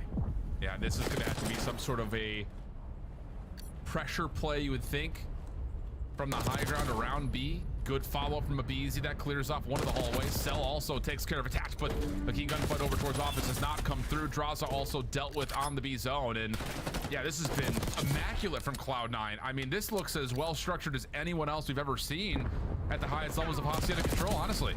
Oh yeah, this is clean, man. This is a clean defense, but you don't want to allow it to get away from you with the final 5 seconds here. As Atlanta able to get a double stack going at the B point. You have Draza trying to watch over from top plat. Second segment is locked. C9 are going to give it up for free, but a team kill also isn't going to help the situation. Time should be extended. Atlanta phase with a late round heroics. Yeah, I love that from Draza in particular. Not even playing on his own, but just getting no! Whoa, pause on that as a BZ is farming its spawn. Sip on the other side, and Cloud9 are sitting here like, oh, where do we go? Getting absolutely shredded off a spawn, and you're gonna get the first tick and extra done on the A zone until eventually Draza and Cell have to kind of step forward and try to play for a couple more eliminations. Does Cell get the second tick? He does, and he will find one more elimination before dropping 8v11. Still the numbers advantage for Cloud9. Oh, thankfully C9 were able to find those kills out of their base. Even though you allowed 2 seconds to get away from you at that A point, you stabilize around the map. Ooh. You already take a lot of map control away. Kremp and Attach already find the initial 2 kills, so if you're Atlanta phase with 6 lives remaining, you can't really afford any mistakes here. 10v5, 35 seconds. State of the game continues to build in favor of Cloud9. A BZ down low at Secret. Weak, tagged up. Sibs confirms the kill. And again, this front line of the Cloud9 defense is just going to be so difficult to get through. Sip may have one here. That could create some sort of a pathway, but you have to clear your other lanes, though. That's the other issue here. Cannot allow Cloud9 just to stay on your windows. And Draza gets to work trying to flush them out. 6v3. Follow-up kill, no, not going to happen at office. But the defense going to have to immediately respond to this play over the top of the zone. Attach good to clear it. Force it easy to jump on in. He'll be dealt with by too many Cloud9 members, and the defense will save it. Defense stays alive again. Tied at 1. Now C9 they're down by 1 segment. Somebody give Kremp the heads up that his camera's a little bit lean, or he might be too turnt right now. Even stare at his screen properly. But this situation right here, if you're Atlanta phase, you have to be able to capitalize more on it. You have a BZ who finds 3 around top office. Simp realistically, even though he does find another kill off the respawn, if it's a 3 stack with the BZ making that play, that round is probably over with. But when you have 2 players committing for the kills, and then obviously 2 players on the point, the 2 players in the spawn drop, you're now forced to hop off to take that map control back. And it doesn't allow them to have the stack. So you gave Cloud9 an opportunity and they seized it. Now you're down by 1 segment. Yeah, I mean, this really has been a tug of war, honestly, between both these 2 teams, because you're right. I mean, like, Atlanta's in a prime spot, you think, to finish off the A zone, but Cloud9 do what they need to do to battle back. So yeah, it is one of those situations where both teams, again, are dealing with the punches thrown their way pretty nicely, following up with good plays of their own as Cloud9 will find a solid break off here at B. Abizi only gets one in connector. Now Sib has a chance to find himself in a position to stack up onto the B zone with his teammates. Double stack going. You also have pressure over towards 10, but Kremp chooses the wrong time to slide on out. 2 players for Atlanta FaZe were waiting for that play to develop. Wow. And now you're just banking on the last 2 guys at this B point to still find kills. If they can open up something, the player on the pinch, he would have got something done. But Atlanta FaZe, they find 3. They're taking the map back away. And now it's on Kremp to just not allow him to do so. He's finessing his life really nicely, though, trying to keep this contest alive at top window. Almost able to get the better of Sib, but that stun affects his ability to find the full tracking. Sib, other side of the halls. Gonna get a small look at the right hand of Celium, but nothing further. And we're down to 42 seconds. Still a tight game of the life count. Yeah, only 1 segment earned on the side of C9. Take a little bit of map control away, though, over towards that rock side. And this is what forces Atlanta FaZe now. Focus on the OE, but now if you C9, cut your losses. Let's make our way over towards B. We should guarantee the second segment. You already have 10 pushed out once again, but Atlanta FaZe currently have them surrounded. This is not going to be easy to hold. Yeah, second tick is all that will come through at the B zone. Still tight in lives. Nice route here from Kremp. Can he keep his life, though? Stun just trying to give him out and give him some separation. That will work. The follow-up. Damage into Celium, who is able to secure at least a position at office to keep his life alive, but he cannot stop the play from Kremp playing around the outside of patio. Oh, this is a big one. No! Cannot lock onto a BZ. Too slippery. Over the A zone. Sib also overwhelmed. A first tick is locked, but that looks like about all that Cloud9 will get. Yeah, it's only 10 seconds left to go. Atlanta FaZe know where the pressure's going to come on in. You do have one player who hops on that A point, but with a BZ finding that double, no way in hell he's able to secure this segment. 3 go down. Not going to be able to touch the point. And Atlanta FaZe, again, stand strong on defense. This time a little bit better. They only give up 3 segments. Now you have 2 to make up for in your next attack. Wow. This has been a really good Hacienda control from both sides. I mean, we've seen a lot of blowouts on this map, but this is an absolute battle. But advantage to Atlanta, especially after the conviction that they were able to throw into Cloud9 here in this 3rd round. And now it'll be the question of, can Cloud9 hold the line after they started off so solidly on their first defense? Atlanta able to sneak away the B zone and almost secure A as well. So just small little things that Cloud9 find a couple extra kills. Maybe that defense looks that much more solid. Yeah, the break off needs to be better. Obviously, it was the slow, steady approach there for Atlanta FaZe that caught them off guard a little bit. This time, they're going to send 3 players over towards well. Best believe the trophy system is going to go down, so no tax is going to be useful. And Cloud9 said, screw challenging over the fences. We're going to take Secret again. Yeah. This is going to pause Celium for a moment. He's got to be responsible for that top window position. Abizi tagged up at 10, but still alive. Colors outside the lines. And that's enough for him to get back onto the point now with a 2-man stack. Oh, make it a 1-man stack. Draws a falls quickly. Cell still supporting, though, at range. And you've got Simp floating around up top. And if Easy can stay alive, this will surely be the Z zone. But Mac is making that a lot more difficult than it may seem. Dude, he's dancing, though. Like, the fact that he's still alive in this scenario is insane to me. And he's still finding kills on 6 in a row. Don't allow him to get this segment if you are C9. Last second contest, and Abizi finds a kill, but does not secure the final segment. So Cloud9 able to strike at the right time, but once you get take care of Abizi, now you also got to worry about Sib. Exactly. It's just such a baton pass between the 2 of them. And that will be the B zone, as Mac can really only try to contest for office control. 23 plays 18 as well. 5 life advantage for Atlanta. Slide through for Mac not working, but Kremp there to at least secure the trade. Almost catches one more, but Cell shuts that down. And now all of a sudden, you got to look at Draza. He's still on the 8 point. Abizi able to help out for an elimination. He'll stack with him. Yeah, now the double stack is good enough. You know, at least 3 players are coming off the respawn. Selling, your job is to just watch our cross from top hallways. Unfortunately, he loses this initial gunfight. The teammates, though, good enough to find 3 in the feed. Your second segment is locked. You're going to turn this into a one-on-one, but Sib says, no, I got to wait. I got to wait. Yeah, he's got help, too. Celium playing over the top of the open hallway. And then Abizi jumps into the point with them. Cloud9 just cannot get back in time to read where Atlanta are and how they want to challenge the zone.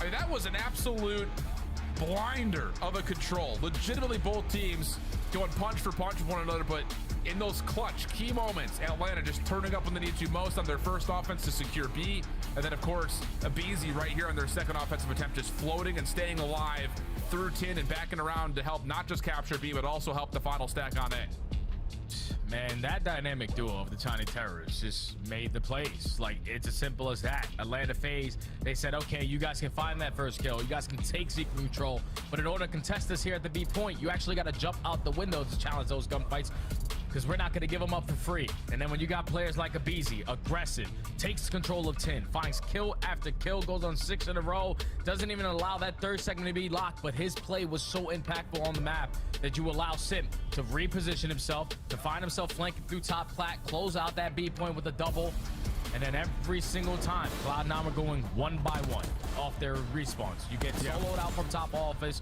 Crep there for the trade, and you challenge on the Celium, you lose that gunfight. The player goes over towards Rock, you lose that gunfight. And that's all the information that Atlanta FaZe need. There's 3 players coming off the respawn. We can get the double stack going. We know where the pressure's going to come on in.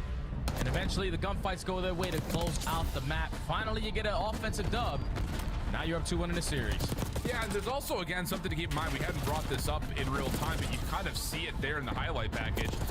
One of the things that Atlanta was one of the innovators of when it comes to Hacienda Control is running with at least 3 SMGs on offense. And draws a number of moments in this highlight reel on the offensive side of the map where he's running another Jackal, closing things down through top patio or over towards secret stairs, whatever it happens to be. And even there, you see Stellium with an SMG as well. It's just get the extra tempo, get the extra speed, force these gunfights up close and personal. And on the other side, I mean, I think that everyone's probably going to look at it and see it from the scoreboard. Attach just was not able to get set up or do much. He was 11 and 22. Yeah, it's just tough, man. Like you said, when you have 3 to 4 SMGs on the map at once, because Atlanta FaZe, no, we were late on a couple cuts, but with the SMG, it gives us a better chance of winning those gunfights that we're basically not preferred to win. So just setting the pace, didn't allow Attach to really stabilize on the map or hold down a power position because how aggressive Atlanta FaZe were. Now you're down 2-1 in the series. You're going into a Hacienda hardpoint, which has been a bread and butter for Cloud9. They have figured out this map, and in Atlanta FaZe, this is one that they are currently working on to make sure they're prepared at Major 2.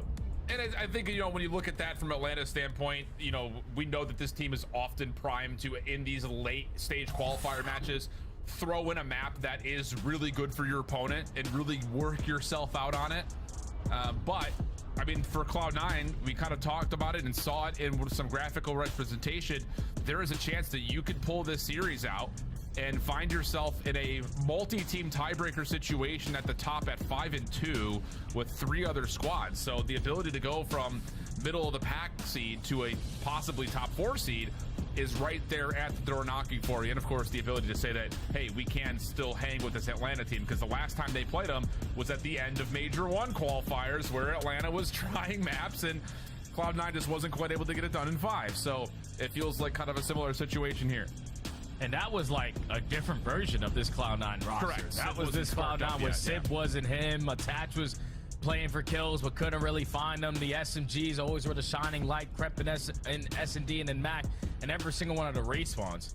But this version of Cloud9, when you have the sling, you can square up against anyone. It's just you need to be able to bring that sling. We didn't see it in map number 1 out of the SMGs and Crep and Mac. On a map like Hacienda, where they find themselves usually making a lot of great plays, a majority of them come off that rotation. Being a team set up early, you need to do that, because Atlanta FaZe outclassed you in every single aspect in map number 1 besides one hill. You need to be the team early on a map like Hacienda to put yourself in the driver's seat.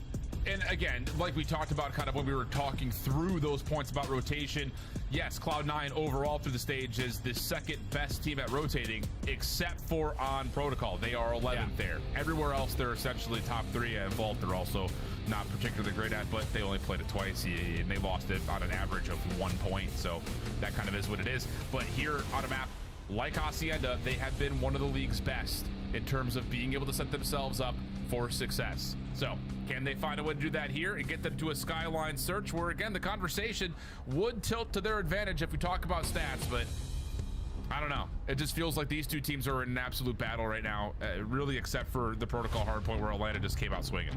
Oh yeah, this has been a battle, man. Like the Cloud9 SMGs, every single person on Cloud9 in that control besides Attach had their moments.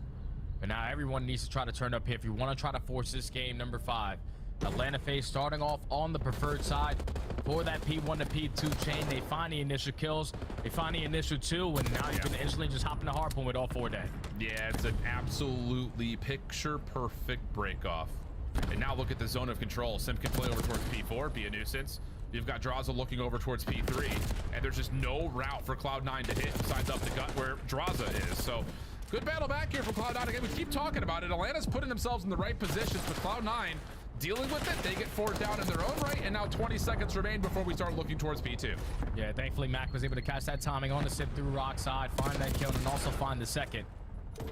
So that's going to allow C9 to potentially walk away with all this time remaining here at P1, but they said, all right, we have to push through. We have to guarantee this P2 side. Simply right now, they are outnumbered. You need a couple gunfights to go your way. Mac finds the first. Simp gonna be the aggressor. He finds a double. This is a massive sequence here for C9. Yeah, really good stuff from Sid. He just gets a couple of tags over the top of this railing and then just pops up and ends up colliding onto 2 FaZe members. So yes, you're gonna get the opening time. No, you will not get the spawns though. Good help from Attach over the top. Mac pops up out of nowhere, and that's enough to find trades that will eventually allow Cloud9 to reinforce, and Mac finds himself on 5 in a row. Yeah, and this has been a struggle so far on the entire season for Atlanta. Their break attempts on a map like Hacienda are basically dead last in the league. Their hold percentage is also 9th, so everything besides rotation is a struggle for them. You can already tell in their second break attempt, they go 4 dead again. So now C9 have themselves a nice little lead. Gotta put yourself up by 60 to 70 points off the rotation anew. You at least have 1 player from Atlanta FaZe spawning out that old HP, but you need to win these gunfights, especially if you're Sib in this overextension position. Yeah, he can't do too much. He's already been tagged, and they're, of course, FaZe are going to know where he's positioned, so you can see them kind of moving their setup to make sure the furthest Cloud9 member forward can't slip behind. And, well, may not make a difference. Sip snaps and just completely destroys a BZ. That's going to move the spawns around, and now have Cloud9 looking for a break attempt, but losing members. It's just the ARs left alive. Gotta slide on in, though. Gotta try to slide on in. Don't allow all this time to get away from you, Mac. At least able to alleviate a little bit of that pressure crept from top plat, keeps him alive. Turning into a 2v2. Mac's been able to regen. Mac making another great play. This is the guy that we saw in the beginning of the season for this C9 roster. A 9-4 start. Yeah, that's how you do it there for the SMG. Yeah, the much better turnaround from what we saw in map number 1. Literally night and day difference, but FaZe, considering the fact that Cloud9 are cooking, are really putting themselves in a ballpark to continue to not really be down that much. They're going to get the scrap time of about 10 to 15 seconds. You've already got players winning gunfights over towards new, and you're looking at about a 20-point game, but Atlanta a chance to try to get this thing back by way of initial time here at 4. But a BZ stalls a little bit more time and also finds a kill. Keeps the trade effect going, and now the rest of the teammates are here to help you. Back with a phenomenal start, is able to earn himself the Hellstorm. You're gonna try to approach your way from the front side of Lambo. You do have 1 player as well who spawns over towards both, so let's wait for Attach on this pinch. No, he gets spread out. Easy, too good. Yeah, so now it's just down to how much can Kremp produce from the front. Mac trying to follow, a little wiggle, a little wag, able to find 1. The follow from BZ is good, and he's got to read that Cloud9's quickly making their way through checkers. Yeah, it's Atlanta 2 primed and ready, and how about the support from the nades over the top now? BZ's on 4. I don't know if they fully know that Kremp is as close as he is, but I don't even know if Atlanta care about that. They're already playing for top high ground control around B1. Oh, you're already thinking about that rotation over towards no, but if you see 9, you can still fight. To the very end of this P4, you found the initial gunfight. You just need to find trades, and Simp almost puts on a highlight reel play. Thankfully, you're able to find a trade because he simply runs out of ammo. At the end of the first rotation of hardpoint, you're down by 10. You've been out-rotated to at least 2 to 3 money hills. You'll take that if you're C9. Oh, without question. It's kind of, again, like we were talking about in the control, and even in moments of the search and destroy, it's like you're looking at teams that, again, Cloud9 feel like they're running away with this game, but Atlanta keep themselves within 20 points, and now you're all of a sudden turning scrap to initial here at P1, and you're up by 20 points. It's just the swings in this game are so tight. The lead swaps have also been pretty hand-in-hand, back and forth as we get into the final 20, and now the rotational battle starts to come through. Oh, and Simp wins a big one-on-one gunfight there versus Attach to secure this side of the map for his team. 15 seconds still to fight for around that mid P1 area, but Atlanta FaZe said, you can have that. We have all the map control to set us up properly for that next HP. Even when you find that kill, he's going to spawn right next to us. So Atlanta FaZe is just bunkering up for this first push. Slide out comes through. What a win from Mac. Immediate pressure now over to Draza's direction. Has to get the trophy system down. He's also the one currently responsible for the cross at mid lobby as well. But nice moment from Draza. Finesses just enough over the top of the statue hedge to find himself two. Atlanta can now send their forces forward and just deal with this inevitable hit that's still coming off the middle of the map. Yeah, C9 next time around, you just need to take a little bit of a deeper route around the back. They all try to cut their way through lobby, and Draza was able to line up a double, instantly shut down that first attempt. Finally, a little bit pressure towards the back end, but it's only 25 seconds to go. Atlanta FaZe are more than happy to hold this from the front side, trap you towards the back side, so they have an easier rotation over towards new. Good win through the middle of the map, though. Cloud9 can start to create an opening, not only to try to hit the scrap time, but they could also send someone on rotation if they want to. And wow, how about both things at once? Why don't you? Grab able to get two. Sib shut down as Mac was right there to help follow up after the weird Omni movement. And now all of a sudden, New York starting to put the pressure on Atlanta as they try to rotate through, and we head to a Cloud9. Listen in. Front well. Front corner. Front in as well. I win you. Front dead. Missing one outer maybe. You stop you. Top cat. Cuts one secret. Secret in front spawns. I'm on the L pinch. I spawned out. Nothing hit. Outer one shot. I got your punch up. Ivy. Punch up. Ivy. Plant Ivy left. I'm running. Ivy one bullet. Drop.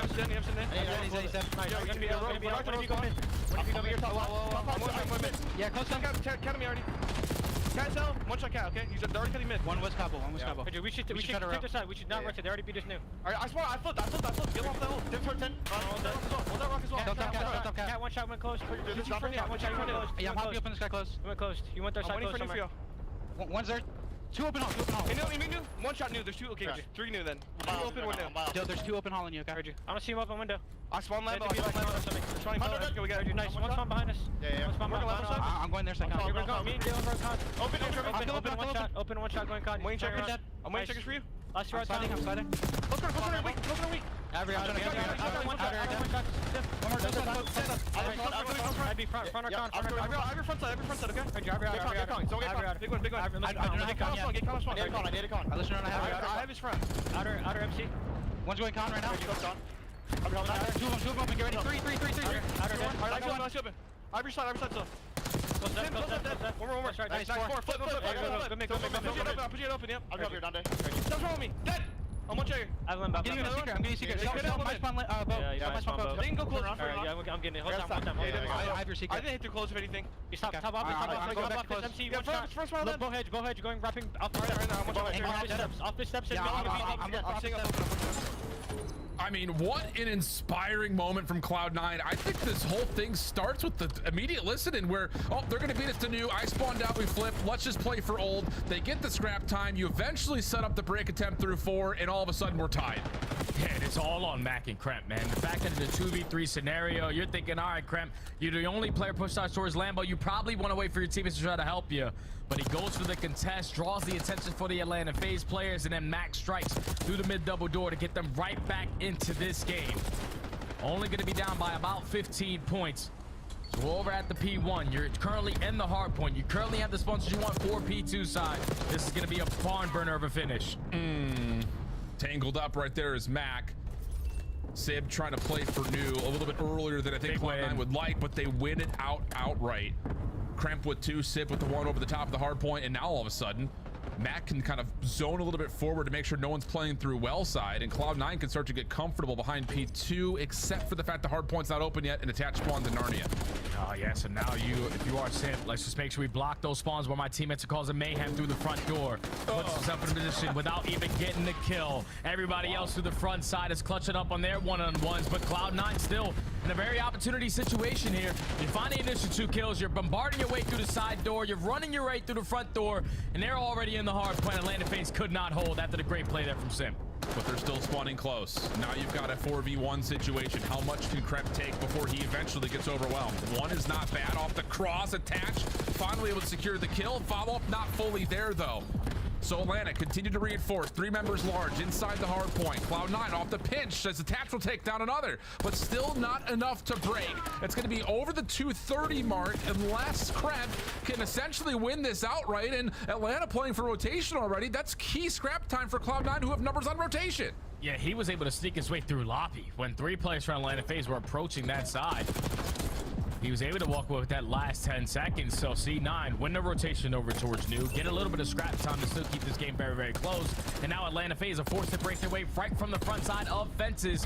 They at least do it for now, but Attach still here to contest. Yeah, big double from Attach. He's had a slow game, but that double right there, 2 of the most important kills he could have found, because now Cloud9 off the quick spawns are right back into the hard point. No trophy systems down. Pinch also developing as Atlanta are finding success breaking from the front and simultaneously, trying to get Celium around the back. Not the case though, he's shut down. Contest is in, 232.09. A small dive from Sip not gonna work out. Tags through the wall as Draza's in trouble, or is he? Celium able to help support. Kremp also caught, but Cloud9 look good for the final 18. We're going to rock. Yeah, and C9 was just thinking, okay, we got to contest this. We do not want to lose here. Once we don't have an opportunity to lose here, we have to start cutting our losses and think about that rotation over towards New. Simp effective for the first kill, Attach on the trade, but it's a big one-on-one in a hard point. Oh, and he's able to find the win. Sib also reveals his positions with shot up top towards Art, and that's enough for Beezy to follow up and allow Draza just to soak the hard point time. Now back into the hill we go. Cloud9 largely trying to stack this from the front, but nade stuns are all landed. That trophy system does not get down in time, but doesn't matter. Kremp already in for one. He finds himself the second. Can he find all 3? What? How about that from Kremp? Selling him the next one over the top for the full 4-man wipe as Atlanta are stalled at 241. And now if you're C9, no one scam. You're looking for the initial kill to go your way. Long routes are developing on the side of Atlanta FaZe. Celium strikes for the verse. Abizi just drawing attention, but his teammates on the other side are not clutching him on the gunfights. It's another one-on-one. Kremp, is he able to win the first one? Oh! Down. Here comes the contest quickly though from Attach. Cannot get the Jackal up and ready. Back from the front. Able to contest it at 240, but he's shut down. Last couple of members for Cloud9 trying to work their way in. It's Sid, the hero. He's able to find a couple, but Draza hits him with the pistol. They should get the final tick, so you have to contest. Cloud9 now have to also play off rotation, finding the kills they need. Can they get here to stop Celium from winning the game of the new hard point? And the answer is no. 250, 240. Check your calendars. It's March, and we've got madness before we jump into Major 2. Woo! Let me take a breath after that one, Alan, because wow, what an ending to a hard point. C9 thought that they did everything right, man, but the biggest thing that you're looking at after a 4 dead at the Money Hill and P4 is the first kill to go your way, man. It's as simple as that. Celium strikes first, even though Abizi is stalling so much time over towards both sides. His teammates couldn't find kills. They found just enough to make it a one-on-one, and then it's Draza, Mr. Game Changer, able to fly on in that final moment, win the one-on-one gunfight, start off the trades, allow his teammates to reinforce right behind him, and Atlanta FaZe able to edge out again on another Hacienda hardpoint by a 10-point win. They get the series W, but Cloud9, if you were shooting like that in map number 1, this could have been a way, way different series. This was still an absolutely intense one, though. And this Cloud9 team, I think, has just proved to us that these guys can absolutely be a contender moving into Major 2. Not quite able to get over the hurdle of the top 4 teams, I think, based off power rankings and standings yet. The loss here to Atlanta, they also lost to Vancouver, lost to LA Thieves.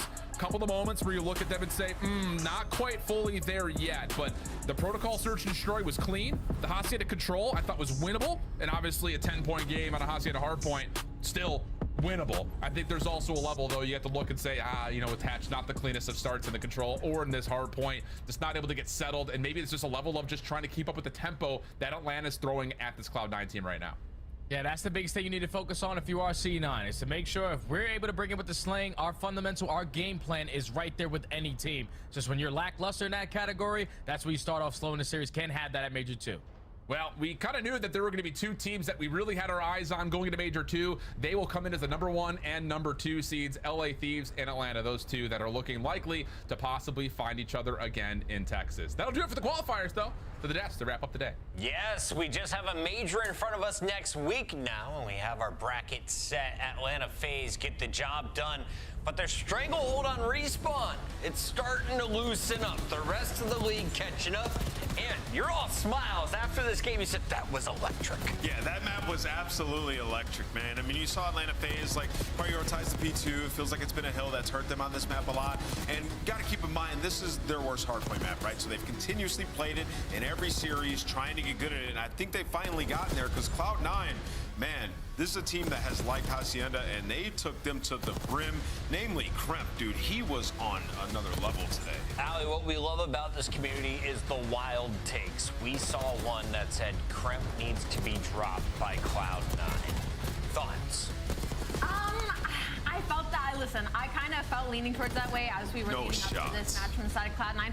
Just because of the inconsistencies, like he's been discussing at Search and Destroy, but it doesn't feel like it had been translating to the respawns. But the end of this hard point out of Kremp was just unreal. He's the reason that game got so close. I mean, getting the 4 in that P4 was unbelievable. Gave Cloud9 the spark to maybe make the upset to push that map number 5. This was an absurd ending to this hard point. Yeah, I mean, he found 4 kills, right? And it was like trading blows back and forth because Abizi was doing that all game as well. Yeah. In this situation, Sib just loses a gunfight. He falls into the trap. He wants to kill Abizi so bad and pushes the envelope, and then Abizi just kind of waits and wins that one. But they're able to get back into the hill. They're able to fight back. These guys did not want to go down without at least trying to contest here. Sib responds with a 2-piece, and then it's Draza right back at it with another 2 of his own. Atlanta FaZe and Cloud9 just trading blows here on this rock hill. I love it, man. The passion was just showcasing across the board for these teams. Neither one wanted to lose this. Kremp with a pop-off performance. Draza answers back. Atlanta FaZe waiting for the rotation. Well done. They take both respawns.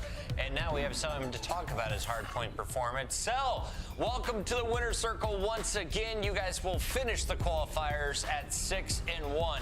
Other than that Vancouver matchup, you guys looked pretty clean. How do you feel the team is playing going into Major 2? I mean, I'm feeling confident. I mean, our team is always grows and gets better in my opinion. So, I mean, if we just fix up on our teamwork and stuff like that, I think we're chilling. MC, the slaying has been unreal in this series from the side of Atlanta FaZe. Out of all of your teammates, who would you not want to have to match up versus in a 1v1? I would probably say Chris. I think playing him in the one-on-one gunfight just aids. But I mean, honestly, all my teammates are gross. So like any of them on their day is like the best. So. MC, I remember in the last stage, you know, coming out of the rut you guys had, we kept asking you in the interviews, like, what are you guys doing? You just kept saying hard work, hard work, hard work. Have you guys got any new practices in, like things you're doing to improve going into this Major 2? Yeah, I mean, our team's still doing the same stuff we did Major 1, plus added more, you know, just obviously we're doing the hard work part, but we're trying to focus on like our teamwork and fundamentals and stuff like that. So that's what we're trying to work on right now. What does that entail? Is that just going into VOD, having discussions, or is there anything special that you think you do as opposed to the rest of the league? Yeah, I mean, just going to VOD, you know, doing the basics, like just doing extra stuff that other teams don't do, you know, just doing the extra shit. Okay. Sell him. Who are we excited to slam in Texas? Hey.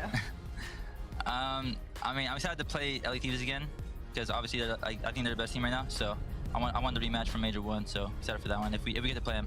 All right, tell Abizi he's naughty. He might get fined after tonight. I got you. Cheers, buddy. That's selling him. Yeah, that is Atlanta FaZe with another W, and they now finish in the number 2 spot. Let's take a look at everything that happened on the day. Optic Texas, host of Major 2. They win game 1. Pred goes on to lead the lobby in KD. He drops 40+ kills in the game 4 to send them to that W. Is Optic back, Callie? They might be. I mean, it might have literally just taken. Yes or no? Is Optic back, We can't say that. Fine. No. Yes, Optic is back. You guys were gonna go to Major 2. They're gonna be unreal. Should have said They're gonna no. be steamrolling teams. No matter what answer I give you, you seem to hate it. I'll probably argue, yeah. You're right. Keep going, sorry. So Optic's around. Yeah, Optic's around. I wanted to say that I think it's the best that it happened in their last matchup. I think right before the major, if it was going to be any of the wins, it shouldn't have been one in the middle of this qualifier. The fact it was the very last one, and they did it in such a way through these respawns, I think left everybody, and through Pred, left everybody with a good taste in their mouth heading into Major 2. So excited to see what the Green Wall does, excited to see what they do with the crowd behind them, and hopefully they are on a trend upwards. Reminder, these are the world champs. They'll be starting in the elimination bracket on Friday, but you can see the ring ceremony featuring the Australian on Thursday.